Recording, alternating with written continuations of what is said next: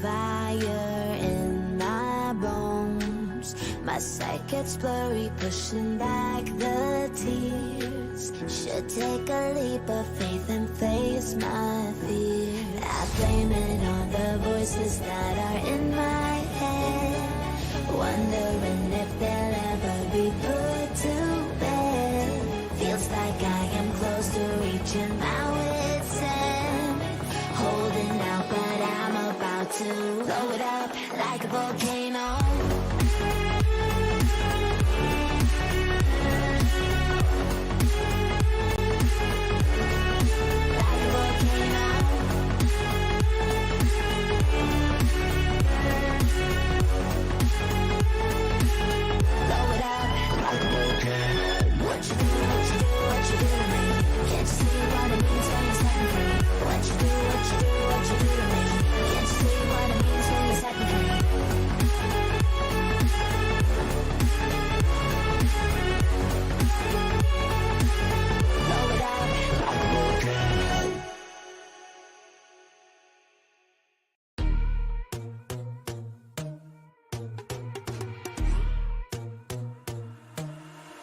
I'm not a saint, you're mad.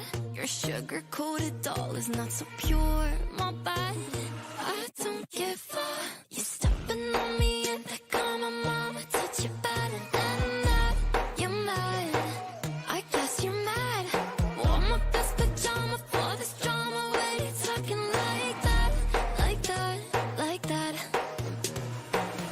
I'm not gonna spend the night, I'm talking. You got bad things on your mind, keep walking. Spit your words on someone else. Don't act like you're so obsessed with me, with me.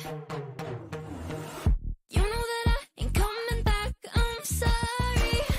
Read my lips, you do not like that. You're drowning without me. Take it all back, but if you want my sympathy, honey, well come as a bitch, get ready for this.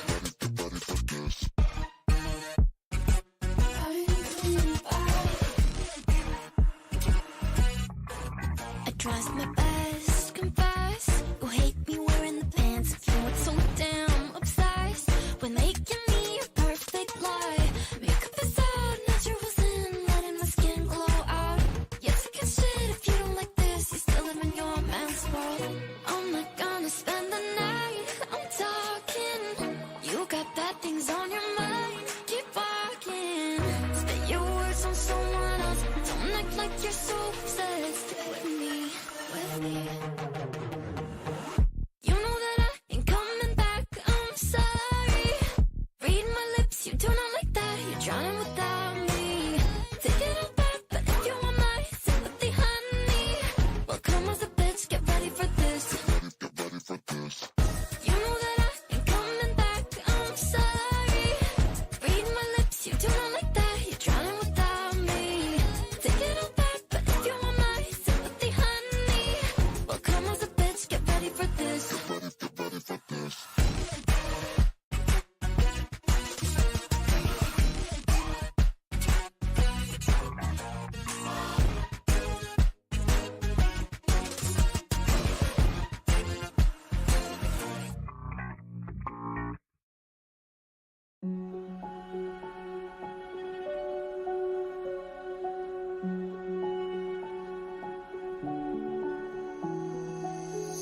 I can't take it anymore. My mind's about to go to war. I need someone to save me from myself, to hear me cry when I call out for help. I blame it on the voices that are in my head, wondering if they'll ever be put to bed. Feels like I am close to reaching my wit's end. Holding out, but I'm about to blow it up like a volcano.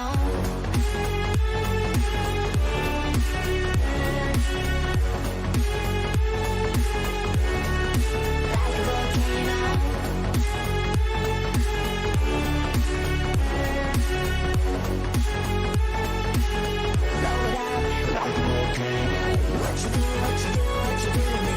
Can't you see what it means?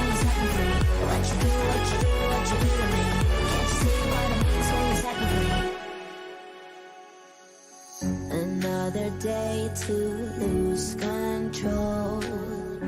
There's a fire in my bones. My sight gets blurry, pushing back the tears. Should take a leap of faith and face my fear. I blame it on the voices that are in my head, wondering if they'll ever be put to bed. Feels like I am close to reaching my wit's end. Holding out, but I'm about to blow it up like a volcano.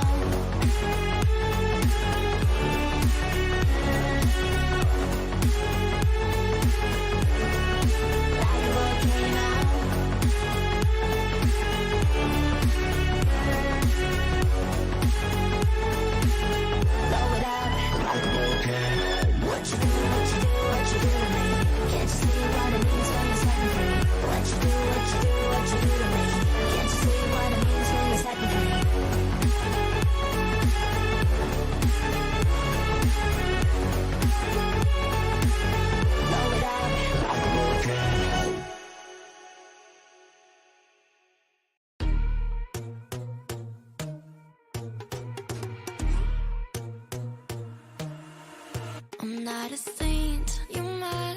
Your sugar-coated doll is not so pure, my bad. I don't give a. You're stepping on me and they call my mama, touch you better than I'm mad. You're mad, I guess you're mad. Wore my best pajama for this drama. Why you talking like that, like that, like that? I'm not gonna spend the night, I'm talking. You got bad things on your mind, keep walking. Spit your words on someone else. Don't act like you're so obsessed with me, with me. You know that I ain't coming back, I'm sorry. Read my lips, you do not like that. You're drowning without me. Take it all back, but if you want my sympathy, honey, well, come as a bitch, get ready for this.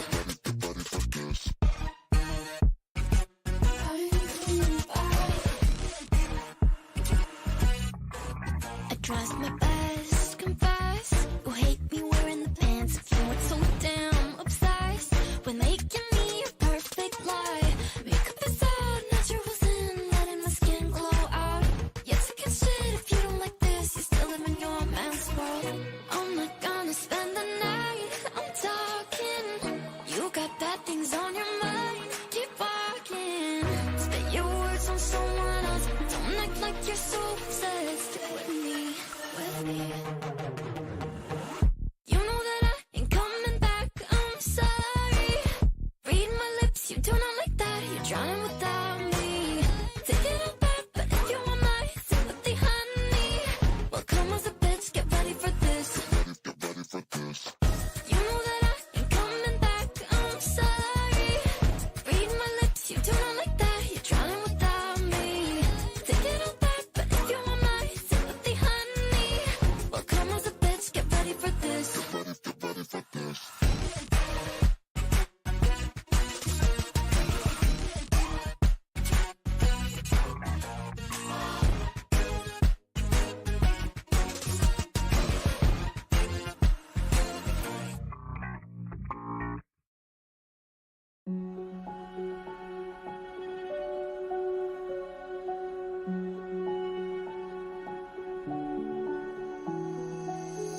I can't take it anymore.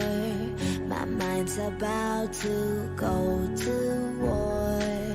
I need someone to save me from myself, to hear me cry when I call out for help. I blame it on the voices that are in my head, wondering if they'll ever be put to bed.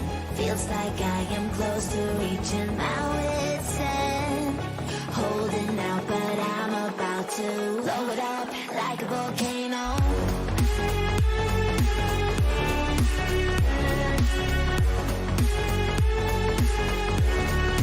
Like a volcano.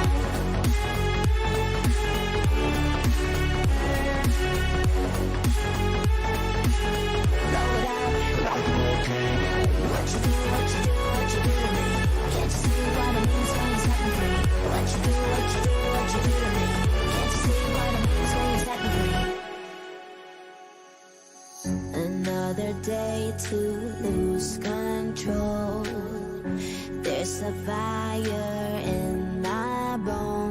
arms. My sight gets blurry, pushing back the tears. Should take a leap of faith and face my fear. I blame it on the voices that are in my head, wondering if they'll ever be put to bed. Feels like I am close to reaching my wit's end, holding out, but I'm about to blow it up like a volcano.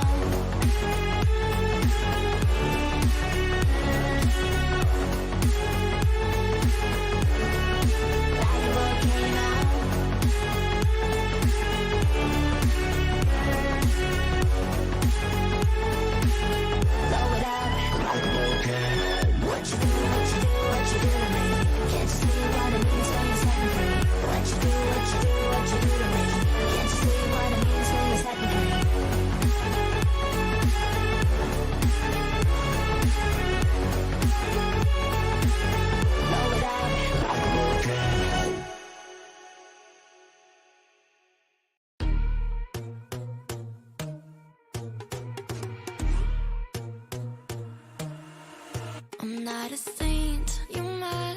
Your sugar-coated doll is not so pure, my bad. I don't give a. You're stepping on me and they call my mama, touch you better than that. You're mad, I guess you're mad. Wore my best pajama for this drama. Why you talking like that, like that, like that? I'm not gonna spend the night, I'm talking. You got bad things on your mind, keep walking. Spit your words on someone else, don't act like you're so obsessed with me, with me. You know that I ain't coming back, I'm sorry. Read my lips, you do not like that, you're drowning without me. Take it all back, but if you want my sympathy, honey, well come as a bitch, get ready for this.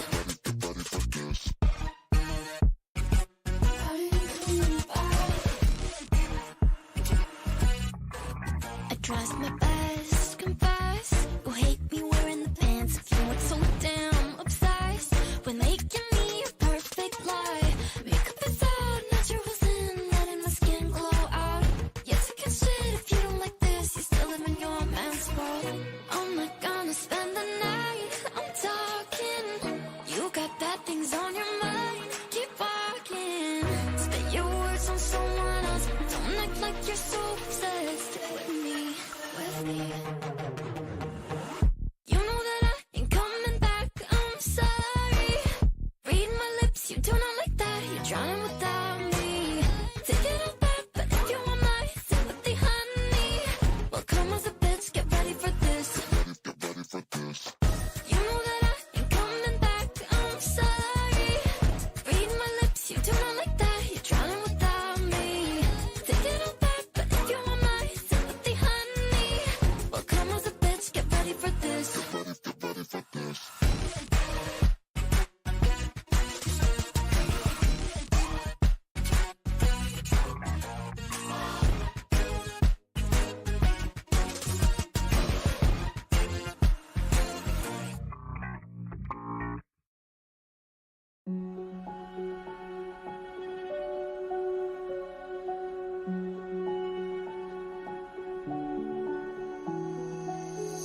I can't take it anymore.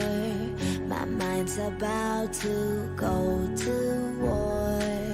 I need someone to save me from myself, to hear me cry when I call out for help. I blame it on the voices that are in my head, wondering if they'll ever be put to bed.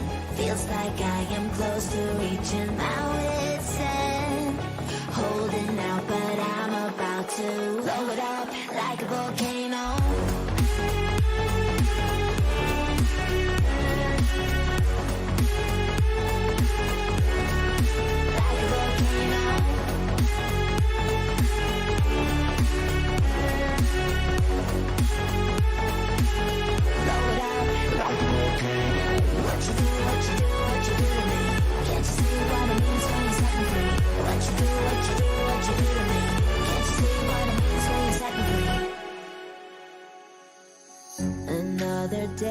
to lose control.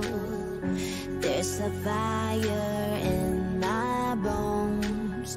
My sight gets blurry, pushing back the tears. Should take a leap of faith and face my fear. I blame it on the voices that are in my head, wondering if they'll ever be put to bed. Feels like I am close to reaching my wit's end, holding out, but I'm about to blow it up like a volcano.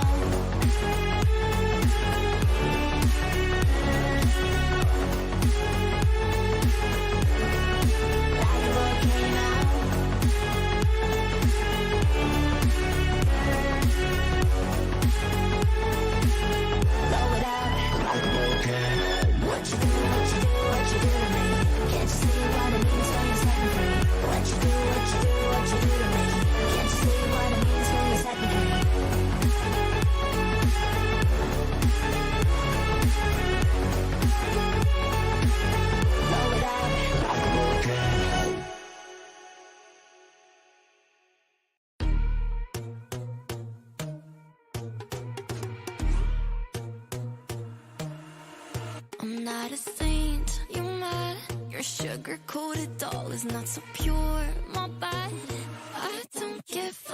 You're stepping on me and that got my mama touch your bad. And I'm mad, you're mad. I guess you're mad. Wore my best pajama for this drama. Why you talking like that, like that, like that?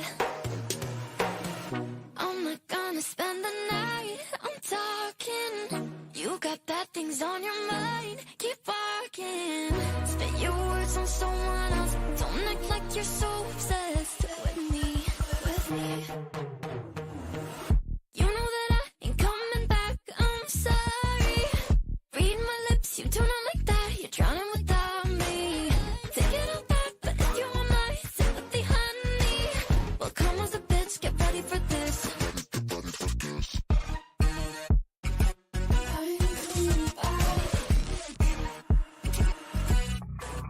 I tries my best, confess. You hate me wearing the pants. If you weren't so damn obsessed with making me a perfect lie. Makeup is out, naturals in, letting my skin glow out. Yes, I can shit if you don't like this. You still live in your man's world. I'm not gonna spend the night, I'm talking. You got bad things on your mind, keep walking. Spit your words on someone else. Don't act like you're so obsessed with me, with me. You know that I ain't coming back, I'm sorry. Read my lips, you do not like that. You're drowning without me. Take it all back, but if you want my sympathy, honey, well, come as a bitch, get ready for this. You know that I ain't coming back, I'm sorry. Read my lips, you do not like that. You're drowning without me. Take it all back, but if you want my sympathy, honey, well, come as a bitch, get ready for this.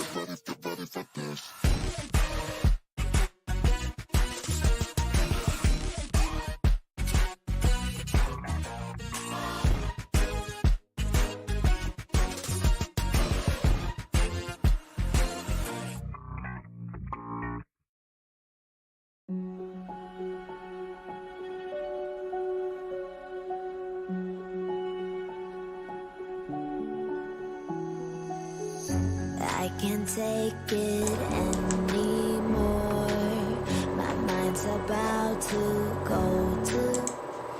Hello ladies and gentlemen, and welcome to the Lidoma Pubg Mobile EMEA Invitational event. I know it's a mouthful, but we're going to take it as it is. But ladies and gentlemen, welcome. My name is Crowns, and I will be taking you through the whole thing as we go through today. Today we're going to be having 5 games go through as we will be having it come through in the Lidoma tournament. So we're going to be starting all the way in Erangel, then we'll be heading all the way to Miramar, and after Miramar we go to Sanhok, we go back to Erangel, and then we close things off eventually for today in Miramar. We've seen these teams actually been battling out for a couple of days now, I believe, because it started on the 20th of 20th of January, and today is the 30th, so we're running close to the end, and all of these teams are pretty much ready. We've had teams come through from the EMEA region, we've had teams come through from the Turkey region, and we have teams come through from the EU region. And in case you don't know what I'm talking about, I'll be showing you those teams in a bit. And we do know something: when it comes to PUBG Mobile, this diversity is always what we live for. So yeah, I'm looking forward to it. I'm looking forward to seeing how these teams are going to perform, and without further ado, I'm going to be running you through the teams that are going to be participating today. So I did say we got teams from all across so yeah, we'll be starting over with the teams that are coming through from the Europe region. We have, just give me 1 second there. So yeah, from the EU region, we have the team there from Team GQ. We have we've got Cave, we have Nexus Gaming, we have Brute Force, we have Qodex, and I believe we have Dagestan, with Istanbul Wildcats being the 6 teams coming through from the Europe region. Just once again, I'm just going to say this because I didn't say it before. There's 6 teams coming through from each region, and then there's 3 regions that we're going to be having, which means the finals is going to be consisting of 16 teams that are playing in today. So yeah, that being said, we'll be going through the next set of teams that will be participating, and that will be the teams coming through from that Turkey region. We have the team there coming through from the Turkey region. We are going to have Nextruya, the players there from Wrist Art. We have Şahangiller, that's going to be a long one for me to pronounce, but we have Şahangiller Esports, we have Max Esports, we have Team MAGMA. And I believe Istanbul Wildcats actually are the ones from the Turkish region. So yeah, Nextruya, Wrist Art Esports, Şahangiller Esports, the players there from Max Esports, MAGMA, and Istanbul Wildcats. And trust me, I'm actually quite excited for all of this, because there's a couple of teams here that I know about. I know about the likes of Nextruya, I know about the like of Istanbul Wildcats, I know about Qodex, Brute Force, Nexus Gaming, GQ team. These are teams that I know, the players that are in there. But when we're looking at some of the other teams that I'm not too sure about, I've heard about Dagestan 7-7, but man, I really look forward to seeing what they can show us, especially when we start to look at other tournaments where they're mixed with other regions. So it's almost like a mini EMEA tournament. So yeah, that's exactly why we call it the Lidoma Pubg Mobile EMEA EMEA Invitational. Yeah, so that being said, we'll be taking through the last 6 teams that we'll be seeing in the tournament, which is going to be the teams that are coming through from the MENA region. And man, these are the teams that I personally am rooting for, because I'm kind of geared towards that part. So that being said, yeah, we're going to be having the players there from Falcon Esports, YaLLa Esports, Titan Gaming, Ooredo Thunders, R8 Esports, and Road to Glory. And as I say all of these teams, man, I really look forward to seeing you guys in the stream chat going on and on about which one of these teams you guys are here to support. Because man, I don't even want to say anything I want to support, because when we start to look at like supporting teams and talking about all of that, we start to talk about like caster cursing, which is something that I do not want to do today. So I promise you guys, there will be no caster cursing today. It's just going to be smooth and sailing. And for many of you who do not know, my name is Crowns. There's actually a Z attached to that, but yeah, we'll take it like that. Call me Crown, I'll take it. But yeah, it is Crowns Cast. I'm a PUBG Mobile caster. I've started casting for quite a while, and I know many of you may know me, some of you may not know me, but either way, I'm here now, and you definitely will know me. So that being said, like I said, I'm actually looking forward to seeing how the games will go through today. It's the Lidoma Pubg Mobile tournament. These teams have been battling it out from Adam, and now they are out here in the spots to battle it out for $700. I forgot to mention that one, but hey, not like I forgot to mention it, I'm just deciding to mention it now. And yeah, these teams are actually battling for $700 US. I think the first place is going on with $300 to their name, and second place goes on with 150, and it just goes down the drain from there onward. And then we all know, we always say this, right?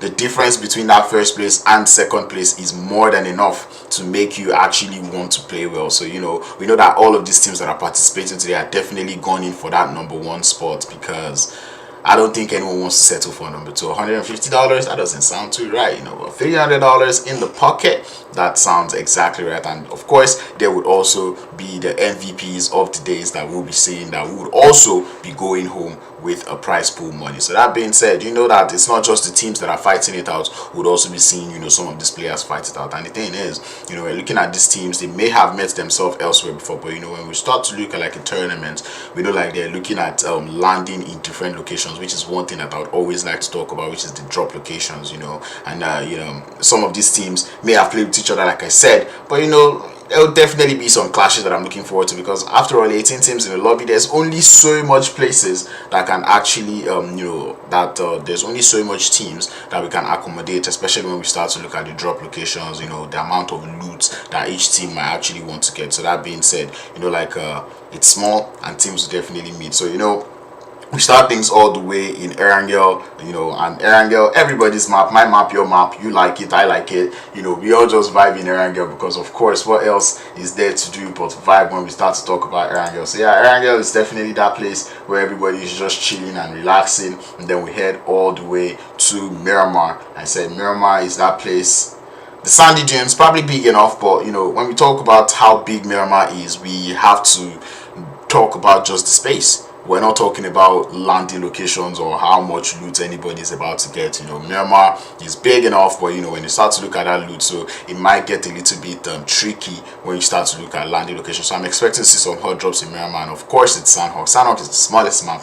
You know, it's that map where everyone's just gonna come out all chaos, so it's gonna be hard to actually even pick a drop location that nobody is currently contesting. So that being said, Sanhok is one that I know that I would permit all the hot drops. But you see, after Sanhok, after that Sanhok game is when I'm not going to actually permit any more hot drops, because we're going back to Erangel, which is a game that I've already been played. So I expect that all of these teams would already know each other. You already know who's landing where and how who is landing where, if you want to take that fight again or not. Because I mean, if you're fighting for $700 in one day, you want to make sure you're making the most out of it. You cannot be wasting any time trying to be slacking around or trying to, you know, battle for bragging rights over who owns Picard or who owns Pochinki, you know. So I mean, there's a couple of places that can accommodate more than one team, but you know, these teams would definitely want to fight it out and see exactly what they're made of. So yeah, that being said, you still don't want to be wasting time in Erangel. The last 2 games, I expect to see smooth sailing, no hot drops, probably a little bit of hunting coming through. You know, that team is landing in my hot drop. I don't want to allow them go through with this tournament, so you know what, I'm just gonna land around them, try to ruin the game for them, because that is also a strategy and it works. So I kind of support that one, as to, you know, just hot dropping straight up onto someone. So that being said, all of these teams, I'm keeping my eye out on you, seeing where you're landing each time and seeing exactly how you're going to play this one. Once again, this tournament is brought to you by Lidoma, and you can see me pointing out because it's just up there. So yeah, it's brought to you by Lidoma. It's a PUBG Mobile tournament that has been playing. And man, Lidoma is definitely, you definitely want to give them a follow, because like Lidoma is one of those tournaments that we've seen them actually pull through, especially when we start to look at the EMEA region. Matter of fact, actually all regions, but you know, I got to know about them, you know, in the EMEA region, and you know, I'm only so glad that I'm getting to cast this event today. So yeah, I'm happy about that, and I know many of you are also happy about that too. You know, I know there has been a whole lot of fans out there in the chat, and which is what I want to see. I want to see that support coming in through. I want to see you guys spam the heart emojis, the colors. I want to see all sorts of colors in the chat, you know, because all of these teams definitely love that support. And you know, when we start to talk about like the support of these teams coming through, that is one thing that we'd always want to see. So that being said, support your team in the chat, let them know you're here for them, and let them see you go crazy. All that support, that is exactly what they had. Let them know that they've got fans in the chat, because I tell you, we all know that this thing is actually like a morale booster for all of these teams. You know, when you start to see teams do well and they come to the chat and then they see the support, you know, they're happy about that. You know, that's what exactly they want to see. So that being said, I want to see that support in the chat. I want to see you guys go so crazy. Ladies and gentlemen, I know you're hearing me rambling for long and long and long. No, to worry, the game is loading. We're about to get into the first game of the day, and you know, I'm really anticipating this, and I really cannot wait for this first game, because bruh, this PUBG Mobile, the teams that are playing this are not small teams. I'll let you run over it through again. because like I said, these teams are they're not little teams. These are teams that have been battling. You know, we see the likes of Titan Gaming, RTG, you know, actually let me even talk about just Titan Gaming, Falcon, and you know, RA. These are PMGC rated teams, right? So we know that, you know, these teams are here for all of that trouble. You know, we're looking at Titan Gaming, we saw them in the PMGC make it to the last final stage. No, what was it called? Last chance. Yeah, there we go. We saw them make it into the last chance, and you know that this team definitely has like a whole load of experience coming through in their pocket. So we know like this is one of those teams that we're keeping our eye out for to see exactly what they're going to do. And I know they've got a lot of fans in the chat. So yeah, Titan Gaming, a team I'm keeping my eye out for. You know, the likes of RTG, Road to Glory, they're also another team that I'm keeping my eye out for. And you know, on the Turkish region, Nextruya, Besiktas, these are teams that, you know, we've seen them. We've actually seen them in tournament, and Nextruya also is definitely a team that is PMGC level. You know, Besiktas is also a team that is PMGC level. So you know, we're not just looking at any small teams, we're looking at teams that have been in the last PMGC. They've gotten that experience, and you know, they are coming over here to come and showcase that experience that they've all gotten, you know, from that PMGC level. So yeah, I'm keeping my eye out on that one, trying to see exactly how well they're going to do. So you know, I'm keeping my fingers crossed, and at the same time I'm being a little bit excited about, you know, the teams and how exactly they're going to play, because man, these EU teams, we do know them to bring in a whole lot of craziness. And you know, Brute Force, a team that I'm looking at on here, that is a PMNC team, you know, a team that I got to know in the PMNC MEA wildcard, you know, and seeing them make it over to, you know, seeing them make it over to this stage. Sorry about that. Seeing them make it over to this stage is actually something that is making me very impressed. Like, I'm very happy and I'm very proud. You know, it's almost like a proud father moment coming through for me, because like I'm happy to see them that they've actually made it to this stage of the tournament. So that being said, Brute Force, let me see I want to see that hunger that I saw in the PMNC come through from Brute Force today. I want to see Brute Force go crazy. I want to see Brute Force show me exactly what they can do in this lobby. So yeah, I'm keeping my eye out for them. You know, a couple of players like Prepod, Ooredo, these are players that, you know, I'm pretty aware of what they're capable of doing. So yeah, Brute Force, a team that I'm keeping my eye out on. I want to see Brute Force actually show me what they can do. You know, not just Brute Force, we're looking at Team Dagestan, you know, showing me exactly what they can do. We're looking at Brute Force, we're looking at Dagestan, Nexus Gaming. Man, Nexus Gaming is also one of those teams that, you know, I have to talk about, because man, Nexus, they've been on fire of recent, and really I'm looking forward to seeing what they can do today. And like I said, most of these teams that I'm seeing out here in this finals, I'm not surprised. Like, I'm not even close to surprised, because these are teams that have, you know, of recent, they've shown us what they can do. They've shown us that, you know what, when it comes to these fragging abilities, we know how to do it. When it comes to actually playing very well in this game, we exactly know how to do that too. So that is something I'm keeping my eye out for. And remember, like I said, these teams are battling for a $700 prize pool, where first place goes home with $300. That is not a small amount of money. Matter of fact, right now I wish I had like $300 that I'm gonna get. You know, sometimes I see these prize pools and I'm like, maybe I should start playing this game again. But nah, you know, once a noob, always a noob.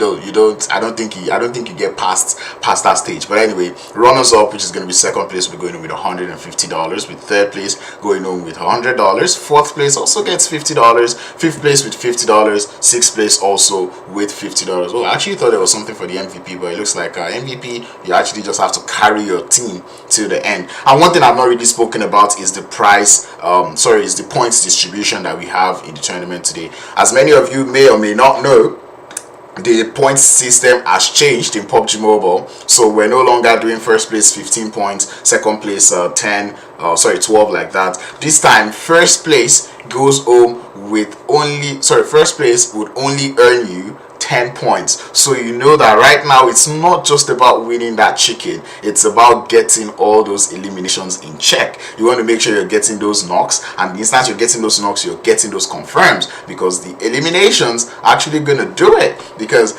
a team that is finishing in 5th place could even end up getting more points than who finishes in 1st place, just based off of their eliminations, you know. So we know, like, right now, that's what I want to see many of these teams. And, you know, for some teams like Brute Force, Nextruya, Besiktas, you know, the likes of Team GQ, these are teams that when we start to talk about eliminations, they're not so hard for them. You know, we've seen these teams actually show us that, you know, when it comes to getting those elims, we really know how to do it. We've seen it from Brute Force in the PMNC, we've seen it from Nextruya, even Titan Gaming. You know, these are teams that we know that eliminations are not hard for them. So I really want to see what happens when you put such huge teams, you know, together in the same lobby.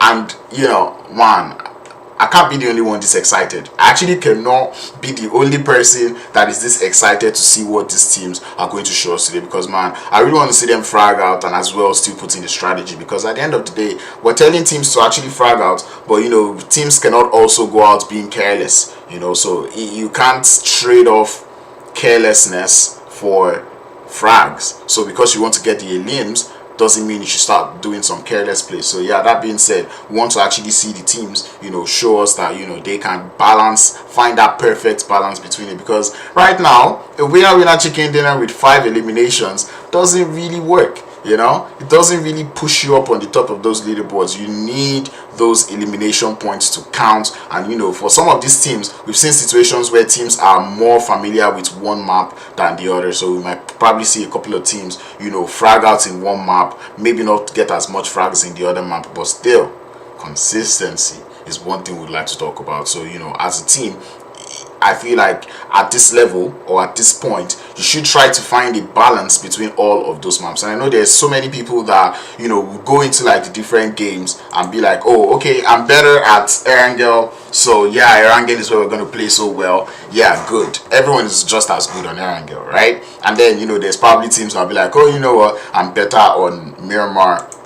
See them frag out on Miramar. But, you know, you have to find that balance. You have to be consistent on every single one of those maps, because, man, it doesn't get any easier, right? If you're sleeping on one map and you're not doing as good on one map, you know that definitely another team is doing better on another map and they're doing better. So that being said, you need to be consistent. And, you know, this is one thing that I said when we started to look at like that map order, that I'm going to permit whatever happens in the first Erangel and this first Miramar, but when we go into that second Miramar, when we go into that second Erangel, I'm expecting to see that all of these teams show me what they've got, and they are now playing this more consistent, because this way you kind of have an idea of how all of these teams are playing, and you have just a little bit of a knowledge on, you know, exactly what is going on. So that being said, in case you guys are wondering, why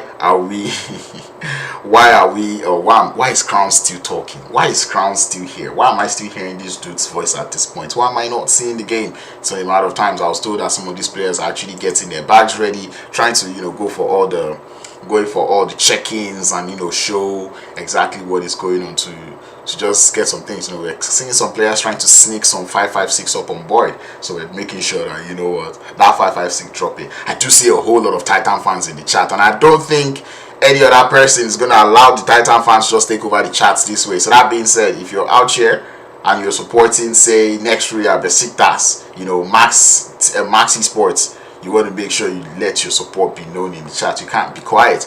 You have to make sure you show all of this. And I also like to see banter. So that being said, I want to see you guys go against each other. You know, talk a little bit of with confidence. Keep it clean. All right. So, but I'm looking forward to that one.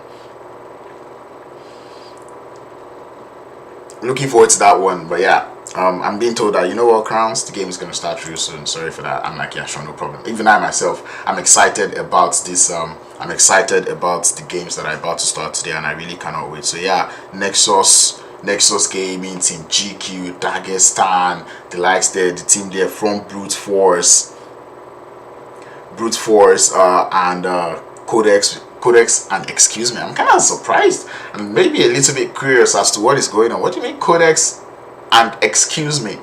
But yeah, I kind of vibe with it, not gonna lie, so I'm gonna take that one. But yeah, from that from the Turkey side, once again, I'll run through it. We have the teams there from Nextruya Esports, Wrist Art Esports, Şahangiller Esports, Max Esports, Team MAGMA, and the Istanbul Wildcats, man. And these names, I mention these names, and you know, I can feel the strength in how well they are playing. So that being said, I cannot wait. I really cannot wait. Let me see your predictions in the chat. You know, when we start to talk about, you know, what teams are going to do well. What team do you think is actually going to walk home with that first winner chicken dinner of the day? Who goes home with the first Erangel game? You know, that's one thing I want to see when we're looking at the Erangel game. What do you think the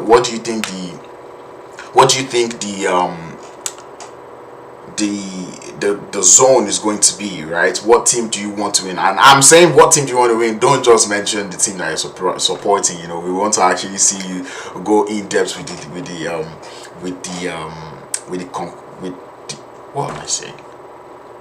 Go in real depth with your predictions. So that being said, I want to see predictions also in the chat. You know, I see a lot of Alga Titan, let's go Titan, and that is one thing that, you know, now I'm keeping my eye out for the Titans. But I think ultimately for the first game of the day, I'm kind of looking forward to those teams that, you know, will kind of put, or when we start to rank them in terms of experience, we'll kind of put them on that lower part. So, you know, I'm keeping my eye out for the likes of Max Esports, who I've not heard about before, and Brute Force. You know, these are teams that I'm looking forward to watching and seeing what they can do in this first game of the day. You know, try to see if they will be able to find their footing. I mean, given that they were able to qualify to this stage, I'd look if you like that is more than enough for all of these teams. Like, I feel like you've proven to me that, you know, you kind of have what it takes. But now we're talking about the finals. You know, you want to snatch it off. So man, if today is that day that you're looking to have a bad day, you want to make sure, like, you know, you get better, you feel a little bit better, because man, you cannot afford to have a bad day. You know, having a bad day could prevent you from actually getting a chunk or even a little tiny piece of that prize pool distribution. So that being said, you want to make sure you're doing just as well on every single map. So ladies and gentlemen, just give it a little bit of time. We'll get into the next game of today.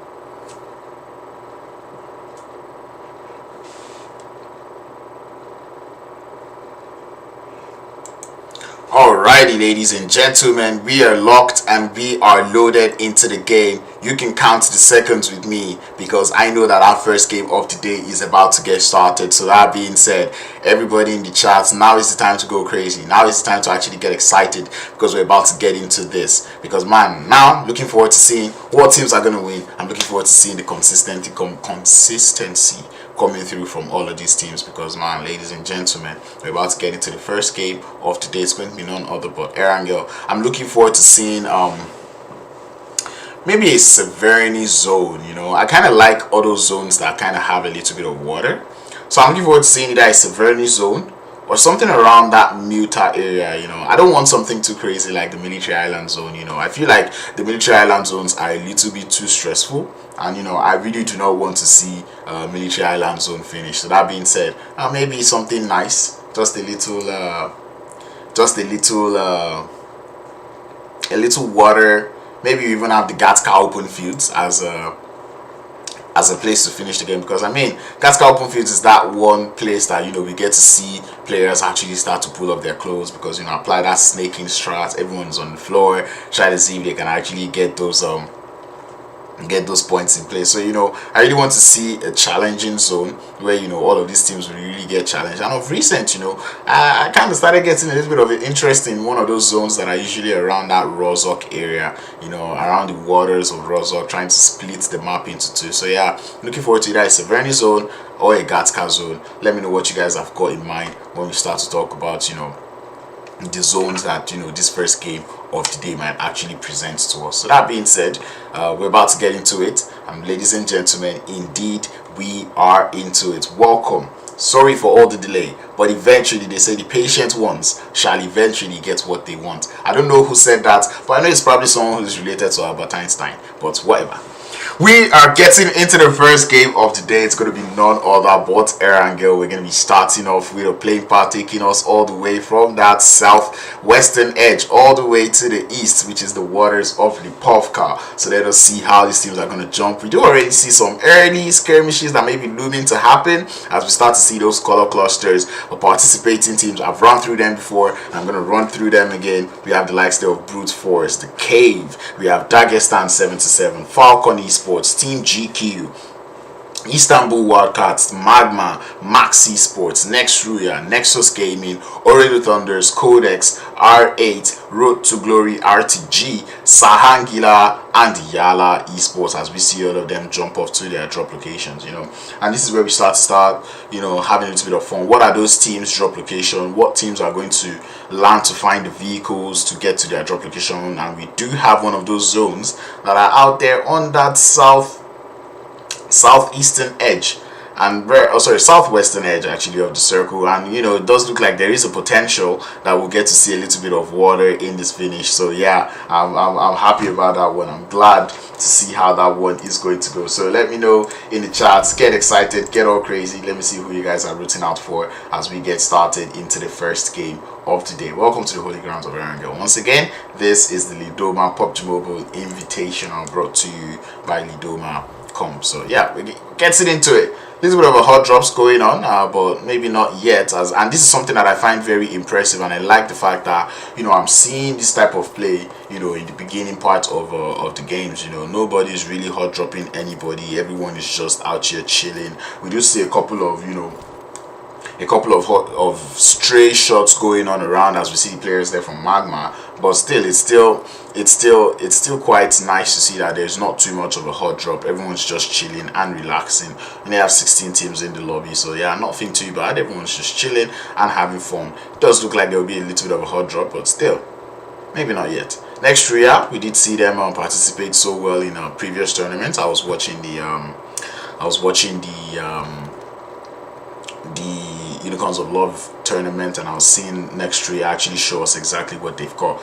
But man, you know, the hot drops, something that we keep our eye out for. And it's interesting to see a couple of teams, you know, going towards that Muta area, getting into that you know, little bit of early skirmish, as we see the players there from Nexus Esports getting started with the side there, or looking to be getting close enough to the side there from Titan Gaming. You know, we do know Titan Gaming to be one of those teams that likes to land in the Muta area of the map. So, you know, seeing them actually in this part is nothing that's too surprising. But the question is Nexus Esports actually ready to take on the Titans? As you know, we see them getting all looted up, getting close and personal. The loot maybe not the best at the moment, but it does look like they might just figure it out. And I'm looking forward to seeing if Titan Gaming would actually commit to that fight, or if they would not commit to that fight. So yeah, keep my eye out for that one as we see other teams finding their rotational spots all the way to the severity areas. We do see pre-board getting started, and you know, this is something that, you know, many of these teams would also want to work with. And one thing I did talk about was the elimination, and I said it when we start to look at eliminations for many of these teams. The likes of teams like Brute Force, eliminations are not really hard for them, and you know, I'm not too surprised to see that Prepod is already on top to a good start, getting his team one elimination to get things started. So yeah, pretty much a good start for them if you ask me. So look forward to seeing just how well they'll be able to hold up when we continue with today's games. But yeah, Prepod already getting that first healing for his team. They did try to drive all the way to Severity, and this is something I find impressive. You know, it was something we spoke about, you know, the teams trying to see if they would get into vehicles to make it into their drop locations, to see, you know, if or to see where they would get to, and get looted up to, you know, restart the game. Because man, nothing feels better than starting the game from your drop location and, you know, continuing on, because, you know, we've seen it time to time that, oh, when we talk about like you know, secondary drop locations, it doesn't really work out. But anyway, Titan Gaming finding himself in the beginning of that skirmish as the hot drop is going to get started. The introduction knock has been found by Max Esports, and we do see Puncher trying to see if he can hold his own up against this team of Max Esports as they try to send it to his location. It's very low on HP, not too much first aids to work with, and it would eventually get taken down, and Titan Gaming ultimately reduced to just 2 players, Tick and Confusi. I think I like the name Confusi though. I'm pretty sure Titan Gaming fans in the channel not so happy to see this one. But, you know, Titan Gaming is one of those teams that we're really aware of how well they can frag out. So, you know, seeing them as a 2-man squad is still something that doesn't make you feel too skeptical, as we do see Tick trying to see if he can rush that fight. But unfortunately, grenades would not be connecting. Just to see if he can find one. He would indeed find one, but the trade is initiated. It worked perfectly. Confusi, last player left now for Team Titan, having to show up for the revive. But I think Titan Gaming would be more thankful to the side there of GQ team for coming in for the third party, because we do see them showing in for the third party, getting the players there from Max Esports to kind of slow down a little bit.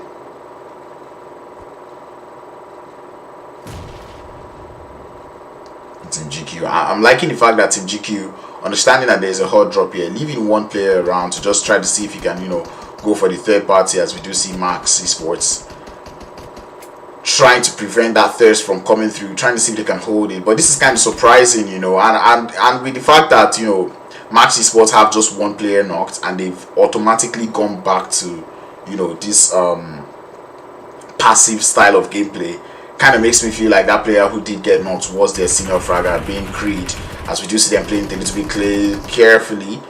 Tick overstepping his boundaries right now, does get taken out, and Confusing now finding himself in a 1v3 situation, not deciding to go for that thirst just yet. Spots that 1 player, but is not able to get closer down, as the side of Max Esports would get all eliminations from Titan Gaming, 4 eliminations to get things started, and indeed they wouldn't lose any player. I kind of like the little bit of respect coming through from the side of Titan Gaming, you know, getting that knock and not going for that confirm, because, you know, I would only see that type of gameplay when we're looking at scrimmages, right? That's where you're trying not to thirst. But, you know, given that this new placement point system is one that, you know, every elimination counts, I would have expected that Titan Gaming would try to take advantage of every single elimination that they get, you know, when we look at this. But, you know, unfortunately, it looks like they were not having it. Creed will definitely get revived, as the side of Max would be the Kings of Muta. Now, this is where I wouldn't be expecting to see Titan Gaming in Muta, but at the same time, it's Titans, right? What is their secondary drop location, you know? Because now we're looking forward to seeing like the next game, or the next Erangel game, which is where, you know, these 2 people or these 2 teams might actually meet up with one another. So, you know, I'm keeping my eye out now to see if Titan Gaming would actually go all the way to Muta, or if they're going to, you know, resort to another drop location. So that's something that, you know, I'm keeping in mind. Şahangiller Esports up on the stream. Like I said, it's going to take me a little while to get used to it, but I think I will. Coming in with Gzap, Torex, Jon Snow, and Chico. I'm not gonna lie, I kind of like the names coming through. So now, Şahangiller, I'm keeping my eye out on you. You do see them holding it up on the Gatka Hills, just staying a little bit on his plate. Something I would really want to see.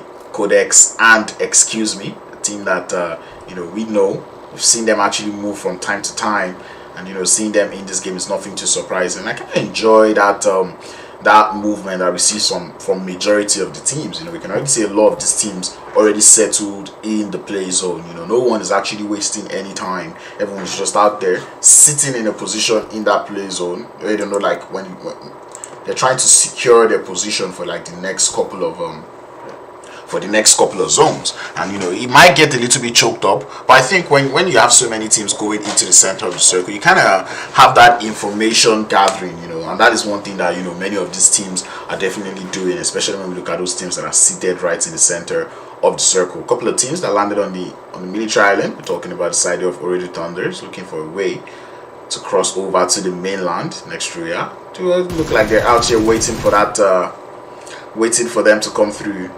But Unknown will be the first man in. Definitely has that information now for his team.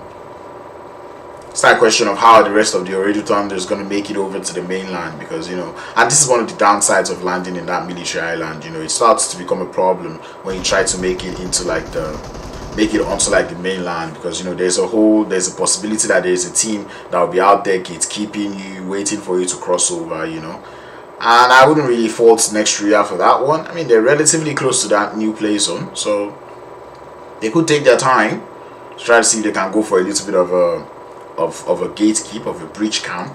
But it does look like the rest of the Ooredo Thunders will find their way over to the bridge, frozen, doing a whole lot of damage, but unfortunately we will not quite be able to take down any one of them. And the Ooredo Thunders, they do look to be tired of that man's noise as they full send it as a squad and will take down Frozen to get things started. Batika, that man is like, you know what, we've had enough of this guy, let's get into it. And that is actually a nice push coming through from them. Nextruya on the other hand, it's kind of like forcing me to just say, what was the play, you know? What was the play? Are you trying to gatekeep? Are you not going to gatekeep? You know, I feel like they tried to put just one player on gatekeeping duty, but unfortunately it just wasn't enough. Frozen would get taken out, one of the strong fraggers for that squad. And we look forward to seeing just how well they'll be able to play to the end of the game. Team GQ, another team that I'm actually keeping my eye out for. I did mention that when it comes to getting eliminations, they're not teams that are shy. This is also a team that did qualify, or that we did see in the PMNC, as they did coming through from the PMNC. We saw them actually frag out a lot with Evo Station, showing us exactly what he's made of. So that being said, I'm keeping my eye out there for Team GQ, seeing what exactly they would show. Qodex, Money Can, being an addition to that team, is one player that we're looking forward to seeing today. You know, and like I said, I look at the names that are out here on all of these teams, and I'm like, these teams, these are not little names. These are names that have got experiences. These are teams that, you know, we've seen them from time to time show up and show up. So, you know, we're looking at how these players are waiting to see just how well they will play, you know, and it's even interesting to see that we're already down to 13 teams, you know, given that, you know, we didn't start with, given that we're just in the second zone, right? You know, second phase, we've already lost about 3 teams, you know, and all the 3 teams we've lost, we've not seen any one of them get any elim. So, you know, like, if you're going out this early, you're definitely not getting any of those points. So that being said, you're going to keep your eye out on that one. And the zone does push over to that western edge, which is where we start to see the trouble. This is where that panic may actually set in. And this is where all those teams would actually have to start making into the circle. Qodex do look like they have a good position in that circle. Same thing can be said about the Istanbul Wildcats, as we start to see rotations, early rotations coming through from Falcons. And I just love the fact that they have a player named We're going to have a whole lot of fun with that one. So those seashells coming in through as they embark on their rotation. Falcon Esports, they do look to be a little bit fine, able to evade those bullets. But you are never alone. In a burning vehicle, I don't know how long they're going to be lasting. That vehicle is taking so much damage, they have to switch over from the expensive vehicle to the Tesla. So you can just see them leaving that one alone. And I kind of enjoy this rotation coming through from them, you know, the strategy that goes into it. I mean, now they're forced to have 3 players in one vehicle, but, you know, it's better than losing the players on the rotation. But anyway, Team GQ getting a little bit too carried away with that rotation that was coming through from Falcon Esports. They do have Nexus just right above them. I think Daisy AZ is going to figure that one out. It's a question of what do you want to do, and this is where it gets a little bit confusing. You've just seen a team rotate just right in front of you, so you do not know if you actually want to follow them behind, because you know there's a chance that they're actually going to be gatekeeping. So, you know, Team GQ, they also still have to get into the circle, because that blue zone is already started to engulf them, and we all know Papa Blue waits for no one, and AZ just trying to see if he can keep an eye on the side of Nexus as they make their rotations into the circle. And I kind of like the play coming through from AZ, you know, keeping an eye out on that team, trying to see how they're rotating and where they're going is something that, you know, I find to be impressive coming through from that player. Does stop to Pubg to take a couple of shots, but it looks like Nextruya will be fine, finding their way into that circle. See them just chilling, leaving just one player behind, which is kind of nice to see. Şahangiller Esports out there in the quarry area. Same thing can be said about Qodex and Excuse Me, as we see them chilling just in the outskirts. By the way, we've been seeing brute force a lot. They've been actually doing a whole lot of work on the queue feed, and this is where I start to like talk about eliminations, because like I said, this is stage 3. I wouldn't even expect the team to have started going out all crazy, but you know, seeing that brute force are already getting started, it just goes to show that this team, they're willing to put in those eliminations, trying to rack up as many points as possible. So I feel like I'm not too wrong for saying like that is one of the teams that I'm keeping my eye out for. So you know, keep my eye out there for brute force, seeing exactly what they can do. The Istanbul Wildcats on the shorelines. Ooredo Thunders, they did take out one of the players there from Nextruya, but they might have delayed that rotation a little bit. Find themselves in a little bit of an handicap situation where they have one player needing to be revived. I think the eyes are there. They definitely see that player, and Unknown would eventually fall once again. As Istanbul Wildcats, they're chilling. They pretty much know that that team is stuck in that blue zone, and they're trying to take care of them as quickly as possible. But you know, when we start to look at like gatekeeping, you have to make sure you're not getting distracted, you know, because there's more than one team in that game. Feel bad for the guys there from MAGMA, as you know, they've just rotated onto that northwestern side, but it looks like they would continue onto that rotation. And man, looking at the positions coming through from the likes of Falcon and even MAGMA, if they're able to take that western hill, it's actually going to be a very nice one. The Istanbul Wildcats, though, on a very, very wild split coming through on that southern edge of the circle. Kind of see how well that plays out for them. So we do see them taking some shots already. Smoker from Ooredo Thunder would find Locks, sends him back straight into the lobby. And this is where I start to talk about that split being a little too wide. Now they have to close in it. They have to close up that split, because that split is a little too wide, you know. Especially given that we're now in the 4th phase of the game, you want to make sure that, you know, you're not being too spread out. You want to like close up that split a little bit, be able to cover one another, because right now Locks has gone down, and you know, the Wildcats, they're left to just handle themselves with, you know, just 3 players up.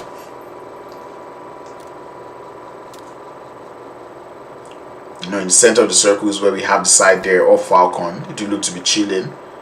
And, you know, the downside about playing in the center of the circle is having to take shots from pretty much every angle. You kind of hear shots from everywhere, and you cannot really third party for too long, because if you make too much shots, or if you take too many shots where you're in that center of the circle, you know definitely you're going to actually get some shots reciprocated and returned to your direction. So that being said, all of these teams, especially like Team Falcon, who find themselves in the center of the circle, they have to be careful, play with the cover that they've got going on. Nexus losing 2 players on their rotation, but they do look to be fine. Kapahalla still alive for that team. Definitely one of those one of those players that we know is able and capable. See what I did there? But anyway, at this point is where we'll start to see teams trying to milk those points, trying to milk all of those points, trying to get as much eliminations as possible. Falcon, never alone, does have an idea of the 2 players there from Team GQ that are approaching him. It's a question of, is he going to be able to take them out, you know? Chilling out here in that watchtower, watching all of them just make it through. His cover has been blown, but it's good. As Eagle Station gets taken out, Daisy's going to follow suit. It's a wonderful strategy coming through from the side of Falcon Esports, as they do get 2 players down. And that's just wonderful to see. Seeing them actually play this way, that's absolutely nice bait, you know, playing it very quietly, stealthy, making sure like, you know, that team does not know you're there. And you know, eventually start to take the shots where they really matter. 2 eliminations to their name, and they'll be vibing with that one. As all of these teams now, there's 10 teams left in the lobby, and you'd wonder, how are these 10 teams still alive? And this is just wonderful. Every team out here just trying to gather as much information as possible, you know, getting those information, trying to know who is around, who is where, you know, in anticipation for that next circle. So that's pretty much nice to see, you know. Nobody's really taking those shots at this point. Everyone's gathering that info, but at the same time, I still say this is stage 4. The zone is only going to get smaller from here on out. So, you know, you cannot just keep sleeping. Brute Force, a team who I've mentioned, they've been fragging out a lot today, and we already see them sitting on 8 elimination points, as right now they're forced to go for a revive in the Shack. And we do know things about Shacks. It's not the best place for revives, as grenades could get rained onto there easily. And now Brute Force down by 2. You'll have just 1 player left in Neds. Or Neil's actually trying to see if he can hold it up, going in for the pre-fire. The shots will come through, but will not connect, as that player now having to be forced to fall back a little bit. But the side there of MAGMA Esports. They've had enough of brute force. They've seen them enough on that Q feed. They're willing to take them out now as we see them joining closer and closer. And MAGMA Esports! I was going to say they're one of those teams who are pretty much on that quieter side, and they're like, you know what, brute force, we cannot have two teams fragging out, and that is wonderful to see. You know, they did lose one player, and that was early on, but they will still be fine. 9 eliminations to their name as they take out brute force.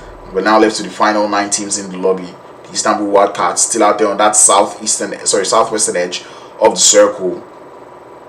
Boran, Reiji, and Ifwex. Well, actually, X-Ray, GG. But anyway, they've got 3 players left. Still out there chilling on that southern edge. And I'm enjoying how much information is being gathered by this team. You know, and one could almost argue that it's a little bit of passiveness coming from the teams, you know, but still, you know, they're trying to gather as much information, knowing where who is, and, you know, not really full sending for that push. But we do see this side there from Nexus. They're not having it. They're coming in for the full send onto the side there of KB Sports. Dimension will be the one to get the first knock. Kapahala, the last player left now for the side there of Nexus Gaming. His footsteps has been seen. His toes have been spotted. And he would eventually get taken out by that shredder of a gun, the M249. We're down to 8. And these teams would continue up with the game. As we see MAGMA Esports now already up by 10 eliminations. They've got 3 players left. And they're holding it up on that western edge of the circle. A whole lot of shots coming through their way. But the smoke covers, the smokes and the vehicles will be enough cover for them to keep them alive for now. And you can just see them refreshing those smoke grenades, trying to keep themselves alive. But right now is where you start to run out of utility. Team GQ is still alive on that south. Have to face off against the side of Ooredo Thunders in just a matter of time. As we do see them holding up that split. It's pretty much a nice one, but the Istanbul Wildcats are here. They're here for the third party. We see them putting in closely, getting in slowly and slowly. Team GQ will spot that one in Korka, being able to see Razy or X-Ray. That's absolutely wonderful. Razy definitely has that memo. Would launch a grenade so far. Falcon still out here in the center of the circle, keeping it up, keeping it alive. They've got a split right now. And this was what I was saying about this Falcon position going into the game. We saw them actually go into that center of the circle, gathering as much information. And like I said, they have an idea of where pretty much everyone in the circle is, and they can actually take shots at whoever they want to. You know, and man, I'm not too surprised. I'm actually kind of surprised, to see them still having just 1 elimination, because I'd expect them to probably have more, given the amount of eliminations that have been going on the side. But anyway, Osama would find out about that split from Team GQ in a bad manner, as it does get taken out. Team GQ on the other hand getting heavily third party from that southern edge. Toffees is going to be the first player to get spotted as never alone in this sniper tower. It's been an absolute menace, taking out the players one after the other, but those heliums are probably getting stolen. 4 up to the name there for the side of Team Falcon, as they're looking to continue on this fragging prowess. Still seated in the center of the circle. One would say they're zone blessed, but on the other hand, that is just beautiful positioning that they've got. But teams like MAGMA Esports, MAGMA, they have to find a way into the center of the circle. Or they actually have to find a way into that next circle. Qodex, excuse me, too. They have to. But all of these teams have to get into the circle. There's so much they have to battle against to get into the circle. Because even on the side there of Falcons, they've got so much eyes, so much power, so much control over that circle. As we can just see them taking in the shots pretty much every direction. And, you know, even if they're not the ones getting the knocks, they're getting those elims. And that is the thing that really, really matters, you know, when we start to look at this stage. Because those points, still not the best. If you go out at this point, you're only getting 2 points from placements. But anyway, Qodex looking to find their way into the vicinity already, getting some intro knocks. But the third party is imminent, coming from the side there of Team GQ. Falcon would have to grab those revives. They're still in the center of this whole thing. They have eyes on pretty much everyone. Team GQ, they did lose 2 to Falcon, so they know about the Falcon position. It's just a situation of them watching that Q feed. The Istanbul Wildcats on the south, they've been an absolute menace, and they would continue. Grenades been sent out by Defoix. Able to get one thirst. As we see the side there of the Wildcats drawing in closer and closer, trying to gather the information. But X-Ray maybe doesn't have that X-Ray vision at the moment, but Defoe is letting those grenades fly, as Falcon would also still be showing him for the third party, making things relatively harder for the side there of the Istanbul Wildcats, as Defoe does come in for the push up onto Max Gaming. It's good for 1 and make that 2, as the elimination points increase now to 6. But it comes at the cost of the whole team, as Defoe will be the last player left now for the team. Falcon Esports, I said it, they have a very good position in that zone, and they're still looking so strong. That control is imminent from them. It's very strong. They see everyone. They're holding the 2-1-1 split right now, as they have 2 players now focused on that southern edge, the remaining 2 on the east. Grenades from Monica, trying to see if he can open up a space, try to find a way into the circle, but Powerful, he sees him, is waiting for him, and he starts to take the shots. But Monica moving left and right, trying to see if he can evade the shots, but it's not going to happen. We're down to 3. The Wildcats are still alive with the 1 player. Team GQ still also keeping it up with their 2, but Falcon, they've been ever so strong, still keeping it so strong, keeping it alive. 4 players, and they've got so much information. At this point, they're not even scared. 5 elims, and they need to increase that count. But Team GQ, they're the ones that need the eliminations the most, because going out in 3rd place with only 1 elim, we might see the likes of Brute Force even get more points than they did. But I don't think there's any taking away this game from the hands of the Falcons. They understood this zone, sent it straight to the center of the circle, and now they have ultimate control over it. They know where every single person might be. The foe position has been exposed, as the pre-fire is already coming towards the situation. We're running out of vehicles, make that running out of turbo's from the side of Team Falcon. 5 elims, and I'm pretty sure they understand that they need more. And this is where I start to, battle them about, the amount of points they were able to get. It's Team GQ. It's almost like every single zone that's moving is favoring the side there of Falcon. And they've read this one perfectly. They're just waiting. They're waiting. They know that this is a game for them. I don't see a way they lose it. And this is where we start to talk about the experience. Seeing them play so patiently, because they know they've got that zone. But man, there is a world. There is a world that this zone might close up. And the side here of Falcons might not actually get this chicken. As we do see every one of these teams playing it very quietly. We do see Team GQ holding up on that edge of the circle. They're waiting to get closer and closer, but they're trying not to overextend, trying not to stay within that nading range. But Falcon, they've got all the time in the world. They've got the position. They've got the position to spare. And it's only going to get closer from here on out. The Falcons probably think it's a 4v3. Team GQ, they know that there's still one stray solo available somewhere. They're trying not to push up onto that one. Koka's position has been exposed. Falcon, they know about it too. Not with any elimination at the point yet. Almost like the man of Su, as he has no goals yet. But still, I believe that man is looking to get closer. Same thing can be said about AZ. It's getting very close and personal to Powerful. And I'm enjoying the smoke usage coming through from the side there of Team GQ. But Damar's position is absolutely key to the side there of Falcons winning this fight. Team GQ just snaking it up. We are at the final circle. After 20 seconds, this zone is going to start to close, and everything will be forced to go in for the full send. Are the Falcon going to get overwhelmed? As we see them just waiting for that push. Ace's position has been spotted. He sees this player, but the trigger discipline is imminent. They know there is one more stray left. But Team Falcon playing this carefully, playing this slowly. Korka putting in the shots, trying to see if he can find.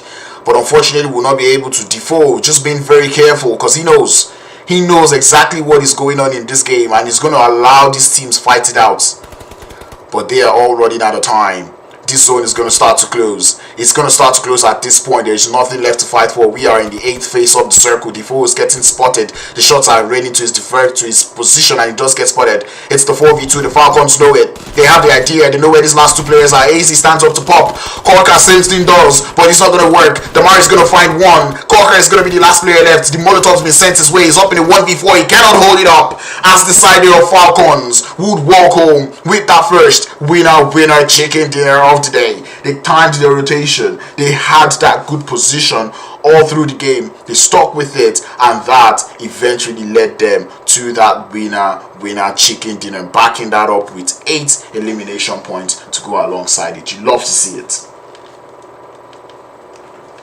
That was very beautiful coming through from the Falcons. We said it from the instance that zone actually did move to the center. We saw them actually just move to that western edge. We saw them just go straight into that center and start to just gather as much information as possible. I feel like they may have been able to capitalize more on that position that they had, but unfortunately they were not quite able to just do all of those eliminations. But still, them finishing with about 8 eliminations, that's 18 points. I wouldn't complain too much. We did see a couple of teams go crazy also in the game. We're looking at the likes of Brute Force. We saw them actually go crazy, get all crazy with the elims, but unfortunately we're not quite able to balance it up with those placement points. But Falcons, they did put in a whole lot of work in the lobby, getting a low lot of eliminations. And the third party was imminent. That was one thing I said about going to the center of the circle. You definitely know about everything that is going on in that circle. It's not a question of can you hold up, can you try not to get third partied. And the players there from Falcon, they played that to the paper. Having that 2-2 split was wonderful. They had eyes on everyone. Damar with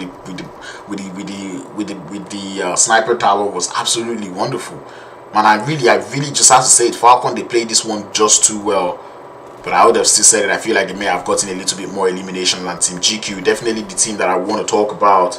You know, I know about that team being one of those teams that are able to get those elims. But, you know, seeing that, you know, today they were not quite able to get any of those eliminations. Maybe not the best. But, man, it was still nice to see from them. And Team GQ, I've got my money on you still. I still keep my eye out on you. And I'm glad that, you know, many of those teams that I put my money on, you know, teams that I really wanted to see perform, they actually did well. I'm talking about Max Esports. We still don't get about 10-11 eliminations before they eventually got taken out. You know, we saw the likes of Brute Force, they also got eliminations before going out. And, you know, even Team GQ, able to make it over to the top 2 position, maybe not getting the most of eliminations, but still, they were able to perform just as well. So, you know, these are the good performances that we're looking forward. And it does look like the MENA teams are the ones on top, because I'm seeing Team GQ, I'm seeing the likes of Falcon Esports getting out with having a chicken dinner. So, you know, the Turkish teams, the EU teams, now is the time for you to start to make your statement, to let these teams know that you're not also here to joke. You know exactly what you're keeping up. But ladies and gentlemen, that'll be the first game done and dusted. I'll be sending it over to a quick break, and we'll be getting into the next match of the day.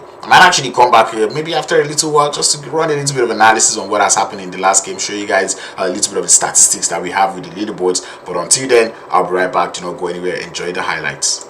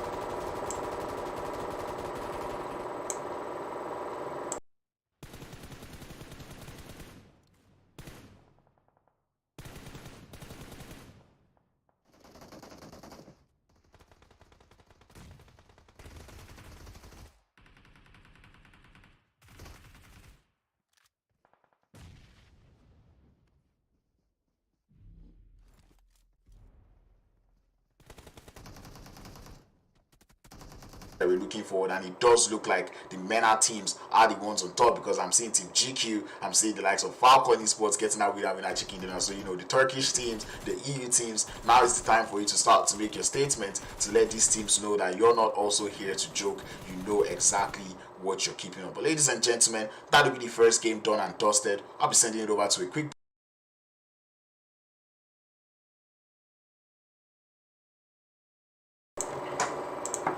Alright, and we are back with the Lidoma Pubg Mobile Tournament. I'm going to be running you through the match rankings as we get into it. I understand my microphone was a little bit noisy, and I really just realized that I had too much of a gain on my microphone, but I believe everything should be fine right about now.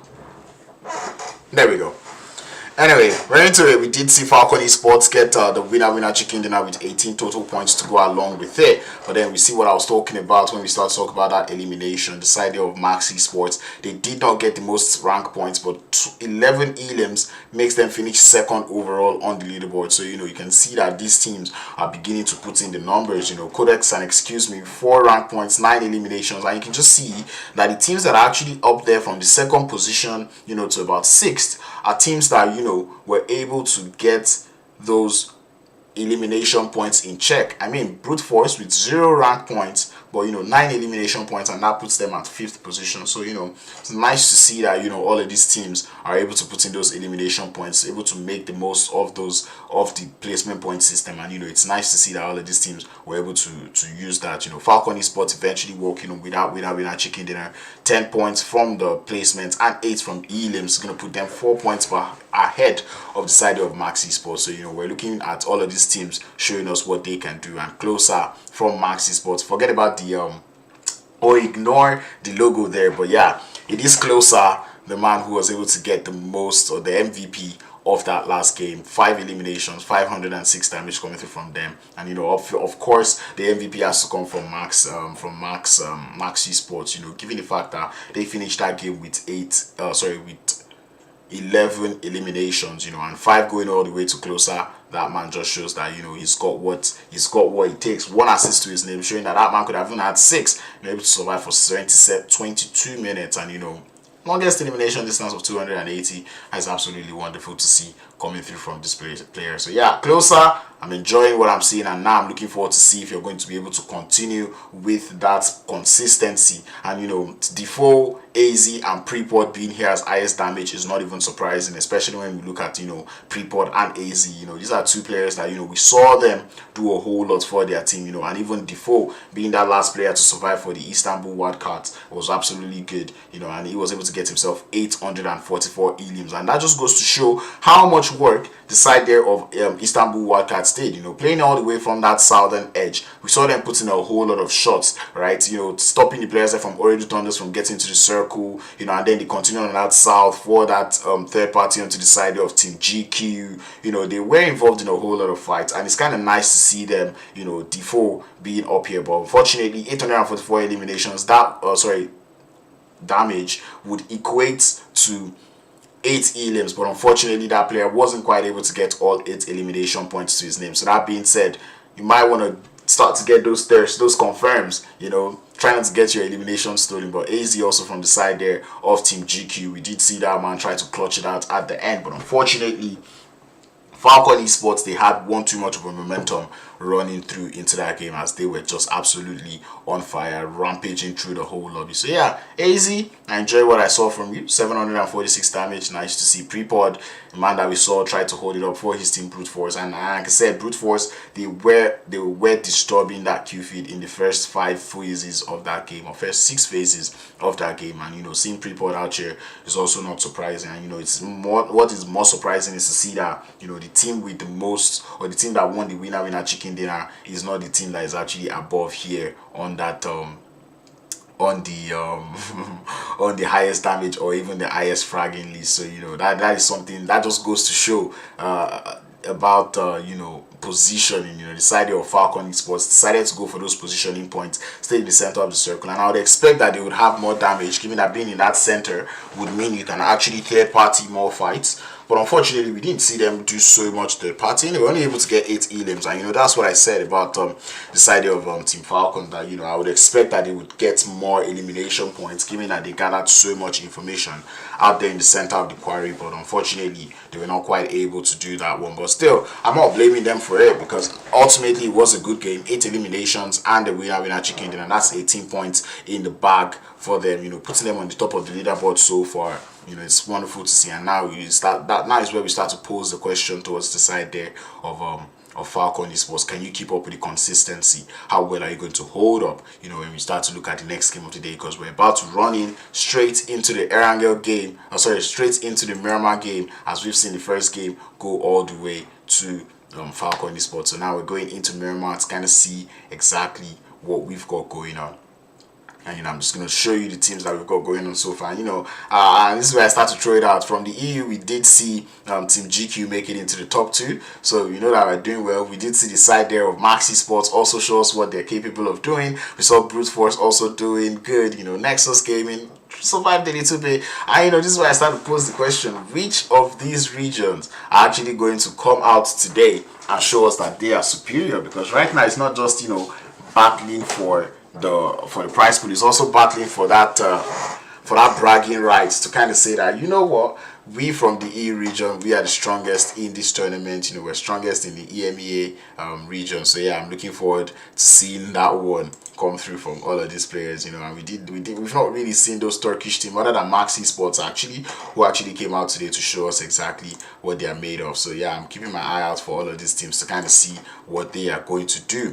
Looking at the number of elimination, the elimination distance, we did see closer get 280, but Rex, wow, 431.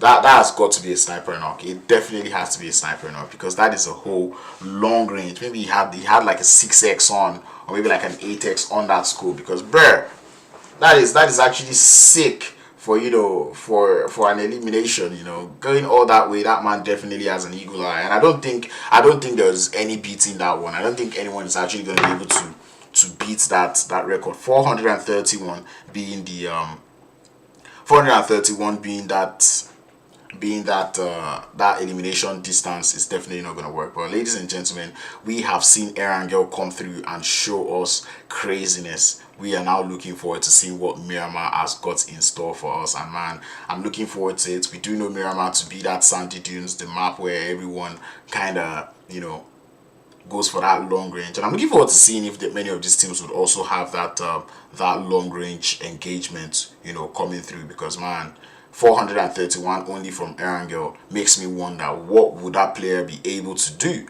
when we get into Miramar. Because man, if you're getting 400 for an elimination in Erangel, I'm looking forward to seeing what you can do in Miramar. Probably don't give Max a sniper, because if that man has a sniper, he's definitely going to clear the whole of you. You know, that man definitely has the eyes of an eagle. But anyway, we've seen the first game. We're about to get into the next game of the day. It's going to be none other but Miramar, as we await. I believe the game has started. We're just waiting for every one of these teams to, you know, get ready, you know, get into the game and get all comfortable.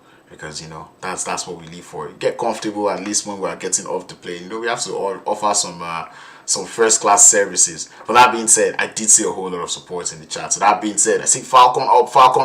But you're putting Falcon up, you're not putting that green emoji. You gotta put the green emoji, put that green heart there, so the players there from Falcon can know that, you know what, they're not supporting any other Falcon but us. So that being said, yeah, let's see you guys go crazy for the teams that you're supporting out here in the chat. So guys, we're about to get into the next game of the day. It's only a matter of time before we get into it. So yeah, go for a little, just keep your eye out here, and the game is going to start in a short few.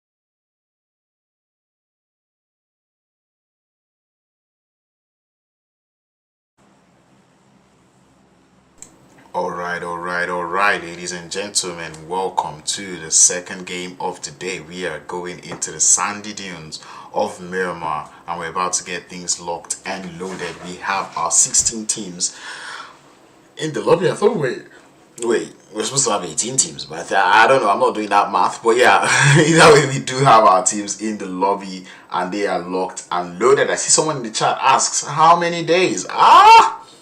I think it's just today. Today is literally the grand finals, so you have to make it worth it today. So after today, you cannot sleep. You have to finish. Make sure like today is the day you get everything done. You wanna, and that's why I said it at the beginning of the stream. Like today is not that day you want to have a bad day. You know, you want to make sure that you're on the top of everything. You want to make sure that you're on the top of your game. You're not sleeping because you cannot play with any of those games. We did see the side of Falcon Esports get that first winner chicken dinner of the day, so we're looking forward to seeing if Falcon can continue in Miramar. We do know Falcon to be one of those teams that are they're actually quite good when we talk about Miramar performances. So yeah, that being said, I'm keeping my eye out to see how Falcon are going to play in this Miramar game, you know, because man, they are quite good when we talk about, you know, that Miramar games and this Miramar of the map. So yeah, keep my eye out to see them, see exactly what they've got in mind for us. So Istanbul Wildcats find themselves in a huge hot drop. They're out here with two other teams. The Istanbul Wildcats out here with YaLLa Esports and Team Cave. And that's a lot. That's a lot of teams. And you know, this is the ultimate test, right? And this is what I was talking about Miramar. You know, when we look at Miramar, we definitely talk about it being a big map. But it's only big in terms of space. When we look at places where people could actually land, it's not too diverse. So definitely we will be seeing a whole lot of hot drops, you know, to start things up. And we can already even see Dagestan in a hot drop of their own, and the same thing can be said about Brute Force in their hot drop out there in El Pozo. You know, Brute Force being one of those teams that I know lands in El Pozo, and I know they pretty much know how to defend it. Find themselves out here with the side there of Nextruya. You see R8 also in their own little skirmish going on out here, I believe in San Martin, as we see Cali Boy getting one of the knocks onto the players there from the side of Dagestan. Dagestan already down by 2. Oh, Zadira stands up, tries to take some shots, but it's not going to be able to connect. And that is definitely going to cost a lot. It's not too much HP on the side there of Dagestan, as Keep and Zadira will be the last ones left. But scratch that, Skip would be the last one left as he eventually gets his teammates knocked. And Limbo Boom is down. Zadira is also down. One revive open to come up from the side of Dagestan, but the side there of RT Esports, they're not looking to let that one happen. ID7 is going to be the first in line. Does coming through, takes a little bit of bullets to the face as Keep is looking to keep his team still alive on this one. Hoping for that push coming through from the side of R8. R8 playing this a little bit carefully, and Dagestan, you just got to enjoy the pre-fires coming through from that team. They're able to grab 2 revives up and they're up as a 3-man squad now. But not too much first aids in their hands. Grenades will be coming out, but it's a self-nade from Limbo Boom as it explodes Boom in his face. Side there of Dagestan now putting those lead pins, forcing the push to come through. Carry Boy falls for it. One goes down. Make that 2, make that 3. Dagestan with the ultimate strategy. Take it out, R8. What a play from them. That was absolutely beautiful. The bait with the grenade to make the players there from R8 send it upstairs was absolutely wonderful. And they fell for that bait. They went upstairs, but you've just got to admire Keep on that one. The drop shot was good. The side of R8 miscommunication coming through, not understanding what the opponents had done. There were 2 players alive up there, but they only accounted for 1, and it eventually did not pay out well for them. The Istanbul Wildcats now getting started in this engagement. They're watching the side of Cave go on with YaLLa Esports, as YaLLa now use a couple of players. They're down to 2. Votes is gonna go down. YaLLa Esports now down to 1. Cave Esports, Cave able to keep themselves up. YaLLa Bumper does look to be the last player alive, but it's a question of what the Istanbul Wildcats want to do about that. There's so much fights going on right now.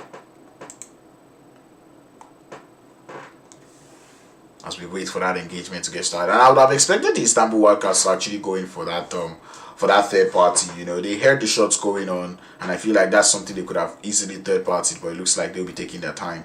Titans finding themselves in yet another hot drop situation out here in Miramar.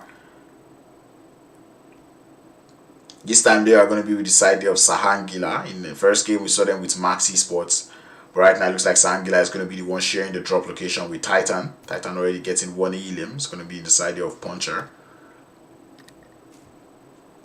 as it seems to draw closer and closer. And I believe once you get that first elimination, that comfortability, that confidence comes through with it. And we see the side of Titan Gaming getting already started. Antique trying to work on the information is gathered default out here in Impala, where we still see that hot drop going on. Şahangiller already able to get one knock onto the side of Titans. Titan being a little bit careless. Puncher's position has been spotted, but Şahangiller lose yet another one. Is going to be Chico. Astik does figure out the position being held here by Torex. Torex has got the shotgun in hand, going for the pre-fire, not quite able to get it to connect. Throwing down the stun grenade. He might just have worked. He definitely heard it. And the side there of Titan Gaming, they have to be slowed down on that push right now. As Torex is still cooking those grenades, hoping they go up for the push, sends it down to the stairs. It's a good one, but doesn't quite do the damage. And the Titans, they know that's the cue to push. They come in. The shotgun's in the hand of Torex. It's good for one. He has to go downstairs. He's going to be able to get downstairs successfully. And the side there of Şahangiller, they're playing this so nicely. The Titans, they lose yet another player down to the knock. And it does look like Şahangiller, they've got the most of this one. Torex trying to see if he can just heal up a little bit. But I love the push coming in through. The defense is wonderful. Titans now left with two. It's going to be Puncher and Confusey to hold down the forts for them. And the shotguns in the hands of these players here from Şahangiller is absolutely a monster. Titans, not too much first aids too. But then they're down to the last two players. Grenades will be landing upstairs from Şahangiller. Now they have been able to turn the tides a little bit. But here comes the DBS in the hands of Confusey to get one more players down from Şahangiller. It's now a 1v2, but Papa Blue is here. And that is definitely not helping matters. Puncher now. They have to come in for that two-man push. The jump shots are coming in. Torex knows about one. He's able good for one. Is he good for two? The push is going to come through from Puncher. But Puncher, he's able to come in with a pre-fire to get Şahangiller back into the lobby. And Titans would survive this fight with two players up. Side of Cave 2 now getting covered by the blue zone in Impala. And this is where all of these teams now have to get looted. And this is where it's sad, because they don't even have so much loot, but now they have to get out of their drop location. You know, they don't have loot. Many of them may not have vehicles. So, you know, all of these teams now find themselves in a very, very tight situation. I feel so bad for them, but at the same time, this is not a regular hot drop that you'd see. You know, they had about two teams landing on them. The Istanbul Wildcats left with X-Ray. Nexus out there on the outskirts. I believe the Nexus boys, they do definitely have vehicles, as they're looking to play a little bit of gatekeep, but they're all out here engulfed in that blue zone. Cave, they already have three elims to their name. They definitely see the rotations coming in through. As you see Influence trying to find the players there from Nexus. Unfortunately, we will not be able to get any of the shots to connect. And I like the fact that Nexus were able to get themselves vehicles, but it looks like they want the push, they want the smoke. They're coming in for that full send. Now downstairs, Influence definitely knows they're coming for him. The rest of the cave, they're not sure, they're not close to him. I kind of like the hold coming through from Influence here, as he's holding it up, trying to bait them out, making them think he's jumped out. We've got to admire the strategy coming through from them. Cave, waiting for this push to get started. Influence, trying to hold for as long as possible. As the full send comes through, the pre-fires are wonderful from Doring to find him. And the rest of the cave, they have to chill. Can I call them cavemen? But they have to just wait. Exo Machina from Nexus. And I kind of like the spread from Nexus here. They're leaving Kapahala outside just in case the players there from Cave want to make any funny movements. The Istanbul Wildcats, one way or the other, they found their way out of this shitty situation. As we wait. But they cannot wait for too long. They do not have that zone. So Papa Blue is instantly chunking the HPs down. And for a team that is not heavily looted up, Dimension, he definitely sees that man there trying to initiate the 1v1. and is waiting for that one, but the cover fire has been spotted. Cave lose one, make that two. Creepy, the last player left now, but he's good for one. Gets that trade activated. He's now in a 1v2 situation as Machina. He has a rough idea of where that player is, cooking that grenade in, sends it, but he's not going to find that player. But here comes the full send. Nexus Gaming, they know they cannot waste any more time. The blue zone continuing to chunk up the HP, and Creepy happens to be the one on the losing end of that one. Machina trying not to waste any much of their util, but I think that was a good one. Creepy's HP is very low. The side of Nexus, they know what they're doing, but it's so unfortunate that after this fight, they definitely wouldn't be getting as much eliminations to their name as Creepy just trying to see if he can heal up, trying to stay above. But it's not going to be happening. His HP is very low. I don't know what he's punching. Just seems to be punching the sky. He probably doesn't want to give them this elim as he waits for the push to come through. Goes for the bandage in the wrongest of situation. And Nexus will take out the men from the cave and send them back into the lobby. We are down to the final 12 teams. Nexus already up by 5 elims, and they're looking to have fun. The winners of the last game, Falcon, they look to be chilling out here. 1 elimination to their name so far. And this is just the second stage of the game. Dagestan rotating off in the distance. Let's see someone in the chat supporting Dagestan. And we know we're waiting for them to pull up. We did see them show up well in that first game. They're definitely looking to do better in this next game of the day. Falcon though putting in a whole lot of shots. And the Titans still in that blue zone, losing a whole lot of HP out on that western edge. And we've lost so many players to that hot drops, and this is where Miramar starts to become annoying, you know. Like I said, it's a big map, but when we start to look at getting those loots, there isn't enough space for every single one of these teams. Going for a split is also not too good, because if you go for that split, you definitely wouldn't be getting so much elims. Max Esports able to get 1 elim from the side of Titan Gaming. Just see the players there from Team GQ holding it up on that center of the circle. Sorry, on that eastern edge of the circle. See Qodex also close to that center. Falcon Esports already making it to the center of the circle, and and it's so nice to see Falcon be able to consistently make it to that center of the circle. Because right now they're changing the center of the circle. The circle is up to the north. We see a little bit of the oasis in it, but they're seated very, very comfortably in that center of the circle, and right now they'll start to gather as much information as possible again. So this is absolutely impressive play that we're seeing from the side of Falcons.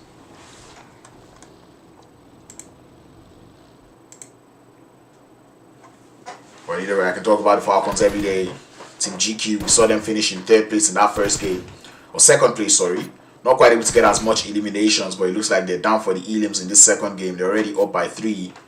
Looking to increase that elimination counts. They have all 4 players still alive as they try to make it into that circle from that southeastern edge. Like I said, Falcon Esports, they were in the center of the circle. We did get another circle shift, which means they've been heavily displaced. Now they have to move. Question is, are they going to be able to make it into that next circle? Because that next circle does push up to the north, which means the oasis might actually be in play. But anyway, people running into rotational cluster is going to be Ooredo Thunders. If they lose 1 back tire from Batika, that's going to be a GG well played. That man is an excellent driver. He's able to make it back to the rest of his team. A buggy, maybe not in the best of health. Fortunately for the players there from Ooredo Thunders, they're able to keep up all 4 players. But the gate keep coming through from the side of GQ. It's not the best. It's not too nice. Brute Force already on that Q feed again, getting into it. And you know, this is a team that we see taking those elims, and this time they do seem to be going up against the side there of Max Esports. Max Esports did take them out in the first game, but it looks like Brute Force would emerge victorious in this next game of the day. At least for now, Closer does seem to be down. Our MVP from the last game. And Neds, or Neos, already looking comfortable. 3 eliminations to his name, 6 for the team. And that is just good numbers heading into this next phase of the circle. We're about to get into the 4th phase. We're down to 12 teams. And Brute Force, we did actually see Brute Force actually do a lot of work here, you know, in that first game. And then they're coming into the 2nd game to do it. This is definitely the Brute Force I'm seeing. And I enjoy the fact that, you know, that consistency that I was expecting to see from Brute Force is what I'm seeing here from the Brute Force players. So, you know, that is nice to see. That's impressive. But they will be going all the way to that northern edge of the circle. Like I said, the Oasis is still in play. this is one of those very tricky zones. We don't really get this type of zones too often. So we know that many of these teams still a little bit new to it. As you can just see them trying to make that rotation into the circle. Ooredo Thunder is not quite able to find a good way into the circle. They've been running into clusters on their rotation all day, trying to make it in from that southern edge, but they've got Team Qodex to deal with, and Team GQ is also in the vicinity. But Ooredo Thunder is trying to see if they can find that intro knock, a way into that circle. The southern edge of the circle is absolutely choked up. Ooredo Thunder is going for that push up onto the side of Team GQ, but AZ is good for one. Make that two. As two of the players there from Ooredo Thunder find themselves down on the floor, but Team Qodex, they're here to steal the elims. They want those to themselves, and Team GQ, same thing that happened in Erangel, looks to be repeating itself, as their elims will start getting taken out, start getting stolen one after the other. But the trouble on the south is not done yet. The zone pushes all the way to the north again. And Falcon, this time they're not even in that center of the circle. They find themselves in the middle of a skirmish with third party being imminent from the side there of MAGMA. Down there on the south, low on HP, never alone is going to be the first man down to Nexus Gaming, as YaLLa is able to get that intro knock, but powerful. He's able to return the favor, but he will go down to the third party, and Falcon, now they know what it feels like to be third partied. The last player left, trying to see if he can find YaLLa. He's up in a 1v1, 50 HP, not enough, as YaLLa would find him, send him back into the lobby, and Team Nexus continue to rack up those eliminations as we lose Falcons. So Nexus able to still keep 3 players alive. 8 elims already to their name, with YaLLa chilling with 3. But the third party from the top of the hill is not helping matters from MAGMA. And Team Nexus, they have to make it into that circle now. They're out there on the south. We do see, this is current rankings, I believe, for just this game, is it? I don't know how it is ranked, but I just know this is current standings of the teams that are currently alive. I think this is current standing, not overall, so it's just current standings. And we do see Nexus chilling with 8 elims. Team GQ and Brute Force still able to keep 4 players alive. And we can see them still having as much elims. And it's so interesting to see that, you know, the PMNC teams, you know, teams that are qualified into the PMPL from the PMNC, they're actually the ones that are doing well. And I call them PMNC teams because I've seen them in action. But man, Nexus Gaming, I spoke about them going into today's game, and they do look to be out here for the frag. YaLLa has been doing a whole lot of work, a scout and more, and that man is doing in the work as he starts with the side of Team Qodex. But Qodex still up as a full man squad. They'll be able to grab that revive up. It's Nexus looking to gather that information. YaLLa gets that information to his team. They're out here on the south. Like I said, this is one of those zones that you really cannot tell how it's going to end up. Team GQ looking for a way into that circle. But they're also on the south. We see a couple of teams out there on the outskirts of the Oasis, MAGMA being one of them. As we do see them getting started with the side of YaLLa Esports. YaLLa Esports down to just 1. Lycee trying to run away. Definitely will be able to escape for the time being. Or Likey. Like? I think it's like. The E has to be silent, isn't it? Team MAGMA playing a little bit passively. They've got 1 elim. They're out here in the Oasis. And this is what I was saying about this part not being this is not one of those zones that we see so often, right? Because, man, all of these teams are out here in the Oasis with little, I don't think anyone really has an idea of what the Oasis is like or how it works. But at the end of the day, we don't know how well this team practices, you know, so, or how these teams practice. So, you know, seeing them play in the Oasis is kind of weird, at least for me. But I'm also looking forward to seeing how well these teams will play. The Oasis does seem to have a whole lot of high grounds and dips that, you know, these teams can play with. I'm looking forward to seeing what teams will be able to play that one to the maximum. Team GQ on that southern edge, getting favored by that play zone again, and they're looking good. And I think it's an absolute terror for this lobby to find themselves in a sandwich of Team GQ and Brute Force. We have Brute Force infiltrating the circle from that north, and Team GQ coming into the circle from the southern edge. So every other team find themselves in the center of them, with Nexus Gaming still out there on the west, putting in the work. Team GQ looking to have their sights on them. It's long range engagements going on out here, and you can just tell, because, you know, the way the teams are playing right now, it's so random. You know, you can't really tell. This is not things that, you know, we've really seen before. These are not plays that we'd see so often. And I can only imagine how well these teams are trying to hold it up. But like I said, there is enough dips and there is enough ridge lines for all of these teams to play with. As we see Team GQ still holding up on the south. Road to Glory is still alive in this one. They have 3 players left in Reva, Golden, and Team Qodex also still alive. They've been doing a whole lot of work, but right now Team MAGMA, they've got Patrol playing spoiler for them. But Patrol would eventually get taken out if I'm not mistaken, as we do see the fights getting started. Team Qodex out here on the north, they see MAGMA and they might just get in touch with MAGMA in just a matter of time because they hear the shots. Third party in Miramar is about to get started. Oh, MAGMA, they're sitting ducks for the side there of Team Qodex. Grenades from Moniken is excellent. It's landing, 1 player down. He sends yet another, and that is 2. And eventually a Molotov to follow, and that will be the end of the side there of Team MAGMA, as they will eventually get taken out. YaLLa Esports still alive with 1, but unfortunately not quite able to still maintain. A whole lot of vehicles was brought by the side there of Team MAGMA though, so I mean Qodex will be thankful for that. But Road to Glory getting sent by the side there of Brute Force, and we know Brute Force, they live up to the name, they send it straight. And the side there of Road to Glory not quite anticipating that one from them, as they would go down, lose 1 player. They're down to 1 in Groza to kind of hold down the flag for them. GQ still alive as a full man squad. Same thing can be said about Qodex and Brute Force. As we start to reduce in size, reduce in numbers, all of these teams still alive. Information gathering coming from the side of Team GQ. They've been stuck on 5 kills all game long. They need more, and they will get more with the vehicle explosion onto Road to Glory. Nexus, they've been putting a whole lot of work courtesy of Kappahala. 9 eliminations already to them.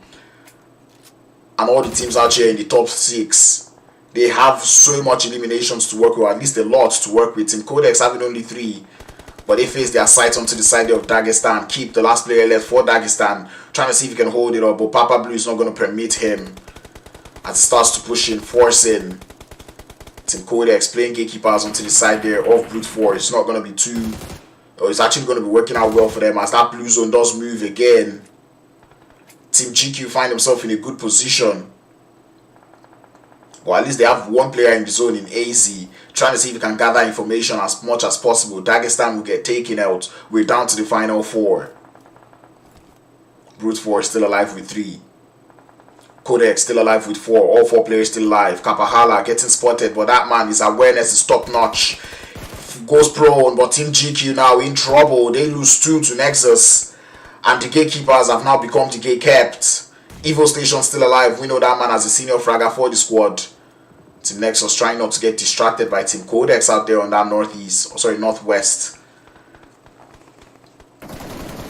And Team Qodex would eventually lose 1. That would be the intro, but Moniken with his grenades, he's been absolutely pinpoint today and is sending in more. That's a good one. He gets Nexus, he gets machine down. And that is the send they want. Moniken, that man has got his money on the grenades, and he's sending some more. It's good for 2. Christian is down, and Team Nexus down to just 1, who will eventually get taken out by Moniken with the beautiful 1v3. You love to see it. That man with the grenades, it's been wonderful. And Team Qodex playing it so well. Brute Force finding a way into the circle, but they will lose mind as Ooredo is the last player left. But that position is not the best. Evo Station knows about it. Grenades being pulled and it's sent out. It's a good one. It gets the land, but it would eventually send him back into the lobby. We're down to the final 2. Team GQ up against Qodex, the ultimate 4v4.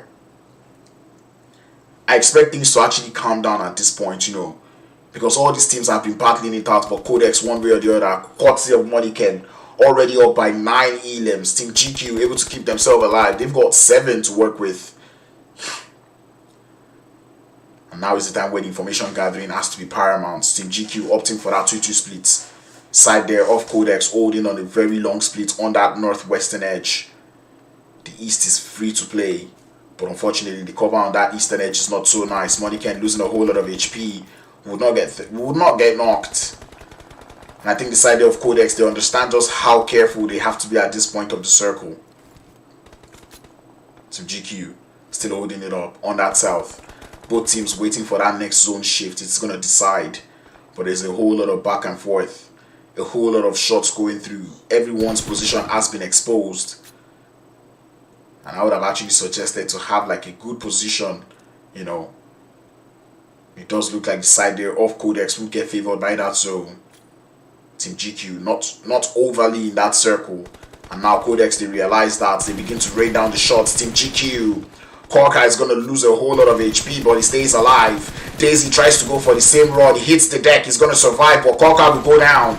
Daisy, or AZ, sorry about that, has to hit the deck once more, but will go down. Brute Force, or sorry, make that Team GQ. Now left with 2. Qodex not losing any player. Moneyken remaining alive. HP's been reloaded, and it's now a 4v2. Team Qodex, they were not quite able to hold up in the last game. They finished 4th. But right now, they seem to have their money in the bag. Moneyken carrying so hard. It's up by 7 elims. Brute Force. So sorry, why did I keep calling it Brute Force? Team GQ trying to find a way into the circle. But this is a very risky rotation coming in through. One gets taken out. Make that 2. Team Qodex walk home with the second winner chicken dinner of the day. What a play coming through from Team Qodex. They were absolutely on fire. Their third parties were imminent. Their gatekeeping was wonderful, to say the least. And that team was able to hold it up till the very end, getting that winner chicken dinner with double-digit elims to go alongside it. I believe, if I'm not mistaken, they probably got 14 elims to accompany that winner chicken dinner. And that is the exact type of play. That is an exact type of play we want to see. That is a winner a chicken dinner. Ladies and gentlemen, we've seen 2 games come through so far, and we've had so much fun. We're going to be heading into a quick break, so enjoy the highlights, and we'll be back for the next game of the day, which is going to be none other but Sanhok.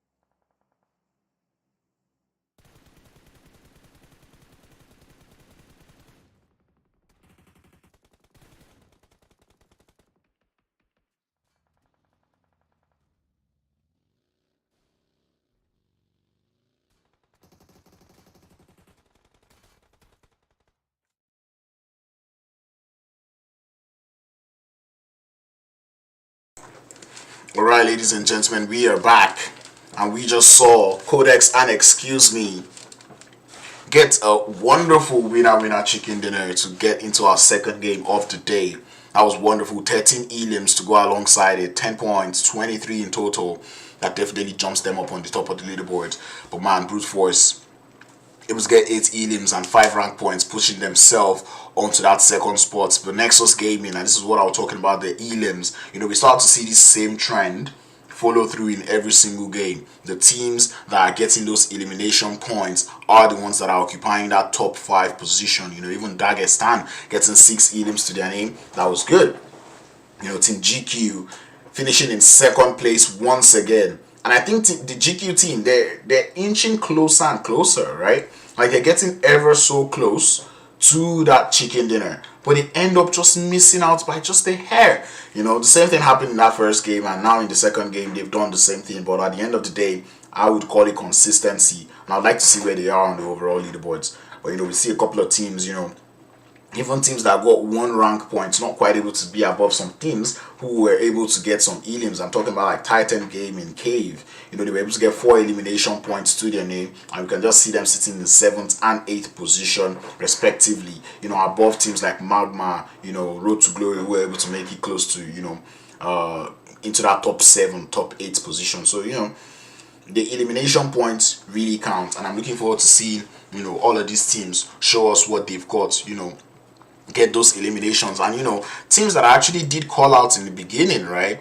are the teams that are doing well. You know, I did say there are a couple of teams that, you know, when you start to talk about eliminations, it's not hard for them. You know, Brute Force being one of those teams, Nexus Gaming being one of those teams, Team GQ being one of those teams, even Qodex also being one of those teams, even Titan Gaming. You know, we mentioned these teams that, you know, when you start to talk about eliminations in PUBG Mobile, these teams do not find it hard to get any. And in the first 2 games of the day, they've been able to show us that they can do exactly that. They can farm those elims, they can get those elims, and they've been doing that so far. Brute Force with the consistency, Nexus Gaming with the elims in this last game, and Qodex, you've just got to give it to them. Man, Money Ken was absolutely on fire in that last game, you know, getting all those elimination points.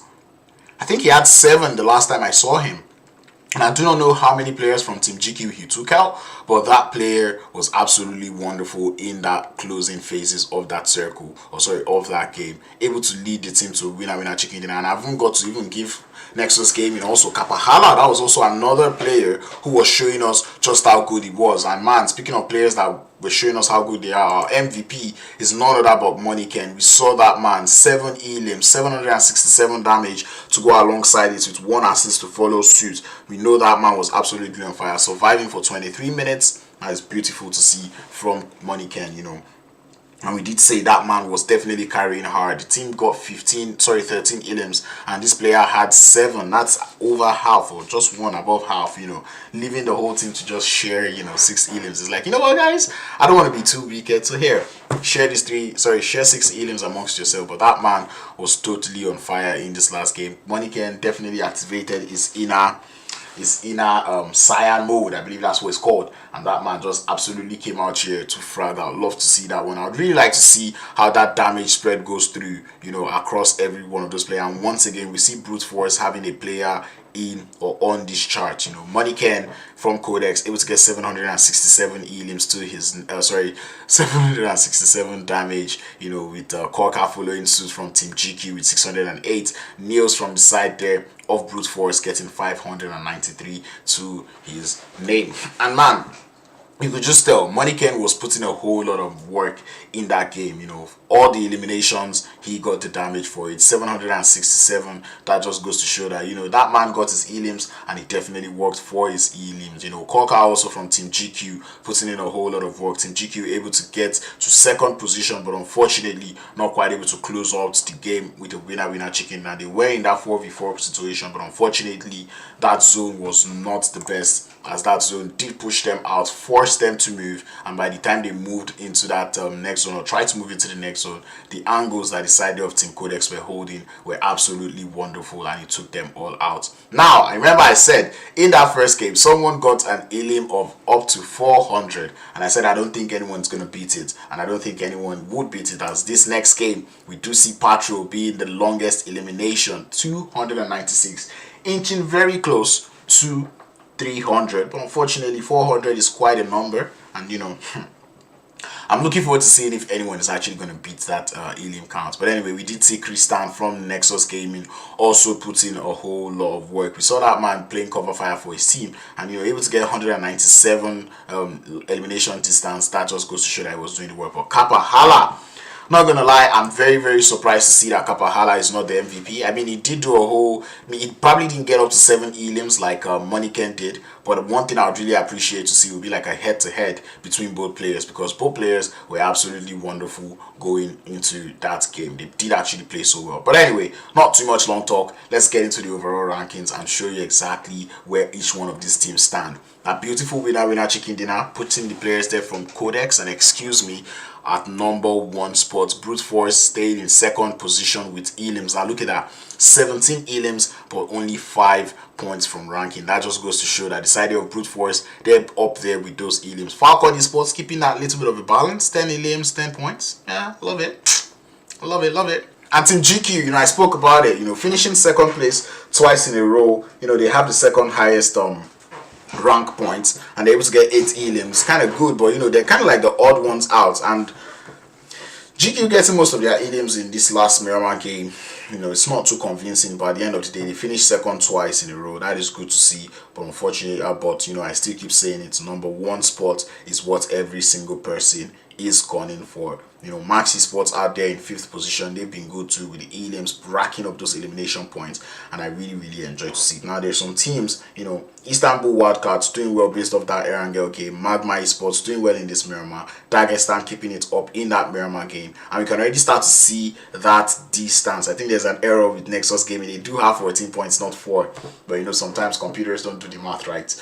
But anyway, yeah, we do see them, getting all of those points up on the board. But I'm going to just be talking about the players there from Titan Gaming, Cave, Ooredo Thunders. These are teams that find themselves on that bottom part of the leaderboard. We see them not getting those elims, and I'm kind of like, what?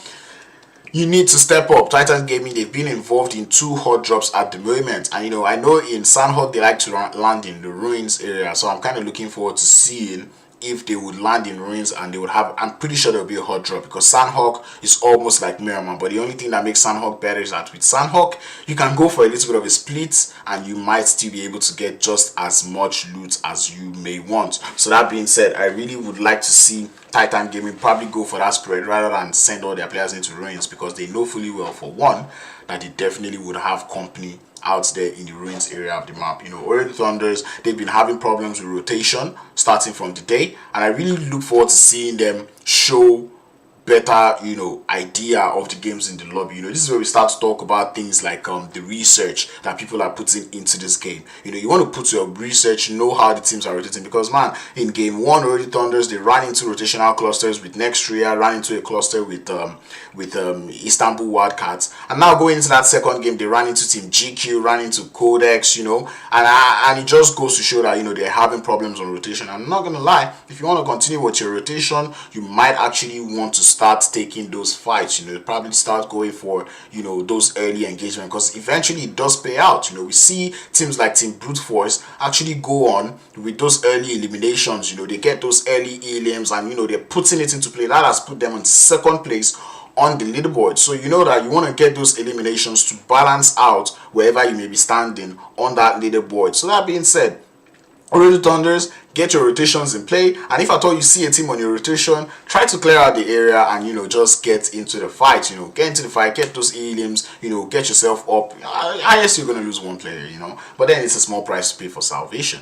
Şahangiller Esports is also another team that I was looking forward to seeing today, just because of their name, and they have fancy player names too. So I'm looking forward to seeing them step up. There's 3 more games left today. We've seen 2 come through, and we're about to get into the remaining 3 games, and now the 3rd game, we're about to head into sanhok. For many of us, we know that sanhok is that crazy map. Sanhok is the map of chaos. It's that map where everybody is all over the place, and man, I know Miramar seemed like a whole lot of chaos when we got into it at the beginning, but I think sanhok is even going to be more. I'm looking forward to seeing how many teams we're going to have with Falcon in bootcamp, because we know there's a lot of teams that would also like to land in bootcamp, and all of these teams, we always see high fragging teams in bootcamp, and now we're about to get into bootcamp where we have a series of high fragging teams. So I really want to see how many players will be in bootcamp. I'm not going to lie, I don't want a Camp Alpha zone. Camp Alpha zones are one of those zones that are just heavily dependent on, making it to the top of that hill. Because if a smart team makes it to the top of that Camp Alpha hill, it's all over. But man, the hot drops is one thing I really want to see. And I know it's inevitable in sanhok. Matter of fact, I'll be so surprised, very surprised, if we go into this sanhok game and there are no hot drops. I'll be surprised. I wouldn't even be impressed. Normally I'll be happy that there's no hot drops, but right now I wouldn't even be impressed that there is no hot drops in sanhok, because it is sanhok for a reason. We want to see that hot drop. We want to see those teams fight it off early on in the game, and when you start to look at hot drops, you want to make sure you're finishing the fight as quickly as possible. Sanhok is also the 3rd party central, so as you're getting into that fight, you want to make sure you're watching out for your angles, trying to see, and bro, the DBS in sanhok, man, that there's one too many things that I'm looking forward to seeing in this sanhok game, and we're about to get into it to just see exactly what these teams have got to show for us, man. There we go, ladies and gentlemen.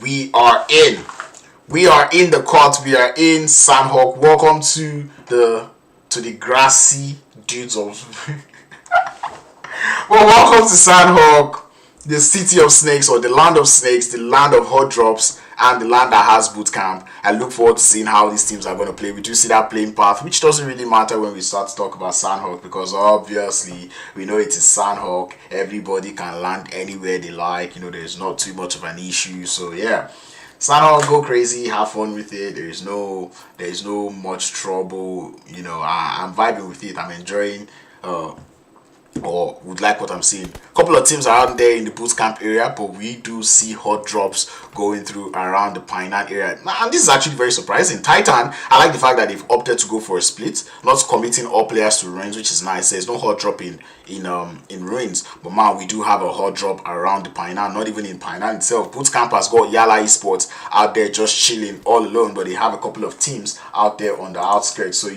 that it's not totally safe. It's not overly safe for all of these teams. We have the players there from R8 in Paradise Resorts like they normally would be, brute force around that band area. I did say something about Falcon though. Also, I thought Falcons were the ones that usually land in boot camp, but it looks like we'll be having Qodex, YaLLa Esports, and I believe Şahangiller Esports out there in boot camp this time. Do have players there from Team GQ out there on the trifecta, having a little bit of an issue with Nextruya running into early engagement with the side of brute force, and given the strength that the side of brute force have shown going into today's games, especially that fragging prowess, man, if I were to be Nextruya, I'm getting out of here. But it's almost looking like it's too late, as now they've lost two players there from brute force, already tapping into that element, looking to get excited into that game. Brute force did lose one. I think that'll be the second player down for brute force. Or maybe actually that's just going to be the one player down for brute force. They do lose yet another one as Neds try to find a way up to the top, and now it's a 2v2. The players there from Nextruya do have a good position, but Neds is able to find that sexy angle to take down one more player there from Nextruya, as YaLLa would be the last player left now for Nextruya, trying to see if he can hold it up. YaLLa 7 up in a 1v1 up against Neds. Oh, sorry, Niels. I don't know why I still keep calling him Neds. Niels.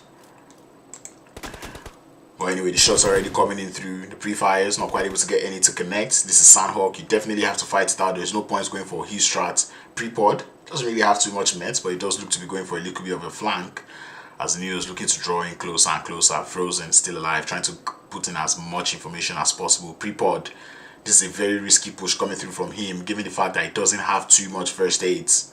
Same thing can be said about Niels, but I believe this team definitely did not start this game with too much meds. And now right now it's down to the players there from brute force to actually bait YaLLa in such a way that he has to expose himself. We know for one, Prepod cannot actually be the one to start this fight, because if he does, he definitely will get taken out. So that being said, YaLLa, they're trying to bait him out, trying to bait some motion coming through from him, as Prepod understands that he cannot get taken out. And man, if I were to be the players there from brute force, I would go close to Frozen, try to feast him. Because I know, like, when I start to punch your player, you start to feel a little bit triggered. But anyway, YaLLa realizes what is going on. Niels is able to get a little bit of HP back up. The S12K in the hands of Niels is wonderful to get YaLLa down. And that is going to be Nextruya once again going out early in this lobby. And this is sanhok. It's definitely inevitable. I'm actually pained. The hot drops are not as much as I expected them to be, but I'll take it. We do see Team GQ out here in the trifecta getting started with Max Esports. Two high fragging teams, if you ask me. Max Esports, likely the last player left for that team, holding the DBS at hand. And remember what I said about that gun. The DBS up against the DBS is like every player has got the DBS now. Or retard, started up a little too much. His position has been exposed. And I think Team GQ, this might be considered overextending. As we see Likey going outside, retard scored grenade, sent it out, does the damage, but wouldn't be enough to take that player out. And trouble in the trifecta is what we've got out here. Korka from the side of Team GQ having an off angle, but Evo Station still has to go for the push. AZ is down. both teams going for that trade, as both teams we see them with 1 elimination each. Likey trying to see if he can hold on for a while. The DBS in the hands of Likey is better as he does take down Toffees, and Team GQ now down to just 2 with Evo Station having only 10 bandages to work with, and Sanhok not starting in the best of ways right now for the side of Team GQ. We've seen them finish top 3 in the first 2 games, but the third game is looking like they might just get taken out early. Koka, there's only so much he can do with the Uzi from that range. As we see the side there from Max Esports, looking to draw closer and closer. 2 eliminations, 3 players up. Closer still alive. We've seen that man show us how well he can frag. He's already up by 1 elim. Players there from Titan Gaming just out there in the outskirts. They definitely will be hearing those shots. And this is where I start to talk about the hot drop situations. Once you're in a hot drop, you want to finish that fight as quickly as possible, because the more time you waste, the more chances you're giving for teams to form up. And here comes the third party from Titan Gaming. Puncher comes in to get 1. And Titan, they do look to come into this game today with into this third game actually with so much passion. Coming with so much pressure. And that was actually a wonderful full send. One of the advantages of having vehicles in Sanhok and Max Esports, they realize that there's a third party situation. They will be heading away from this fight, but it's almost like frying pan to fire. There's quite a number of teams out there in boot camp. R8 looking to get started with the side there of Şahangiller Esports. 1 player already down there. 1 player already down for R8. Make that 2 for Şahangiller. As push is going to come through, but here comes Qodex and Moneyken for the third party of the century. Prestige is going to find that out the hard way as R8 try to hold on. They're able to get 1 trade back, but right now they cannot go for that full send. It's too open. R8 might just have to play for, or actually might just have to sacrifice Prestige there as he tries to crawl back. Grenades being sent out. But the side there of Şahangiller, they hear the shots, they know exactly what they need to do. But Qodex now getting third party by YaLLa Esports from bootcamp, and this is the beauty of Sanhok. RH realizing what is going on. Team GQ getting started with Titan as Quirky is down. Evo Station did get revived. He has to hold his own in a 1v3 situation up against the Titans, and we know the Titans, they're not having it. Evo Station down to a slither of HP with only 2 make that 2 bandages to work with. Goes for the pick onto Axa, but Axa is not having it as he takes him back into the lobby, sends him packing. Titan able to stay alive. Bootcamp, they still have a whole lot of fights going on as Likey is able to find one of the players there from Titans. It's going to be Axa to go down. Retard might just get that full thirst. But it's a question of how the Titans going to grab this revive. They're going to need a whole lot of smokes for that one. As Retard, he's got his eye fixated. We know how dangerous these players could be with that red dot scope. Confusey tries to attempt for that revive, but the shots are going to come through. And I think Confusey, here's the part where he might have to start throwing the smokes. He does attempt to go for that revive, but man, there's 2 players of Max up the top of the hill, and I kind of like the play coming through from Titans. You know, they're trying to play a little bit of distraction, you know, onto the players there. Road to Glory already finding their road to Paradise results. Prestige did get revive for the side there of R8, so they're up by 3 players now. RTG still alive with all 4. Revive is going to come up onto Titan Gaming as Likey and Retard will fall back a little bit more. I like the play. They realize that there's some players who are already close to them within nading range, but you can only run forever.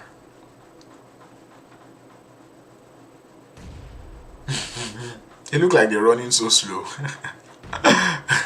But man, Titans Gaming, they're actually sending them a whole lot of, you know, grenades. Sending those grenades towards their direction. They were good.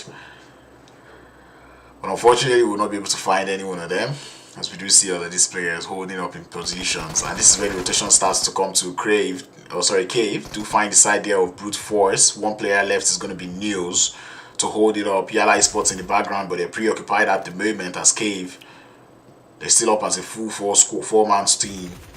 They might just be able to get that revive. Neos walks into the grenade and the pre-fire and would eventually go back into the lobby. Brute Force out 4 eliminations they were able to gather, and this is just one thing I enjoy from Brute Force, that they wouldn't go out with 0 points to their name. You know, with this game now, it is a bad game, but at the same time, it's not really a bad game because they were able to get 4 eliminations. That should still keep them in that top 5 situation, you know, at the end of the game.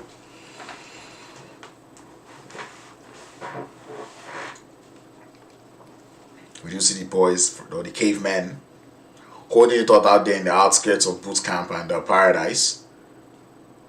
YaLLa Esports out there in the vicinity. In case you're wondering, today is pretty much the only day for these finals. They've got 5 games to prove what they can do. And we're currently into the 3rd game of the day. After this sanhok game, we'll be heading straight into Erangel. So you know we're in for a ride as we'll be ending things off in Miramar cave. Still trying to find a way in. And let me see in the chat the supports coming in through. Who are you out here for? Pretty sure the Titan fans are really happy their team still up as a full squad, keeping 3 players alive. It's pretty much the best we've seen them going into today's games. And I think this is really what happens. This is Titan trying to make a statement that this is what happens when they do not get hot dropped. You know, when there's no hot drop on them, they're fine. They know how well they can play. They're just chilling. You know, you see them just having a lot of fun on this one. But you know, the first 2 games they did not have that. They would always get hot dropped. But man, at the end of the day, it's also still a statement to the Titans. You know, should know how to defend your drop spots. But anyway, it happens. Road to Glory, able to back the players there or push the players there from R8s out of Paradise for the time being. It's only a matter of time before the 3rd parties come through. We know in sanhok, it's only so long you can hold up. Sanhok is not like the other maps. No one's going to wait for you. The instant they hear the shots, I believe, they just go for it.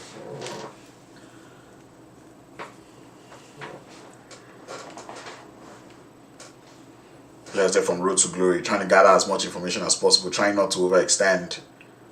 Carryboy and Ari, it's just waiting on the outskirts of Paradise. Nexus Gaming, they might just come in through for the 3rd party.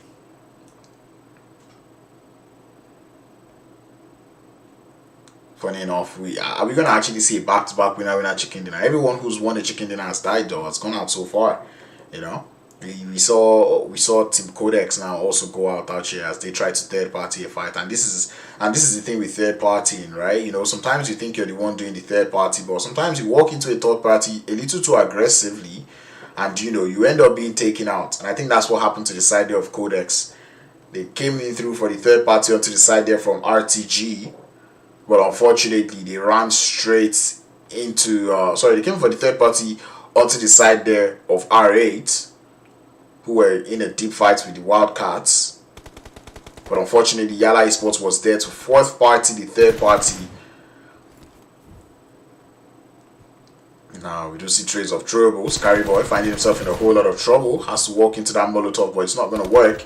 As that man having to run towards the side of Kalaga. Kalaga putting in the pre-fires. Goes in for more. Gets a couple of shots to connect. Carryboy trying to see if he can run away from this one. Down to 0 HP. And wherever we get that memo to send him down, R8 down to the last 2 players who are nowhere close, but it does look like Prestige. He's not happy about the fact that his teammate just got taken down. Sultan on the other hand though, it doesn't look to want any of this trouble. He's just heading out of there. Prestige following suit. Sultan is like, that's all you. That is all you. Max Esports do get taken out, and we're seeing some of the high fragging teams, you know, that we've seen, or some of the teams that we've seen frag high so far get taken out early on in the game. You know, that's not too nice. And you know, for one, sanhok being the halfway of the day, it's not going to be too good, given the fact that, you know, if you're going out early in the 3rd game of the day, we have 2 more games to go. So, you know, you don't have that right momentum. You're not feeling too good heading into that last 2 games. So, you know, it might not be the best. Cave looking to continue on the prowess they displayed in Miramar, but this time it is MAGMA on the receiving end. They lose 1 player from MAGMA. Cave already up by 4 elims.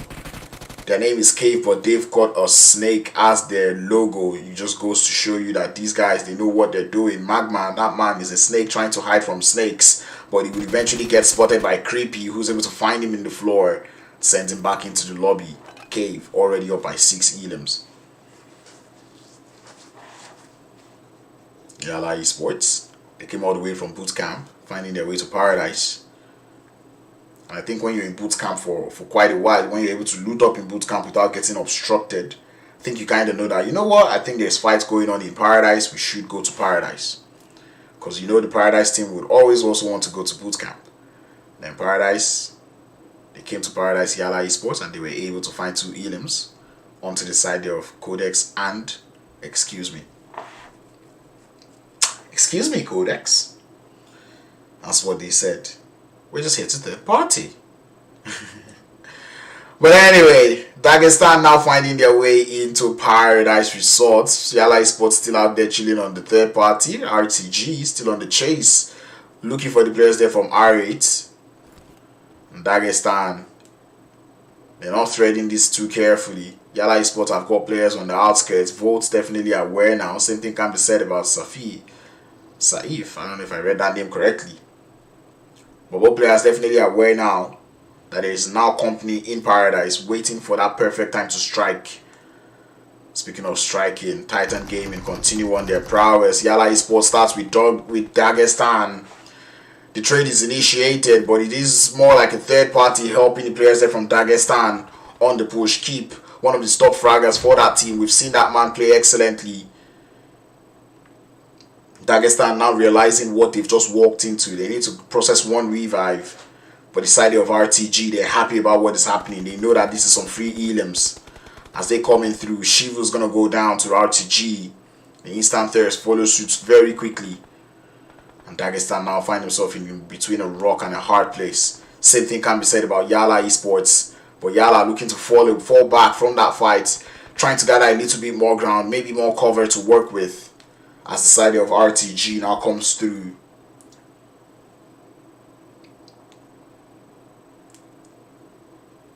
Şahangiller, kind of like the name. They're looking alive, and that's good.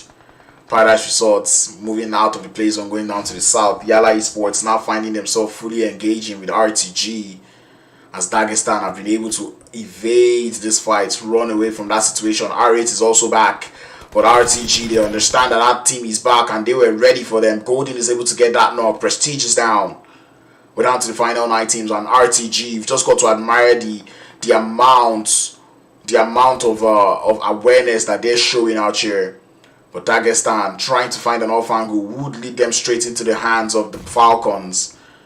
And we know the Falcons, they're definitely not happy with that last game. And beautiful grenades from Powerful. Matter of fact, a very powerful grenade from Powerful to send Dagestan back into the lobby. And now it does look like there's trouble around the paradise. RTG up to 7 elims already. And they're looking super strong. And this is all just because of paradise. Trouble in paradise, you would think it's, what's that dude's name? I forget. Kofi Kingston. I was a referee. Who watches wrestling here? Falcons still alive on this one, and that zone continues to shrink all these teams together. We're down to the final 6. I think this is the real beauty of sanhok, seeing that there's 6 teams alive and all 6 teams still in the game. You know, normally with the old placement point system, right now there will still be like 12 teams alive with, you know, solo players hanging around outside on the outskirts in the blue zone going for the huge strats. But right now, everyone does seem to want to fight through, get those elims, and I think Titans, they want that too. 7 elims, but they only have 3 players. Axar seems to be doing a lot. He's got 4. Out there with the yellow on the ground suit. We all call it the yellow mummy suit. Cave now. Getting into the eyesight of Teak.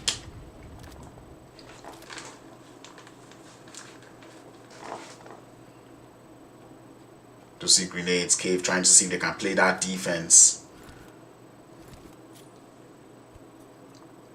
But now it does look like the zone is pushing everybody back to boot camp. Şahangiller, Jon Snow having to hold his own. Titans though, They find that intro knock that they're looking for onto the side of Cave, and here comes the full send. The third party is coming from the top of the hill. The damage is being done. Confusey trying to flex all those fingers, and it definitely does. 9 elims for the Titans, and they seem to have gotten their mojo. Alga Titan is going to be reigning in the chat as this team continues to frag out. 9 elims. And they're looking strong. Falcon still alive with all 4 players. Şahangiller now with only 1 elim, but they're finding tough times to get into that circle. They have to fight on bootcamp hill. A beautiful molly being sent out from Osama, but it's not going to be enough. Osama continues to make that man walk in fire, but Chinko is not going to let that one stop him. He's able to stay alive, but get 1 elim. Off angles from the side of Ooredo Thunders, who would keep Ooredo Thunders still alive. Smoker still in the ground.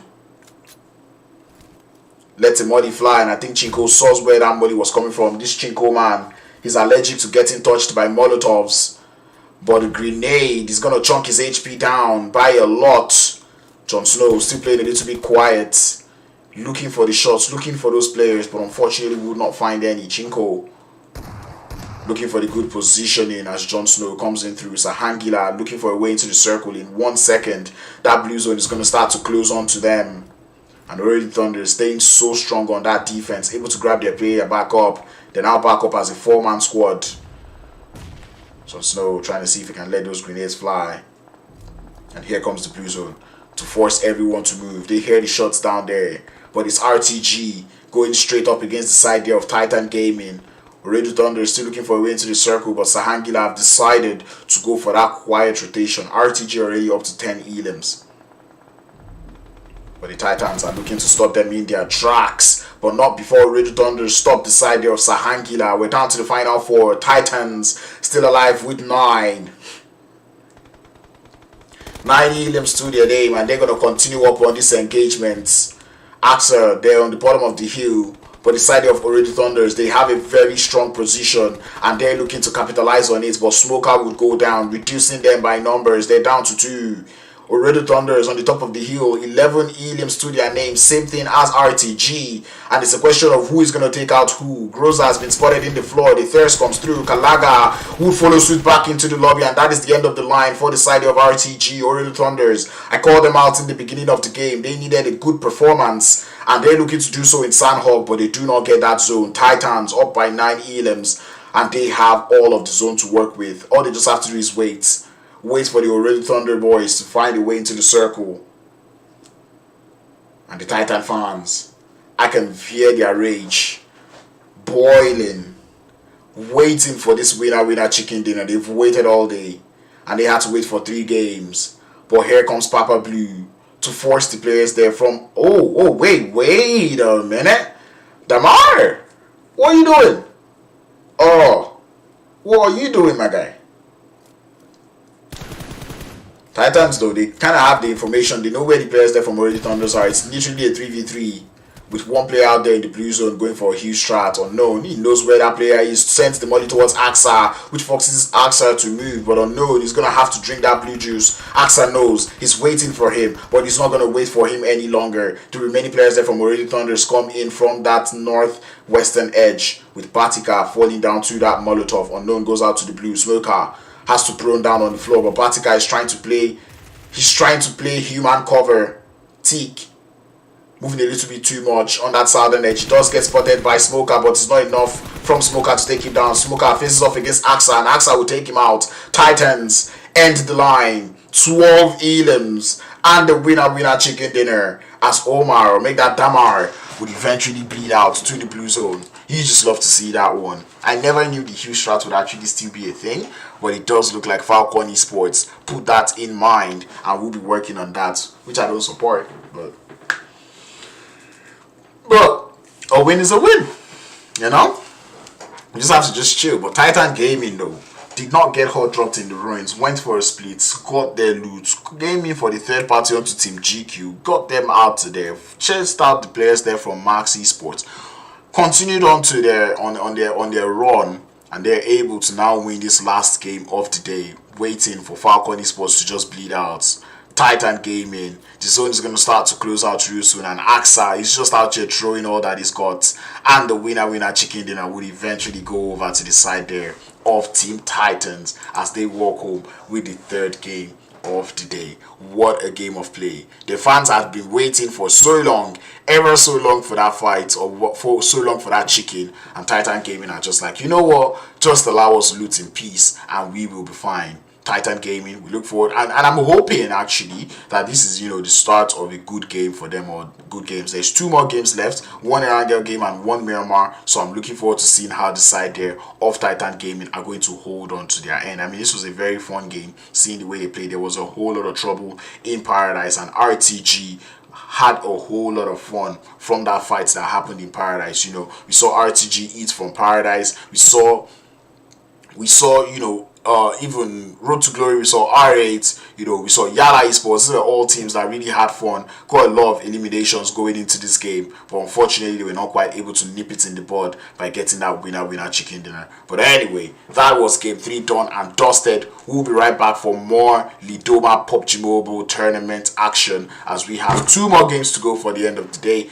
1 Erangel and 1 Miramar. We're about to head into Erangel. Do not go anywhere. Be sure to drop a like on the stream if you've not, and be sure to drop a subscribe too if you've also not. So yeah, watch the highlights and I'll be right back.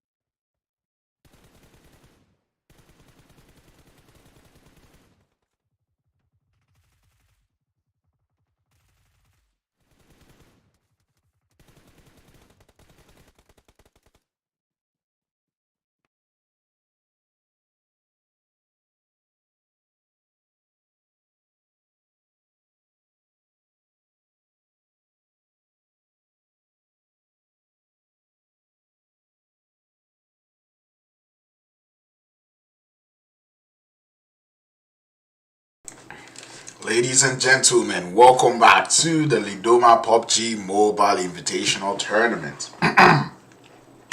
We have seen 3 games, and the 3rd game we just saw Titan Gaming walk home with a wonderful winner chicken dinner, getting 12 eliminations, just 1 short of what the players there from Qodex were able to do in Miramar, as they get 22 points to walk home with today's games.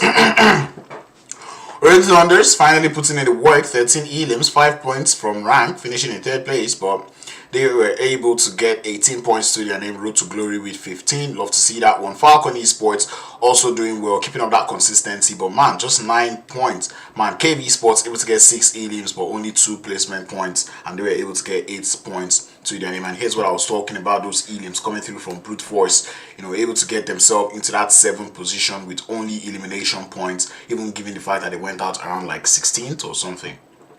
A couple of teams on the top not quite doing well. Example being Qodex, you know, not quite putting in the work. So I'm looking forward to seeing Qodex step up, else they're going to lose that top 1 position. But we do see the most valuable player, the MVP, being all another but Smoker from Ooredo Thunders. And man, today we've only been seeing MVPs get 7 elims. So what is going on? I want to see an MVP with more than 7 eliminations. But man, look at the damage on this man. 1128 damage coming through from this man Smoker. That man was definitely doing the work, putting in all the damage. 2 total assists to his name, survival time of 22 minutes, and aim distance of 270. Nobody has still gotten 400. Like I said, 400, I don't think that is a number anyone is actually going to be able to beat, because that is just outrageous number. But still, we have 2 more games to show that, you know, someone can actually get more than 7 eliminations, and also more up to 400 meters of elimination. So I'm keeping my eye out for that one to see exactly what's going to happen. But if you just got to give Smoker and Ooredo Thunders, they were able to get 13 eliminations in that game, and they didn't even finish in first place. If not because of the huge strats, they would have finished in second place. But anyway, our highest damage dealers are here. Definitely Smoker leading by a landslide. Kalaga, we've seen Kalaga actually show us craziness and top-notch plays, especially from that from the second game. You know, we saw wait a minute, oh yeah, actually, yeah, Kalaga, we saw him in that second game for RTG pull up well, and now in this last game we did see Kalaga coming in, and man, you just got to admire that awareness that was coming through from RTG around that paradise area. They knew and anticipated that third party that would come through from R8, and they were able to handle that, even despite the fact that Dagestan also decided to come in for a little bit of third party action. But it does look like RTG were able to hold up. 725 damage coming through from Kalaga. Love to see that one. And Batika, you see the side there of Ooredo Thunders having 2 players out there on that elimination on that damage board. Wonderful and nice to see. Longest elimination distance is coming through from Bumper from YaLLa Esports, 289, not quite able making it to 300. But I mean, I wouldn't be expecting that much of an elimination distance coming through from Sanhok, because obviously it is Sanhok. I shouldn't be expecting too much elims, but still, too much distance, or I'm expecting more close range encounter. But 289, still quite a lot. We did see Golden too from RTG putting in a whole lot of work.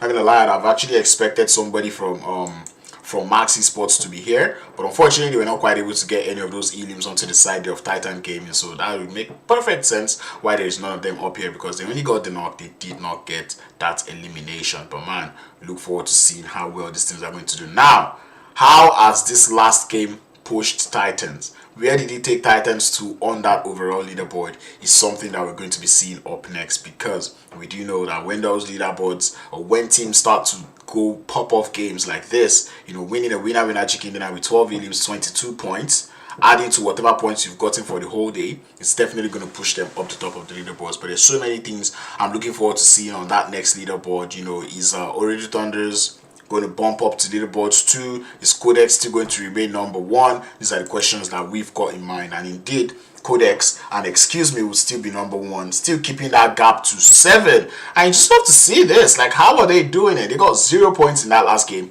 but they are still able to maintain that position. 1 winner chicken dinner, and Titans have been skyrocketed up to 3rd place on the leaderboards. Just love to see that one. And brute force going down further and further. Falcon with consistency able to maintain 2nd place. Ooredo Thunders also getting boosted up to 5th position. Max Esports still keeping it up. Team GQ finishing in 7th position, maybe not the best, as we see Cave finding their way up. Şahangiller, this being their first good game just puts them up around that 13th place position. So man, Şahangiller, you definitely want to start putting in the work. I did see you start to wake up in this sanhok game, and I really believe that you can wake up in the next couple of games to come. Dagestan, they also decided to start waking up in that last game too, so it's nice to see them, and I'm looking forward to seeing them actually play so well in this next game. Now I've put that in mind. Nexus Gaming, we saw them frag out in that second Erangel, in that Miramar game.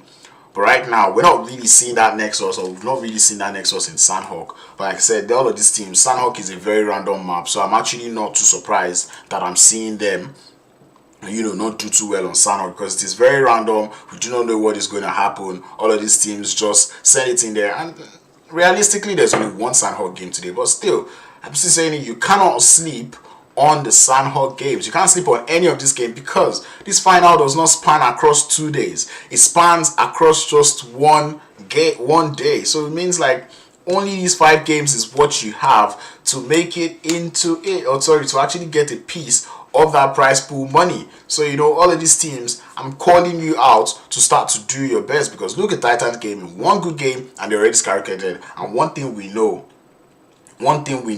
is that all these teams, they like to work based off of momentum.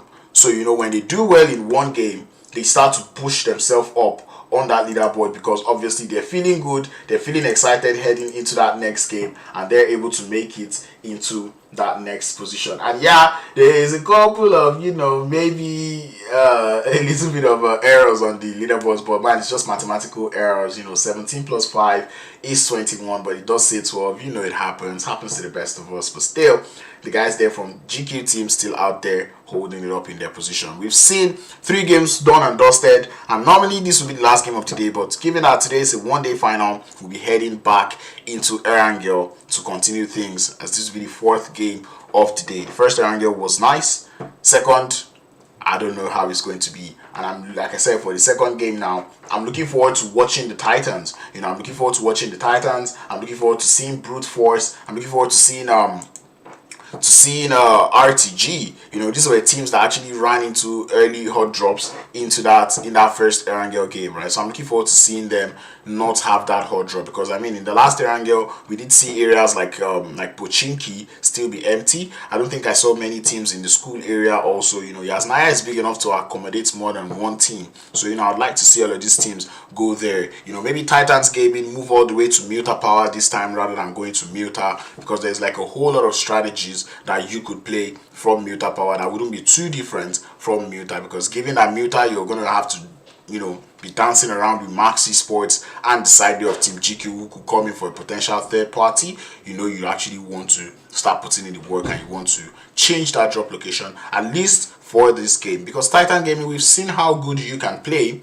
when you don't get hot dropped. So you know, that's one thing I'm putting in mind to see how this is going to work. You know, and I'm going to call them out again. Ooredo Thunders, I said it, your rotations have been something that have not been too clear, has led into the first bad games, or the first 2 bad games. Sanhok is not that map where you get to rotate a lot, so that's why I feel like, okay, Sanhok, the rotation that was needed in Sanhok was not too much, but I'm hoping that with those 13 elims that you just score in Sanhok, you'll be able to work on that momentum to actually get into the next game of the day. So I'm looking forward to seeing that. If at all you run into a rotational cluster on the south with, say, Nextruya or even the Wildcats, I want to see you take that fight, use this momentum, get those elims, get into it, and to be smooth sailing from there on out. You know, what makes a rotation good is how well you can, well, one of the things that makes a rotation good is how well you can position yourself, so, or how well you can clear the path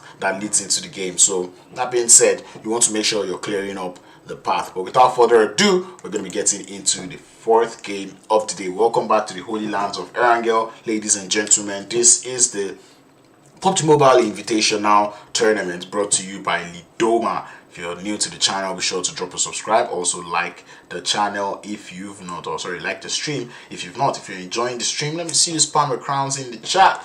You know, make me feel a little bit better. And if you're here for any team, be sure to let them know you're supporting them by spamming their name and their support in that chat, to let them know that you have got their back regardless of what happens. But anyways, we're heading back into Erangel. And now we see two teams out there in Yasnaya. It's a question of would they be able to hold on. I see Falcon Esports out there with the Wildcats. It's kind of interesting. I thought like with the playing part, the Wildcats would still try to make it all the way to Primos where they landed in that first game. But it looks like that is not going to be an option for them. Brute Force looking to land and find a way to Severny, and indeed we will get a military island zone. A headache. A huge headache right now. And I'm pretty sure at this point, right? I'm pretty sure the IGLs in this game aren't even bothered, right? I'm pretty sure when they see a military base zone now, they're just like, okay, it's a military base zone. Okay, what happens, right? And while that is nice, it's military island zones are not the best, you know. So that being said, I'm really looking forward to seeing how these teams are going to play. What teams are going to be going for that late rotations? What teams are going to, you know, rotate early to that military island? You know, those are the questions that I've got in mind. Those are the questions that I want to ask, and those are the questions that I wish to see the answers to. You know, because I'm pretty sure with that zone showing up, all of these teams, their priority shifts, right? I know, and that's for teams that like to move early. You know, the priority now becomes, you know what, loot up as quickly as possible. We've got to make it over to the bridge. You know, teams like Titan Gaming, Max Esports, you know, the likes of Nexus, Team GQ, RTG. These are teams that will be around that Novo bridge. And on the left hand side of things, that western bridge, you know, we're going to be seeing the likes of Nextruya, Ooredo Thunders, you know, out there around those areas. So this is where we want to see those strategies coming into play. You know, are you going to swim? Are you going to get a boat? Are you going to go for the botations? You know, we see the botations work so many times, but you know, it's a question of is it going to work today? You know, so I'm looking forward to seeing all of these teams apply those top tier strats to make it into the circle. You do see the players there from R8 getting into early skirmishes as they do lose one player. Brute Force also getting into early engagement to the side of YaLLa Esports. They do lose Prepod, one of the senior fraggers on that squad. They're out here, it's Severny. We did see them take out the team that landed with them, or that tried to land with them in Severny, where YaLLa Esports lost one of their players. But right now it does look like Brute Force are not getting it right at all. Neos also follows suit. And this is where we start to call for consistency from the side of Brute Force, as YaLLa is the last, YaLLa and Mind are the last ones left for that team. A beautiful pre-fire coming in through from Mind to get down one of the players there from YaLLa Esports, but his position has been exposed. Saif will eventually follow suit as he goes down. Mind tries to get the third, but it's not good enough for it. And YaLLa will be the last player left to hold it up in a 1v2 situation. Very low on HP, would eventually go down as YaLLa Esports emerge victorious in the battle for Severny. Keeping all four players alive, getting 4 eliminations to their name. And Brute Force, once again, not able to get any elimination points, and they will be getting sent back into the lobby. Cave also handling the team that landed with them, which was R8 Esports. And they do look like R8 Esports also getting sent back into that lobby. Yasnaya fight is going to start anytime soon, as we see Falcon getting up close and personal. They do have 2 players knocked down in Damar and Never Alone. It's powerful and and Su being the last player left. Like, is there any other way you can pronounce Su, like that name, without having to go Su? Like, it has to be like the Su. Wow, but anyway, just gonna love when these players get creative with the names.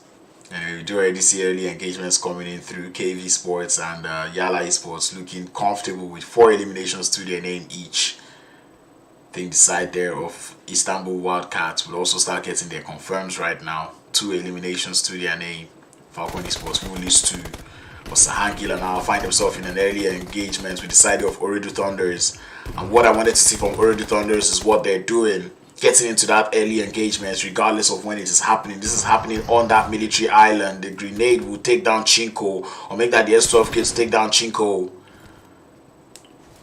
Astorex trying to see if he can go for the pre-fire, but he's getting shot at from the side. Molotovs himself, maybe not too good, with 0 first aids and no heals. It's gonna be a hard one for him. Chinko does go down. Torex is still low, but Jon Snow looking to keep up, hold on to a little tiny bit of hope for his team. And Jon Snow, if not that you need the bandages, I would say throw a bandage upstairs for Torex because he needs it. He badly needs it. But Jon Snow realizing instantly that he needs to heal. And he will definitely be going for that. He finds a couple of first aid kits. He might just be able to throw it upstairs for his teammate. I really want to see him throw the first aid for his teammate. Torex does go grab a revive though. So it looks like they'll be able to get at least 3 players up in this engagement. Ooredo Thunders sleeping a little bit on this fight. I would expect them to go for a push.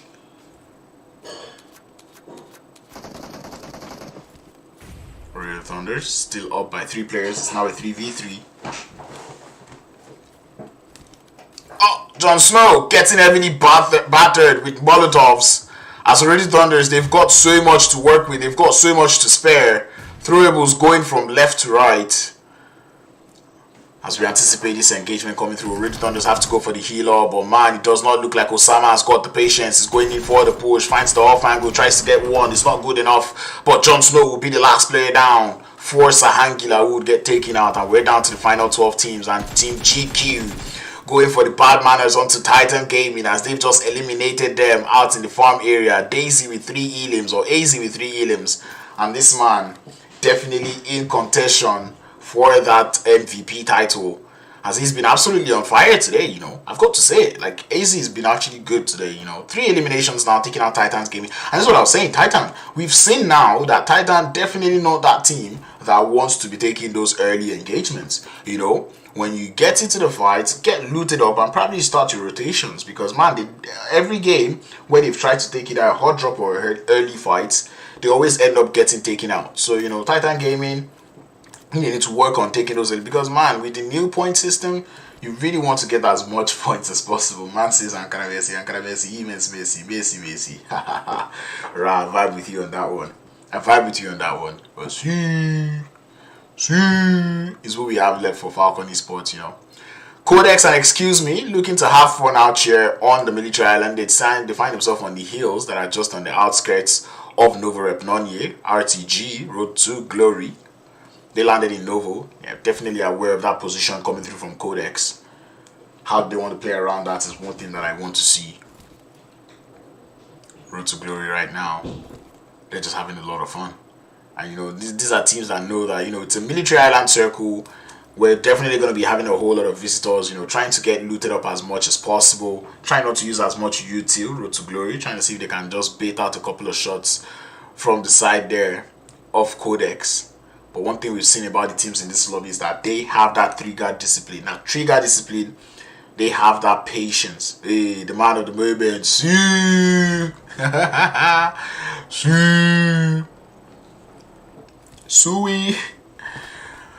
Action on that western bridge. As we see Nextruya getting started with the side there of Ooredo Thunders. The new bridge structure doesn't quite make it very easy to go for a bridge camp, as people could sneak up on you, as Frozen is looking to attempt. Trying to see if you can use those little railings. Unknown is the only player there from Ooredo Thunder left for the third party, as Osama finds a position on the top of the hill. Man, what is that angle? What is that angle, bro? Damn! A very dirty angle coming through from the side of Nextruya. Ooredo Thunders though looking for the angles, and this is probably the new way of bridge camping, you know. Having some players outside on the outskirts of the building so they can just watch whatever motion is going on that bottom of the bridge. And, you know, then having yet another player on the bridge, another player on the outside of the bridge, you know. Oh, the Devil's Weapon doing in the work as Nexus Esports get started with the side there of the Istanbul Wildcats.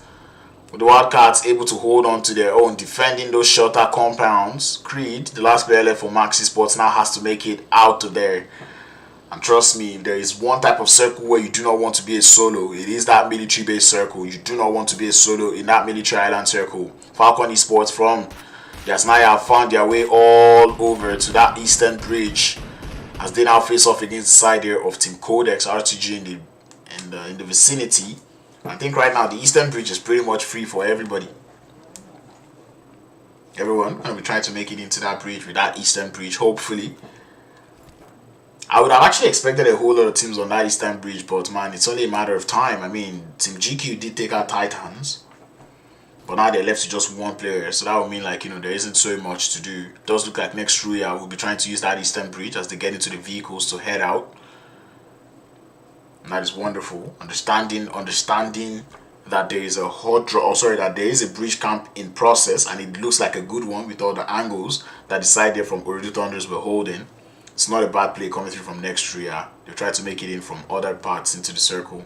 Dagestan, I think one of our Olympiads, as they did, looks like they made it over to the military island by swimming. I'm not gonna beat them up for that one. Either way, a win is a win. They are on that. They are on the bridge. They are on the military island, and that's all that matters.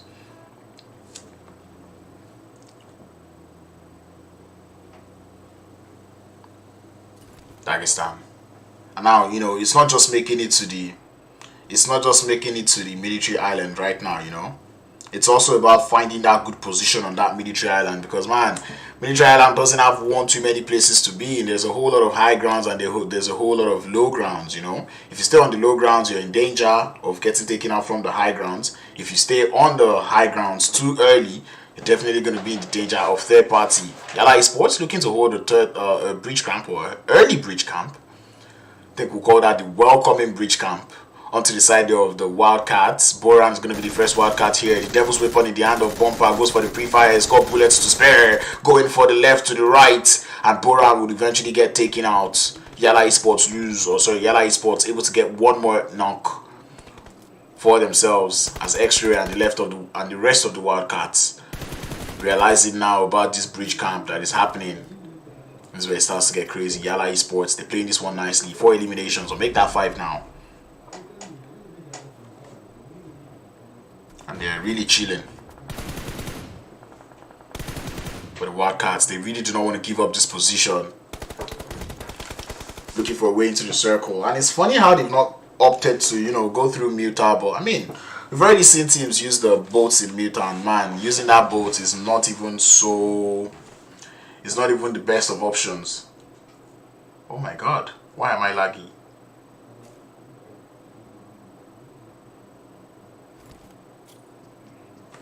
Just 1 second, guys.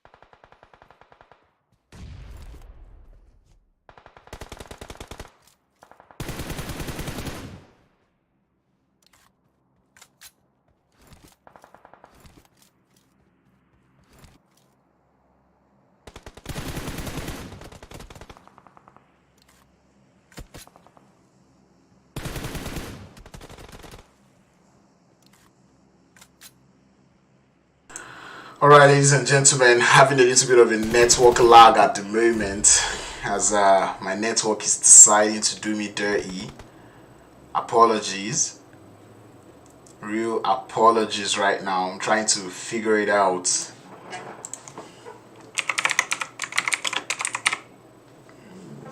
As we hope things get figured out real instantly. Oh my god, what is going on now? We do still see this bridge camp this bridge fight going on. KB Sports still out there. We do get that zone moving away from the bridge, so all of these teams have to move.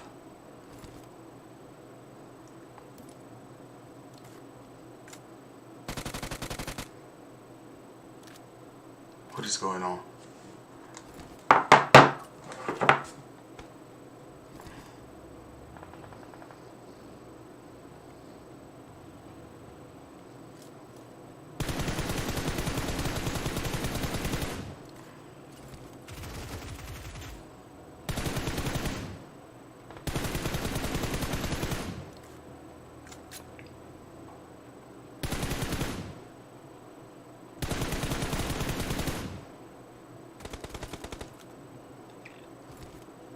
Alrighty, does look like we're good for now. That got me a little bit sweaty. Is my network still acting up?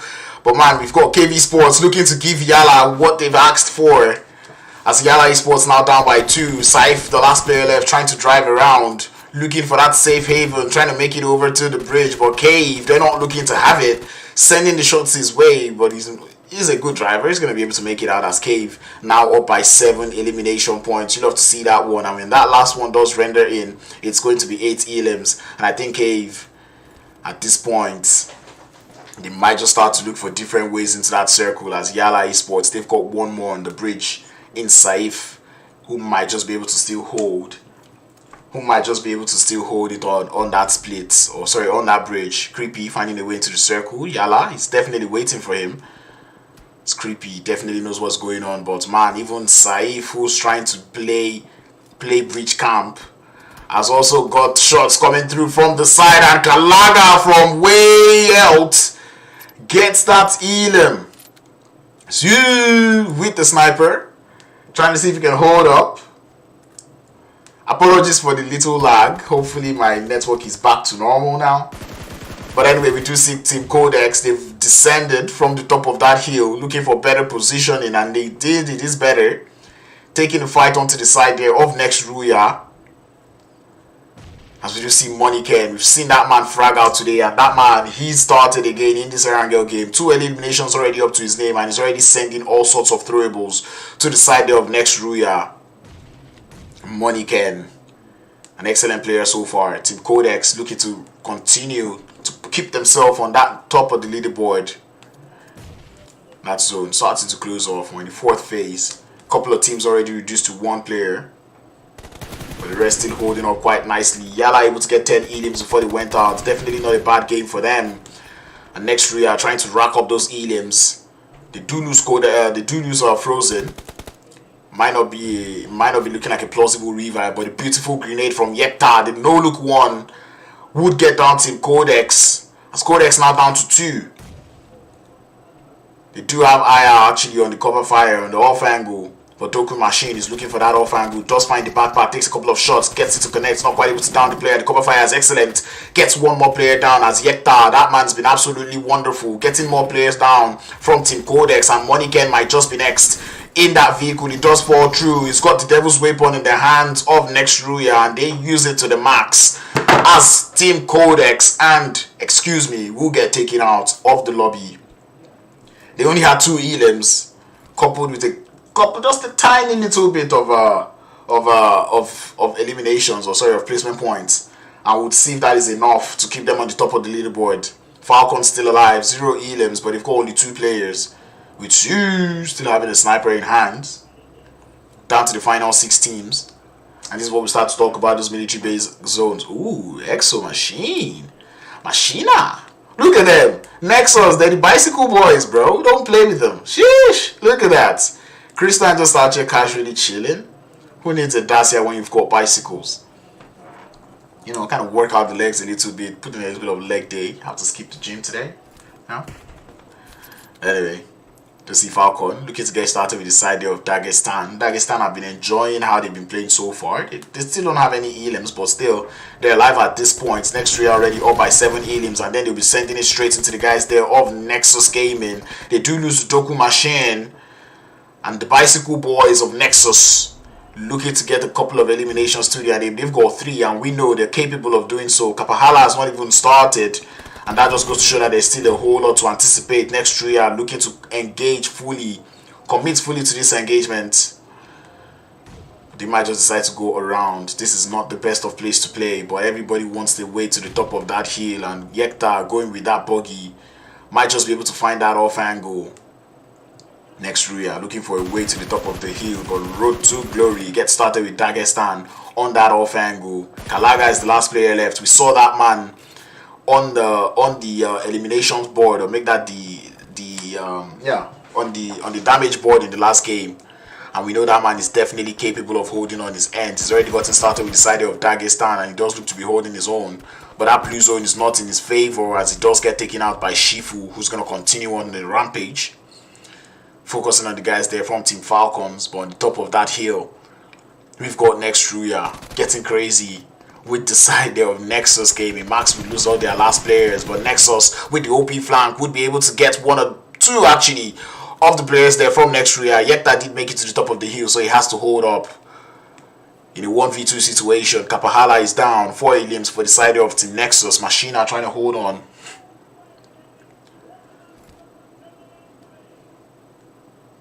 Nextruya wondering, or sorry, make that Nexus, the bicycle boys, wandering out there in this situation. Z-Wolf looking for an angle, looking for a way through.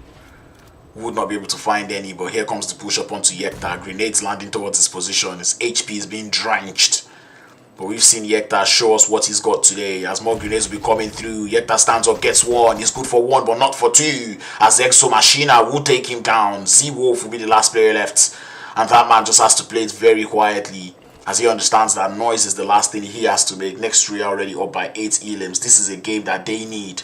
They need so much elims. And 8 is definitely good, but they would need more. Team Nexus looking to get more, getting those confirms. 5 eliminations already up, and that revive up onto Tristan is definitely going to come through. We're down to the final 4 teams.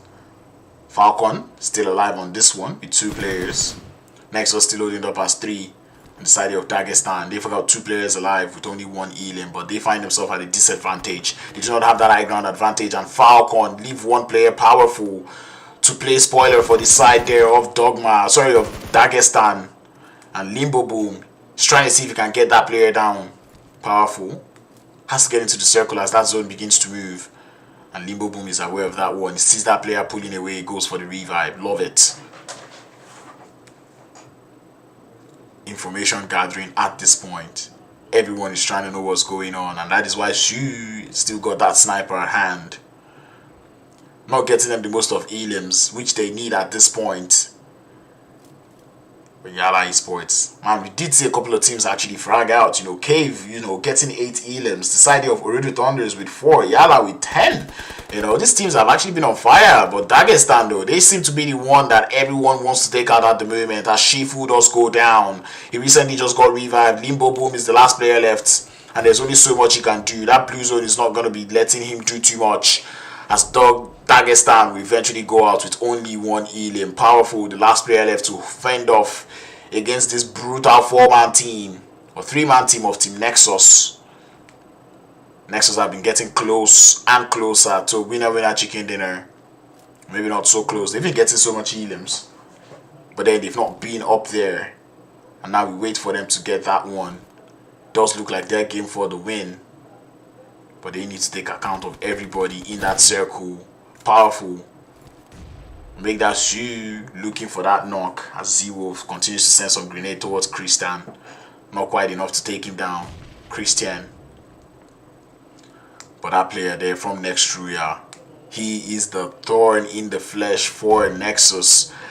As Z-Wolf continues to throw grenades towards Christian. As Christian is healing up, Z-Wolf continues to battle him with more, sending more and more towards that location, and they can't just find that snake in the grass.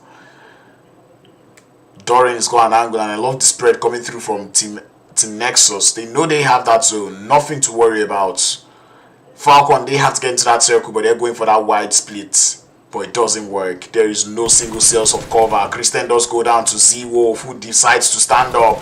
Sue goes for the snipe, not quite able to get the knock, and Z-Wolf, I said it, that man, he is the thorn in the flesh, as he's able to reduce the numbers there for Nexus, making it a 2-man squad. Now it's a 2v2v1, and Z-Wolf is the one. He can actually play spoiler for both of these teams. Knows about the position there from Falcon Esports. The smokes are keeping him alive for the time being. He knows he's got the bullets, goes in for the push, gets a couple of shots to connect, goes in, doesn't quite get that knock. But the grenades are landing in this position, and the third party is imminent from Exo Machine. As Falcon now reduced to just one more player, the Molotov might just seal it. As soon he's the last player left for that team. And I don't think this is a second winner chicken dinner for Team Falcon, as Nexus look to find that last player. That grenade is good. He gets it thrown down, he gets the bounce, and he gets the knock. And that will be a GG well played, as Nexus walk home with that fourth winner chicken dinner of the day. We've been waiting for this. We've seen them get started all day long, but they've not just been able to do it well, but this time they're able to get that winner chicken dinner to close off, or sorry, actually to continue, with the games. And that was wonderful to see from them. The question is, did they get as much elims as they needed? Because they need to bump themselves up on that leaderboard very much. We've seen crazy chicken dinners come through, when we look at the one that Titan Gaming just did, and the one that, the side there of Qodex were able to do in that second game. And those are the types of winner chicken dinners that you need. The question is, this chicken dinner, was it enough to push the players there from Nexus to the top of the leaderboards? We will find out after this short break. And ladies and gentlemen, we've seen 4 games, which means we're down to the final game. It's going to be a Miramar game to decide and determine who the winners of the Lidoma Pubg Mobile tournament will be. But I'll be right back in a short few. Do not go anywhere.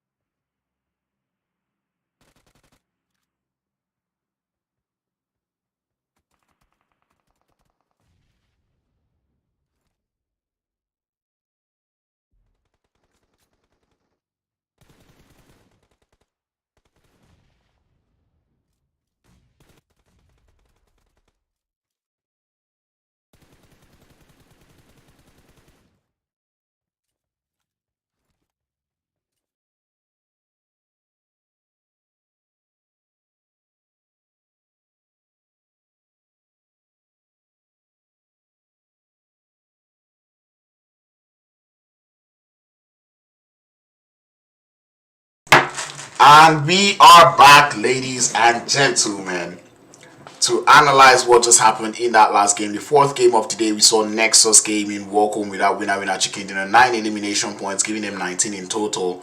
I did have to ask that question, was that enough to actually bump them to the top of the leaderboards? That's the question we ask ourselves. Nextruya, I said they actually did need this game to play out in their way. 14 points in total. Leaves us with that same question: how well is it going to push them up? I mean, Nextruya not quite having the best of days today. I said it. If of all the days to actually have a bad day, today is not that day, right? And I think Nextruya definitely not having the best of days today, and I think they could have done better. But anyway, YaLLa Esports, same thing can be said about them. And it's so interesting to see that teams that have not done so well starting today are now the ones who are heading into this last game and doing well, or sorry, into the second to last game and doing well. We're seeing Cave, we're seeing YaLLa Esports, even Road to Glory, right? Istanbul Wildcats. These are teams that, Istanbul Wildcats maybe not, but still, these are teams that were not actually showing so much potential going into today, but we're seeing them now pulling up in this last game. And this is where it starts to get crazy, because with this new point system, whoever's on the top of the leaderboards, it's not going to be on the top by, you know, by a mile. You know, so that means there's still that chance that you can catch up to anyone, you know, make it into the top of the leaderboards in you know, basically 2 games if you're able to do, you know, get yourself right. So, you know, I feel like Nextruya is one of those teams that is capable of doing that, and I'm looking forward to seeing Nextruya actually show me if they're going to do that one. There's one more game left. It's a Miramar game. I look forward to seeing how well they're going to work on that one and see how they're going to make it into the top of the leaderboard. I mean, Falcon Esports still keeping that consistency, but man, I got to talk about Brute Force, you know, RTGx. These are teams that, you know, are still on the bottom of the table, you know, not like on the bottom, but like they started good, but right now they're not doing too well because we're seeing them down there on the bottom of the table for this last game. And bro, I'm like, this is 2 games in a row, Brute Force, where you're not actually getting as much points as you did in the first 2 games. So, you know, you want to actually put up the work. Anyway, I'm still on my search for an MVP with more than 5 elims, or sorry, with more than 7 elims. But it looks like Machina is not going to be that man, but still, he did put in a whole lot of work for his team in that last game. On the top of that hill, he was able to play a lot of support for his team, getting 5 eliminations with 700 damage to go alongside it. You just love to see it, and to just think that even him being up there was only able to guarantee him 100 meters of elimination distance. Okay, you know, maybe not the best. Like I said, I'm out here looking for who is actually going to beat, you know, 400 or at least even get close to 400 for elimination distance. But yeah, we'll still keep our eye out for this final game of the day and see how it's going to pull through. But anyway, 5 elims, 700 damage, that is wonderful to see from Exo Machina, and it's definitely going to push him, increase that increase his want. And look at that, Nextruya having two players on that damage board. You know, we see Yekta and Z-Wolf, and bro, both players actually did so well. We saw Yekta hold up so nicely up against the side of Nexus before, you know, he had to get taken out. You know, it was a 1v2 situation. He was able to get one down, but not quite able to get the other. And then we now have Z-Wolf, who was able to hold it up till the end. Tried to play spoiler for both teams, but unfortunately did not just work. And Kalaga with 340 elimination distance. I love it, and that's close enough to 400, and I'm just looking forward to seeing who is actually going to beat 340 right now. You know what, I'm just going to say 400 maybe was too far, but now let's see, are we going to get more than 340 today? There's one thing that I'm keeping my eye out to see, but this is actually wonderful numbers that we're seeing from them. 203 coming through from Z-Wolf, and Moneyken still putting in a couple of damage, damage actually, and eliminations coming through from the distance. You know, 196 is coming through from that man. You just love to see it. And man, we're beginning to see some names repeat, and then we know that eventually at the end of the day, when we start to see the damage numbers, the likes of like Kalaga and all of that, they will definitely have a whole lot of damage on top of the board. Qodex and Excuse Me, one way or the other, still able to maintain their lead, but it's getting narrowed down by Falcon Esports, who are just 3 points behind them. Nexus Gaming, that beautiful game, bumped them all the way to 3rd place, leaving them only 5 points behind 1st place. So it just goes to show that, you know, this final game of the day is pretty much anyone's game. Like, anyone can actually still take it home. So, you know, Team GQ, Brute Force able to bump themselves up or still stay actually in 6th, but it's not enough. Ooredo Thunder is still maintaining that 5th position, and bro, we all know only the top 5 would be getting a chunk of that placement point, or sorry, of that prize pool. But still, even if you're in 5th place, you're only getting like $50. So man, you know, you want to actually continue. And Brute Force, they started so well going into today's game, but right now they just look like they're not doing so well. 21 plus 5, not 21 minus 5 actually. But anyway, ignore the little error. Just know that the ranking is right, but the numbers, the total points may just be off by a little. But Titan Gaming able to still hold on to that 4th position. Nexus, like I said, that good game was enough to bump them up to the top. But YaLLa Esports, that game was not enough to actually push them up on the top. 13 elims, well, 0 points coming through from the rank. That's why they're still out there in 14th place. But maybe not enough. They still need to do better. And the Wildcats too is something I was talking about. They also need to do better. Nextruya also, that game was not enough to push them up, as they're just still out there in 12th position. We do see a little bit of a decline coming through from Dagestan. They've been playing all day, but you know, we've been seeing them start up, you know, look like they were onto something in the sanhok game. But right now in that last Erangel, they were not quite able to put it up. So man, I'm looking forward to seeing them. Cave, I'm impressed seeing them hold up for so long. I'm impressed to see them actually do that one. But ladies and gentlemen, I've been saying it. We've seen 4 games today, and man, time really flies. Because man, 4 games already done and dusted today. We have one more game to decide who the winners are going to be. Team Qodex and, excuse me, it feels like I'm calling 2 teams, but Team Qodex have actually been able to stay on the top of the leaderboards from the beginning of the day. I believe from the second game.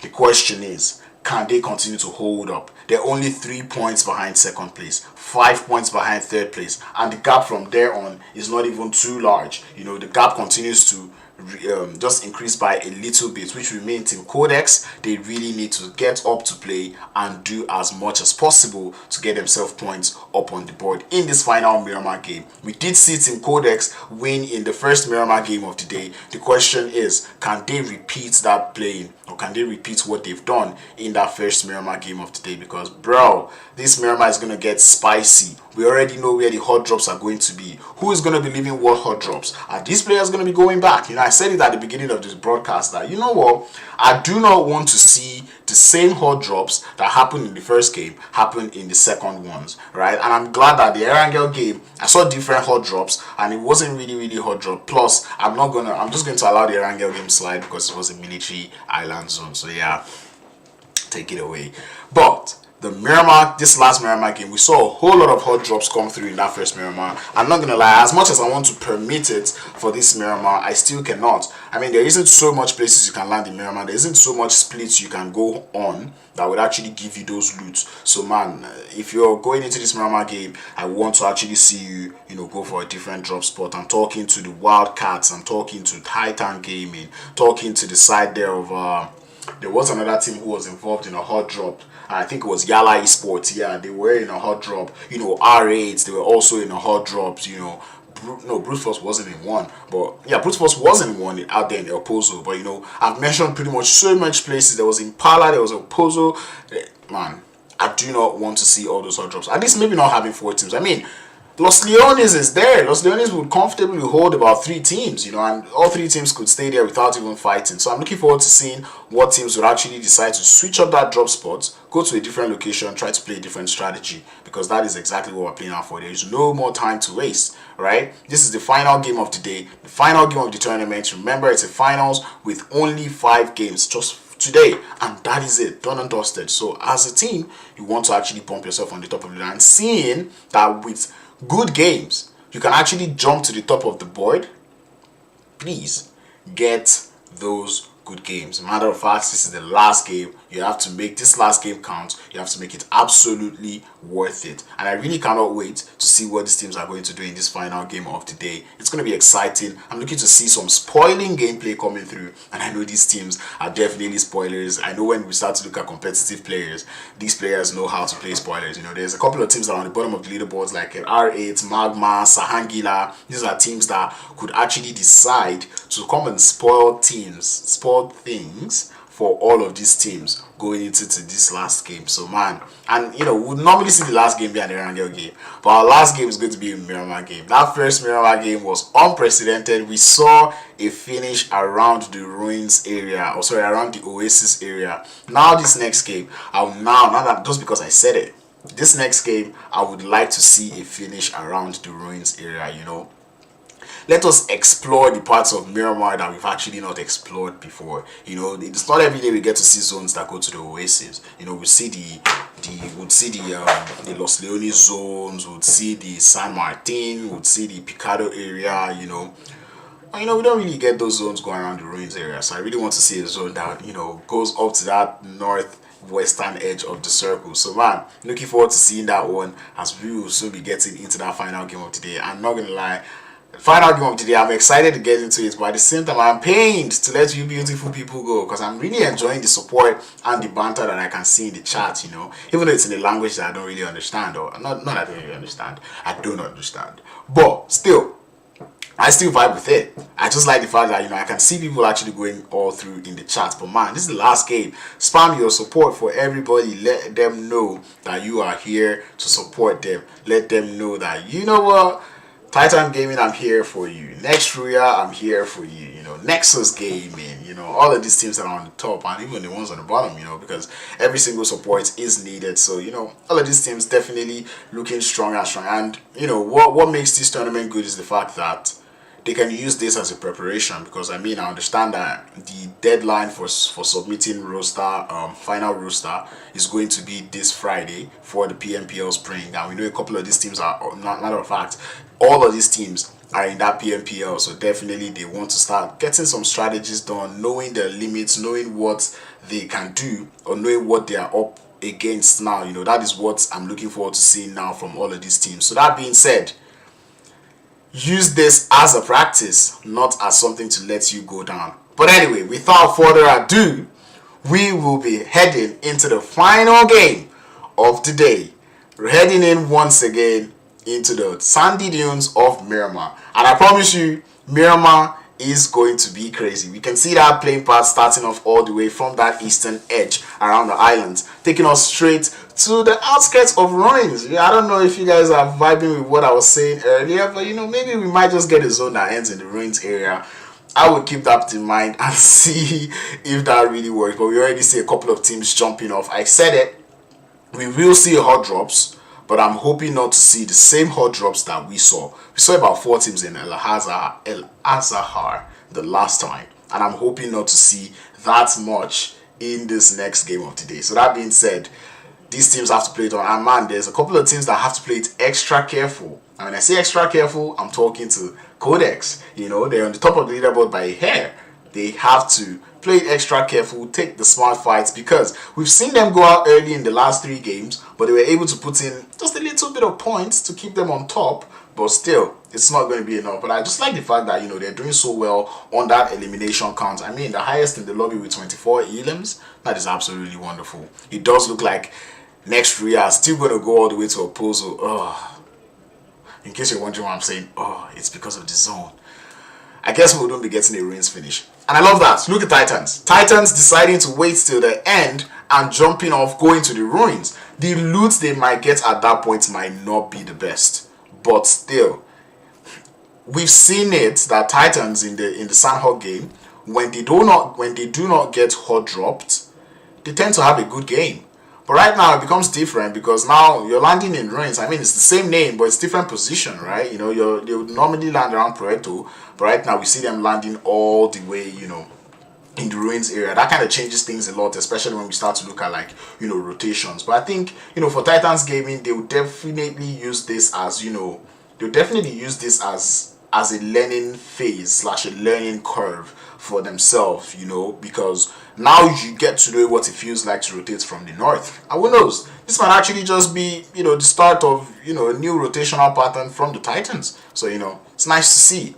Dagestan finding themselves out here in San Martin again, but at least this time not with so many player prestige though. His body's been spotted, and that is all you need.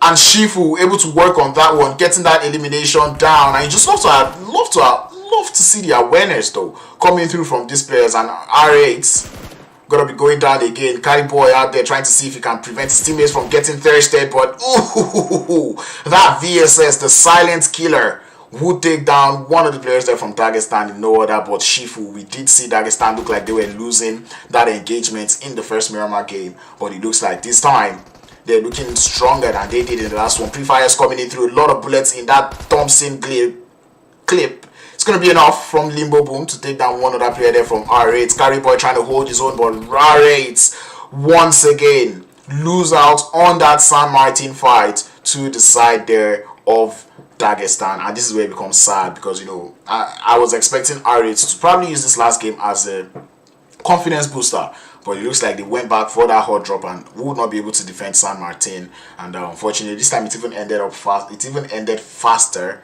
than, you know, one would have expected. Brute Force, Archer and El Pozo. I mentioned about them in the first Miramar game about how well they can defend in El Pozo Archer. I don't know why my words are failing me, but I shall not give in. Oh, welcome to the chat. Red eyes. Oh, don't make me blush. Anyway, Nextruya out here, they're looking stronger in this El Pozo encounter with the side there of Brute Force. Brute Force holding it up with only 3 players alive. You see for YaLLa actually going out early this time. Prepod staying alive. But Nextruya, they've got all the angles in the world, and I think Frozen might just be able to spot one of those players to take them out. Falcon, we've seen them do well, and left to me, I actually feel like going into this final game of the day, I think Falcon might actually have the chance to take it because, you know, they've been good. You know, they've showed a little bit of consistency. The only bad game that they had was that first Erangel game. You know, but after that, they've actually been good. So, you know, seeing them actually around that top 3 area, it's good. And I know, like, this final game, they will definitely want to nip it in the bud. They will definitely want to just seal things and take it on. But man, Qodex, you cannot count them out. They've been absolutely on fire today, especially Money Ken. That man, I've got my money on Money Ken because why not? His name's got money in it. So, you know, if you put your money on Money Ken, you're definitely not failing. He's been carrying the team. I would say he's been carrying, but I'm pretty sure that's not how it is. You know, there's times where you just have your fraggers doing fragger duties. Right? I mean, we did see of A's to also, like, you know, show us talent, you know, today. But, you know, ultimately, Money Ken doing the most, and Brute Force once again would go out early, and that would definitely push them out of that placement point, or sorry, out of that points distribution zone. And this is sad. This is very sad. You know, Brute Force, I spoke about them going into the beginning of the game. I promise not to cast across anybody, but like, I spoke about them in the beginning of the game, saying like Brute Force is one of those teams that do not find eliminations hard. You know, they're one of those teams that are very good, and in the first 2 games of today, they showed us that, you know what, Crowns is right. We know how to get those elims. But, you know, they were not quite able to keep up with that consistency for the last 3 games. And last 3 games, they've gone out so early. You know, it kind of looks better in the sanhok game because they had 4 elims. But right now, they're going out with 0 elims, 0 points, you know. And now that is just not good for their position on that placement points. But still, I'm still going to give them their accolades because, like I said, they're a team that is coming all the way from PMNC, going up against, you know, PMGC rated teams and, you know, even PMPL teams. So seeing them actually do this well in this type of lobby kind of, you know, gives me like a positive feel about them, that, you know, in the upcoming PMPL, this team definitely knows how to play better. They've gotten the experience that they may need. So yeah, keep your heads high. This is not, a matter of fact, I'm pretty sure this is not going to bring their morals low, because, you know, every team coming into the different tournaments with different ideas and different strategies to try. So, but Brute Force not quite able to keep that consistency, and I really hope that they're able to continue or keep the consistency in further engagements that they find themselves. Looks like we're gonna have a car chase. Money Ken and the side of Qodex able to chase out that team that was with them.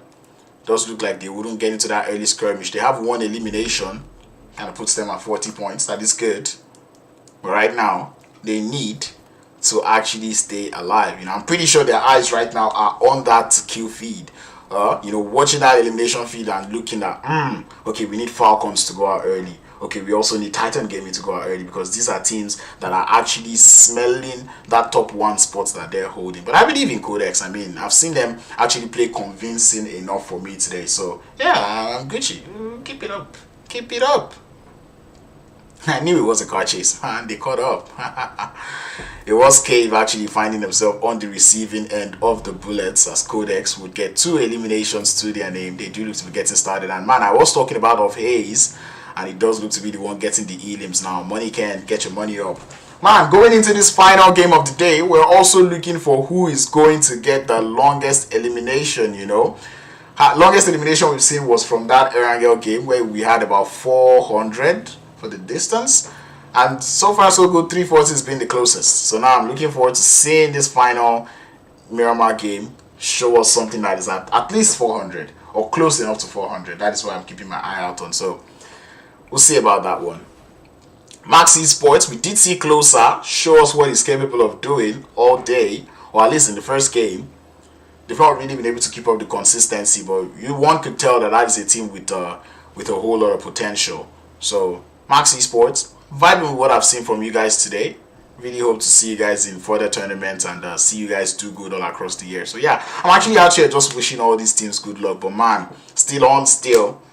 I'm impressed with what I've seen. Oh, and Ooredo Thunders, do not get me started. Their chicken dinner, pretty much a very wonderful one, pretty much the best one I've seen today. You know, it was actually a wonderful chicken dinner coming through from Ooredo Thunders, and now they've been able to bump themselves up to the top of the leaderboard, and they've been able to keep that consistency. I called them out going into that third game. I was like, yo, Ooredo Thunders, you guys are sleeping, alright? You've got to wake up. You're on the other side of the leaderboards. That's not what I expected, and definitely they responded to that call, and we see them now chilling on that top 4 spots. You know, even have a little bit of a prize pool to themselves if they finish up there. But I like the fact that, you know, they decided to wake up when they needed to, understanding that it's just a one-day final. You definitely have to make it count whenever you can, you know. But anyway, slower start to Miramar this time. Normally in the first game we would see, like, you know, the early odd drops get all crazy, but you know, it's gonna be a little bit slower right now. We're in the second phase of things. Things are about to start getting spicy. It's really a matter of time before teams start getting up close and personal. Ooredo Thunders, we spoke about them getting into a lot of rotational clusters when they were in the early games. And now it does look like they find themselves in yet another one. But before we start to talk about that, we do see Falcon getting close and personal with RTG. RTG losing Kalaga, one of the senior fraggers of that team, leaving them with just 3. I wonder if they'll be able to hold on without him. Maybe this will be the chance for every other person to showcase what they've got. Dagestan looks to be the one to pay for it, as Reva are not quite able to get those shots to connect up onto Shivo. That is gonna cost him a lot, as now his position has been exposed. They know exactly where he is, but Shivo puts in the headshots to take him down. And I said he's gonna pay for that one, and he definitely did pay for it. You can't be missing your shots at this stage. You're gonna pay for it so badly. And Dagestan, you know that this is one of those elims that they're like, you know what, you tried to take me out in that manner, but it didn't work. I'm definitely gonna get that thirst. And we know that is something they're gonna work for. Red Thunders still out here in that engagement with the side there of Max Esports. Creed losing the back tire on that vehicle. But the Red Thunders, I did call them out, and I'm glad really to see them actually taking this fight rather than trying to run. Other than the fact that they're on the losing side of that fight. Golden knows exactly what Zadira is trying to do. Riva does get thirsted. But Red Thunders, like I said, I'm just more glad that they're deciding to take that fight, because, you know, in the first two games of today, we saw them, once they see any team on their rotation, they try to run away, and then that's just them going from frying pan to fire, you know, going from bad to worse. So I told them, take the fight. You know, you might just end up well. You might lose one player, but I mean, you get the limbs, and low key, that's really what matters, you know. Seeing what those elimination points could do. But anyway, Dagestan still out here in this stalemate with the side there of RTG. Looking to find where Groza is situated. The off angle does come through from Zadira, and it's going to be wonderful this time to take down to take down RTG, Groza. And now Golden looks to be the last player left, at least in the vicinity. His position has been known. Zadira looking for that thirst. We don't find it yet. But actually on that northern edge of the circle, they have to get into the circle, but Dagestan, they want the smoke. They're heading in for the push, but Falcon Esports active on that third party. Gonna be helping out RTG. Golden has got to work with Falcon right now. Falcon is the rest of his teammate, and he's definitely gonna work with them, using that as an excuse, capitalizing on that chaos to get out of there. Losing a little bit of HP, but what really matters is the fact that he's heading out. Oh man, he's 1,000 meters away from that zone. Is there a way? Is there a world where he makes it into the circle? Falcon has got a very strong position on the top of that hill, and they're looking to capitalize on it so much.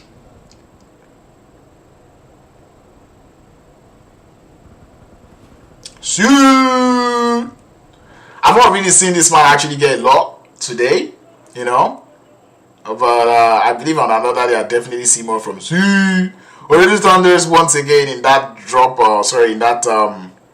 in that rotational cluster. This time they find themselves with Max Esports. Always same thing. They would always jam or run into each other. It does look like Unknown and Batika will be the last players left for that squad.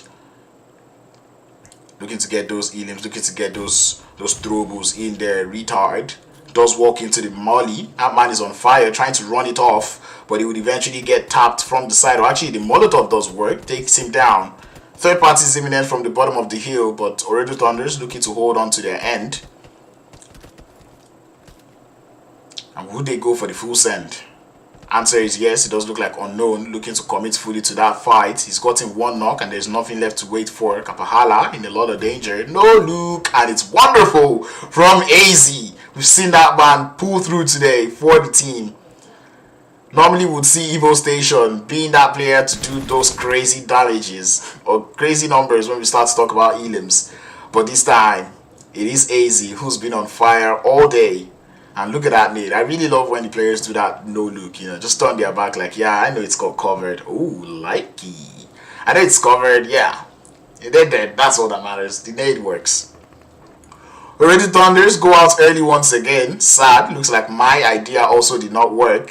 I guess there's probably something else that they may need to do to kind of make their rotations better. So, Already Thunders, really hope you guys go back to watch. See how that works because you did try the rotations, but they would always run into rotational clusters. So I think it's all down to the rotations. And if you're kind of able to like nip those rotations, you know, get it right, it might just be good enough. But right now it does look like taking the fight early is not working out. And speaking of taking fight early, where is Titans? You know, we know they landed in the ruins area, but we've not really heard from them much. You know, there's 10 teams left. They're still alive. 4 elims. But they do not have four players alive, but they do not have elims to their name. And we do find them out here on that northwestern edge of things. Looking quite close to the side there of Nextruya. Nextruya, they already have good momentum starting this game. 4 eliminations already. It does look like they're feeling excited for this one. Oh, please get the knock. Get the knock. Titan Axa does get knocked on that flank that he decided to go for. Doku Machine looking so frantically for that thirst, but he's not going to be able to find it. Teak also getting himself. Oh, that man is one tap. He's one tap. He's one tap. He's one tap. He doesn't get it. Well, you've just got to give Teak the... Wow, Titans from the north. It's not really working out. Doku Machine able to get that thirst. And I think that might just be the longest elim. We would wait till after the game to see if that is the longest elim. As Titan found himself in between a rock and a hard place. Şahangiller and the side of Nextruya. Definitely not the two teams you want to be shooting towards you. But Şahangiller looking to play spoiler a lot today. They have taken out the side, or they've had a hand in taking out the Titans. And now they do look to want to face the side there from Team Qodex. Nextruya looking for a way into the circle. Dagestan is going to be giving them a couple more eliminations, but Dagestan themselves already up by 9. The rotation is not just quite coming in sleekly from that northern edge of the circle as they're down to the final 3, looking to make it into that circle, make that final 2 to make it into the circle. Zadira and Limbobum.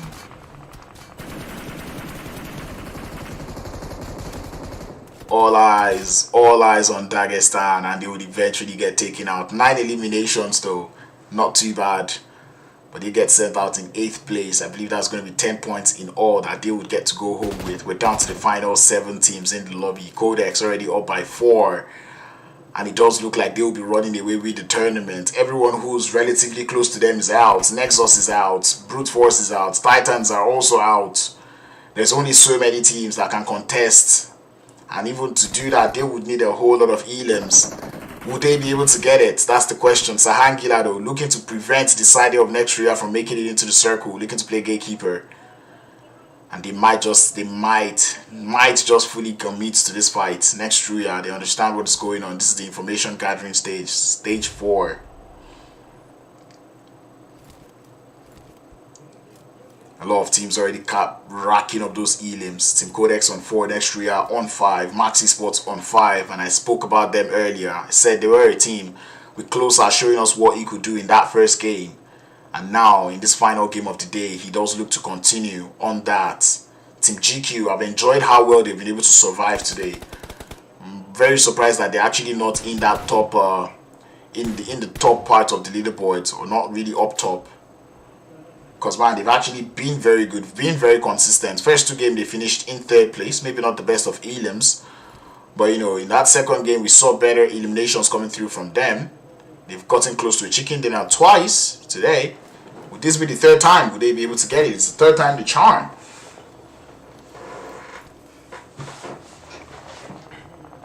Şahangiller sending his scouts outside to go scout things out, but the players that were left behind are not holding their end, as Nextruya is able to find the first 2 knocks. Chico is having to hold his own against them, but the third party is imminent, and Nextruya are going to capitalize on that one, find a little bit of an opening on that western edge, but Qodex, they have a little bit of interest in that fight. The third party is imminent coming through from them,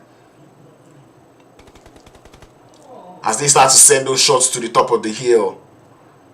Not quite able to increase that elimination count, but Nextruya now, they know the amount of teams. They're gathering so much info, but it's going to be so hard for them to get into that next circle. There's so many teams trying to prevent them, but they might have to send it in from that from that west. YaLLa Esports also making it through that western edge, but this is where the clusters are going to start to happen. Nextruya starts the rotation. They hear all the shots, but they're not stopping. They're staying true to that rotation. The terrain is unforgiving out here in Miramar, and Nextruya have to continue with the motion. We're down to the final 7 teams. Falcon still alive, 2 eliminations up, and Powerful are still the last 2 players left once again. They did hold up quite nicely in Erangel the last game, where they were able to hold it up till the end. But right now, will they be able to do the same? Another no-look grenade from Powerful onto the side of Cave. It's a good one, gets the bounce, but not quite able to get the knock. He's sending more. He's about to bathe them with the grenades. Not quite able to get them to connect. Oh, not even to do as much damage. Those are not good grenades coming through. And the cavemen able to use those smokes to their advantage. Love to see it. It's a question of how do they want to get out of that spot. Sides have been spotted by Powerful, taking in a couple of shots. The smokes are dying out. They need to refill. The third party is imminent onto the side of Cave. And more grenades coming through from Powerful as he looks for them, but he's not quite able to get one to land. That tree and the vehicles acting as beautiful cover for the side there of Cave. But Nextruya now facing onto the side of Team GQ. This is a very strong face-off. Team GQ holding up with 3 elims. The side of Nextruya with 8. Flank angle has been found by Frozen, but not quite able to get the knock onto Korka, as grenades are being sent out. And I love the flank ball. Z-Wolf is down. GQ looking to hold on to their ends, but the force that Nextruya is using is almost too much, preventing the side there of Team GQ from playing any defense. Not quite able to get those knocks, as Creepy down on the floor waiting for the pick. Powerful anticipating that one, and is able to get the knock. We're down to the final 5. Nextruya down by 3. Make that 2. But anyway, the push is coming in through. Frozen trying to hold his end in 1v2 against the side there of Team GQ. AZ and Toffee is the last players left, but the revive does come through, and here comes the push. Frozen on the right, gets 1 down, make that 2, and Nextruya up to 12 elims, and they're looking to do it. The last game, they got the elims, but it wasn't enough to push them up to the top of the leaderboards. But right now, they are doing it. If they have a pop-off game, they might just jump themselves to the top of the leaderboard, but we'll talk about that later. Max, still alive, hoping to stop the players there from Team Qodex in their track of A's on the top of the hill, or top of the building. And they're looking for him, but Max, they have to get into the circle too. There's so many people on the south. There is no safe spots in that circle, and everyone is just trying to rush into it. Retard finds that out the hard way. Team Qodex in a lot of trouble. Purple receives visitors, doesn't quite get that on time, as Closer is able to get the knockdown, but he's low himself. Last player there for YaLLa Esports, and he has to hold it up. 7 elims. But Nextruya, they're absolutely rampaging in the lobby. 12 elims, make that 13. They're not looking to stop anytime soon. They want more. But Nextruya, they are aware. They've gathered so much information. All they have are the solos and duos in their way, and this winner chicken dinner. We've seen them get 1 or get close to 1, and this time they're looking to continue. They're seated on the bottom part of the leaderboards, but they're hoping to have 1 pop-off game. This pop-up game to jump them up to the top of the leaderboard, and it might just work. Falcons lose the man. They lose. My man's out. Money Ken, last player left for Team Qodex, having to resort to that huge strat in Miramar. We don't see it too often, but he knows that close eyes are waiting his movement.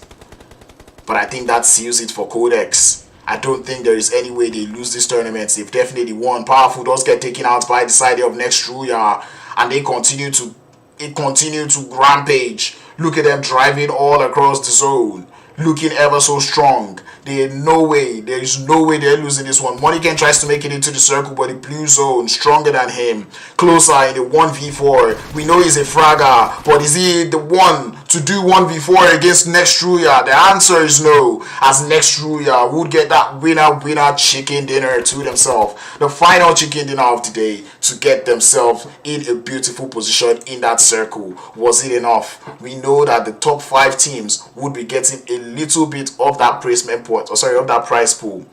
But was this enough to push Nextruya all the way from, I think they were in 12th or 13th position, to either 5th? We did see some of the teams that are on the top actually do bad, and I'm talking about the side there of Team G, not Team GQ actually, of Brute Force. You know, most of those teams that are up on the top did not really do too well. Have they done it? Have they done it? Would they be able to jump themselves up? It is a lot of points, and I'm really hoping that it was enough. Let's go into the highlights to see exactly what just happened in this game. We did see a lot of shots coming in through. Dagestan holding it up quite nicely, but it got a little too much. The third party was just too much for them to handle, but you've just got to give it over to the side there of Nextruya. They started today off very slow, very slow, but they've ended up on a strong note, second place in that Erangel, and now they're coming into this finals Miramar game to win the game. That is definitely something to write home about. They were absolutely on fire. They were everywhere in that circle, taking out every single one of those teams. But still, on the other hand, Team Qodex, they were able to hold it up. They held up quite nicely, not going out easy, deciding to nip this in the board, and I think at the end of the day they would win the whole tournament. They needed to have a good game today. They needed today to be their pop-off day, and indeed that is what they've done. 26 points for the side there of Nextruya. Was it enough? Max Esports following closely with 13. Once again, the eliminations are what is putting the top 5 teams where they are. Look at that. Dagestan with 9 eliminations, but only 1 point from placement, and they were up there, and that just goes. Dagestan, I am giving you the kudos for how you've played today. They did not start off very nicely, but they started to build that up little by little, understanding the way the system works, and they were able to get just as much eliminations to put them up on top of the board. And look at Qodex getting 11 points done and dusted. They are on fire. They've definitely won this tournament today. With Moniken doing so much work on that team, that just goes to show you that experience, you cannot downplay it. But look at that, from 11th place downwards, all 0 points, not even 1. Man, that is actually very sad. Titan Gaming most likely wouldn't be able to retain their position on the leaderboard, given that they only got 1 elimination point, and totally eventually just only 1 point to end up today, which is kind of sad. So yeah, love to see, maybe not really love to see that one. Titan Gaming realizing it a little bit badly, and at least now they know that, you know, northern rotation is not something that we are going to be doing. So yeah, Titan Gaming realizing that also in the hard way. But man, Cave, they tried today. I mean, they would probably still stay on that top 8, but I think I enjoyed the way I saw them play, especially going into that sanhok game today. Team GQ not able to quite put in so much numbers up on the board in this final game, with only 6 points in total. We'll see how well that does for them on the leaderboards. Falcon Esports also still able to put in up to 9 points up on the board. And man, this new placement point system is not actually, man, it is crazy actually, because all of these teams, some of the plays they're having are ones that would have been considered good games, but right now it's not too good. You need those elimination points, and I believe that many of these teams are able to figure that one out, and they're able to know exactly how well they're going to start playing. You know, we started to see a couple of those teams playing it a little bit strategically. You know, some teams were going all the way for those elims, and you know, like I said in the beginning, you cannot let the strategy be more than the elims, and at the same time you cannot get carried away by the elims. If you're going for all the elims, you're definitely not going to get as much placement points as possible, and I think Dagestan may have also figured that out the hard way, but eventually it still resulted into a good game as they were able to get, you know, as much points up on the board. MVP for that last game was none other but Doku Machine. Just 6 elims. I was looking for who was going to get more than 7, but unfortunately it's only 6 that we were going to get again. But anyway, 6 elims, not downplaying it in any manner. 700 total damage to go alongside this with 2 assists. You love to see that one coming through from Doku Machine. That man definitely living up to the name. 22 minutes surviving, 186 distance for longest elimination. Now I want to see who actually did get the longest elimination. But before we do that, we'd actually still have to go over to check out what the damage is or actually what the damage board would also be saying. But man, we just got to give it up for Nextruya in that last game. They were actually able to play it up, show us exactly what they're capable of doing. But anyway, we go into the damage. Frozen from Nextruya. Look at that. 2 players from Nextruya making it up to 800 damage. And put in mind that these 2 players, none of them is actually Doku Machine, which means like from Nextruya we're having close to 3,000 when we start to talk about the damage. That's about 2,500 thereabouts in just damage. So man, this is absolutely wonderful coming through from them. I mean, Frozen with 856, 828 damage coming through from YaLLa is also amazing. And man, Team GQ Toffees doing a whole lot of work. They were in so much third party situations heading in from that eastern edge and also the southern edge of the circle. That was wonderful to see from them. But unfortunately, all these elims, all those damages wasn't quite able to get those eliminations to count. So unfortunately, didn't get most of the elimination, but 709 damage up on the board is absolutely nice to also see. And we go to the longest elims. No way! No way! I would have actually expected that elim that came through from Qodex onto the player there from Team Titan, I would have actually expected that would be the longest. That did not. Wow, there is no way that was lower than 200.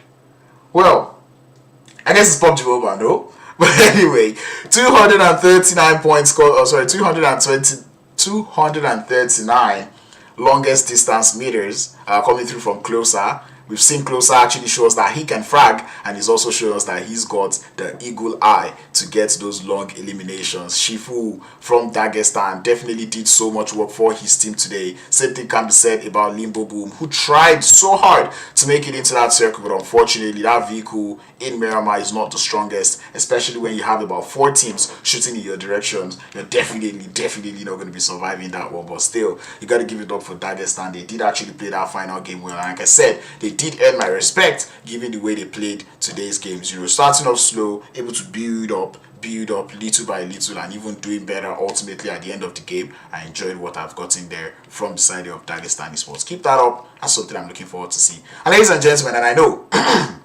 I know the one thing you're all waiting to see is that overall leaderboard. Yes, we know that Team Qodex definitely has won this, but the question still lies: how did Nextruya fare? Where did that take Nextruya to? And it's 3rd place. Oh my god, I'm trying so hard not to scream, but Nextruya, they only needed 2 good games and they went all the way from $0 in earnings all the way to $100 in earnings, and that is wonderful. Wonderful to see from Nextruya. But before I go on and on about Nextruya, we've got to address the elephants in the room. The players there from Qodex and Excuse Me getting 30 elimination points to their name and putting that up with 20 points from the rank, giving them 50 points in total to win the tournament. You just love to see that one. They played absolutely wonderful. Money Ken was absolutely on fire. He was a monster, an absolute machine going into today, and he played a crucial role in the winning of this tournament. Falcon Esports out there in 2nd place, doing it based off of the ranking. Elimination points maybe not too strong, but still on still, a win is a win. 2nd place, wonderful to see from Falcon Esports. They were able to get onto their right foot starting from that first game. They won the winner chicken dinner in Erangel, and they decided to continue on that one. Love to see it. Nextruya, their man, came all the way from the bottom, getting 42 points. Starting off the day, we called them out a lot. Nextruya, what are you doing? Where have you been? But 27 elims between 2 games. 2 games. Nah, that is absolutely mind-blowing from Nextruya, and I knew they had it in them, and they eventually showed us what they got. MAGMA Esports, another team that I said in the beginning of the day, because I said, oh, MAGMA Esports, that is not a team I've heard of before. I want to actually see MAGMA Esports in today's game, and lo and behold, MAGMA Esports finishing in 4th position. Nice to see. Nexus Gaming, aka the Bicycle Boys in Erangel, able to make it up to 5th place, and Team GQ. I'm not gonna lie, Team GQ probably the position, like, they were top 3 in the first 2 games, and then seeing them end in this position, it's kind of sad to see. But man, 6th place, I'll take it. Titan Gaming able to get one good game in that sanhok, but unfortunately it wasn't quite enough to push them up into that leaderboards. They're out there on 7th place. Dagestan in 8th, and Cave, I did say with the way they played today, I'm happy about that one. 21 elimination points, you love to see that one. Puts them up above there also, you know, and that's just nice to see. Ooredo Thunders, like I said, the rotations was one thing they really needed to work on. And I'm pretty sure by the time they get their rotations in play, they're definitely going to be a wonderful team. Because look at that, 20 eliminations coming through from them. They were absolutely wonderful. But all in all, it's actually been a wonderful, wonderful day today, man. I've enjoyed my time with all of you in the chat and all of the teams here. And we've had total fun. Total fun. So ladies and gentlemen, that is going to be all for me today. Congratulations to Team Qodex for actually getting the dub. This was not an easy tournament, especially given that they had to pull up and perform so well in just one day. 5 games, and they were able to do it. So huge congratulations to the side there of Qodex, and excuse me, they've done it. They are the champions of the Lidoma Pubg Mobile tournaments. Ladies and gentlemen, this was the Lidoma Pubg Mobile tournament brought to you by Lidoma.com. My name is Crownscast, and next time I will be seeing, or until next time, I will be seeing you guys later. Stay safe, practice social distancing, and do not hack the game. Have a good one, and have a good night. Back the tears, should take a leap of faith and face my fear. I blame it on the voices that are in my head, wondering if they'll ever be put to bed. Feels like I am close to reaching my wit's end, holding out, but I'm about to blow it up like a volcano.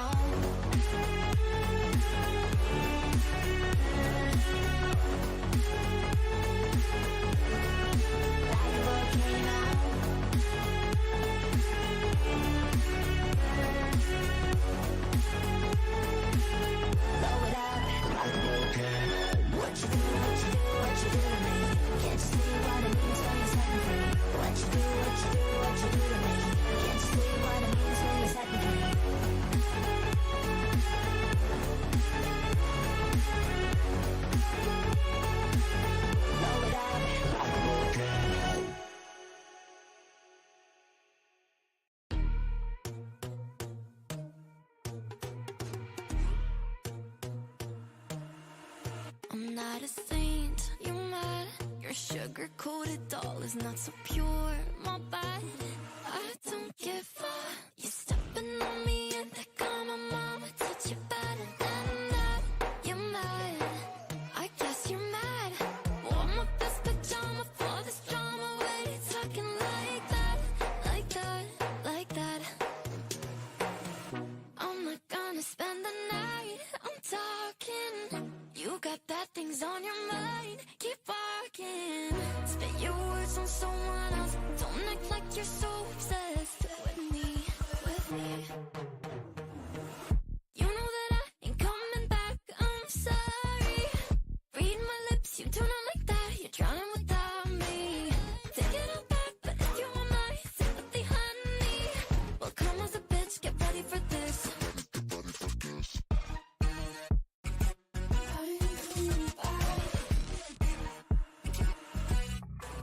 I tries my best, confess. You hate me wearing the pants if you weren't so damn obsessed with making me a perfect lie. Makeup is out, naturals in, letting my skin glow out. You take a shit if you don't like this. You still live in your man's world.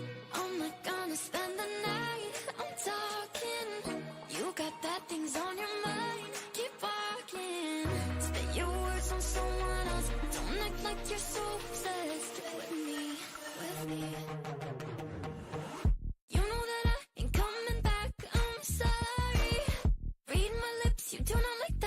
trying without me. Take it all back, but if you want my sympathy, honey, well, come with a bitch, get ready for this. You know that I ain't coming back, I'm sorry.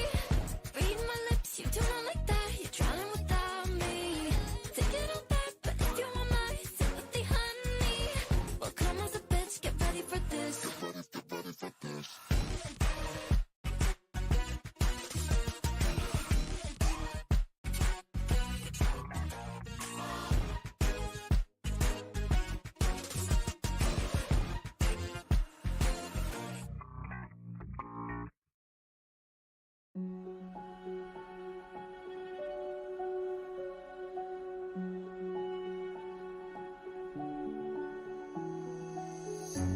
I can't take it anymore.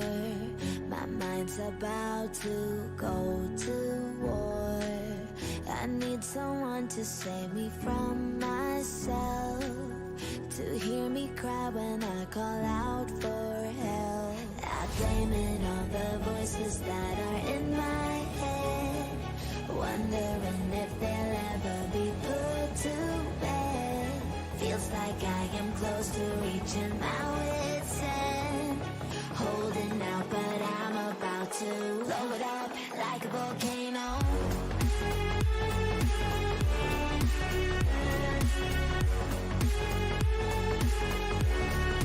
Like a volcano.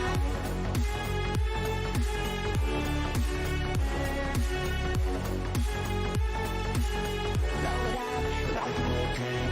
What you do, what you do, what you do to me? Can't you see what it means when you set me free? What you do, what you do, what you do to me? Can't you see what it means when you set me free? Another day to lose control. There's a fire in my bones. My sight gets blurry, pushing back the tears. Should take a leap of faith and face my fear. I blame it on the voices that are in my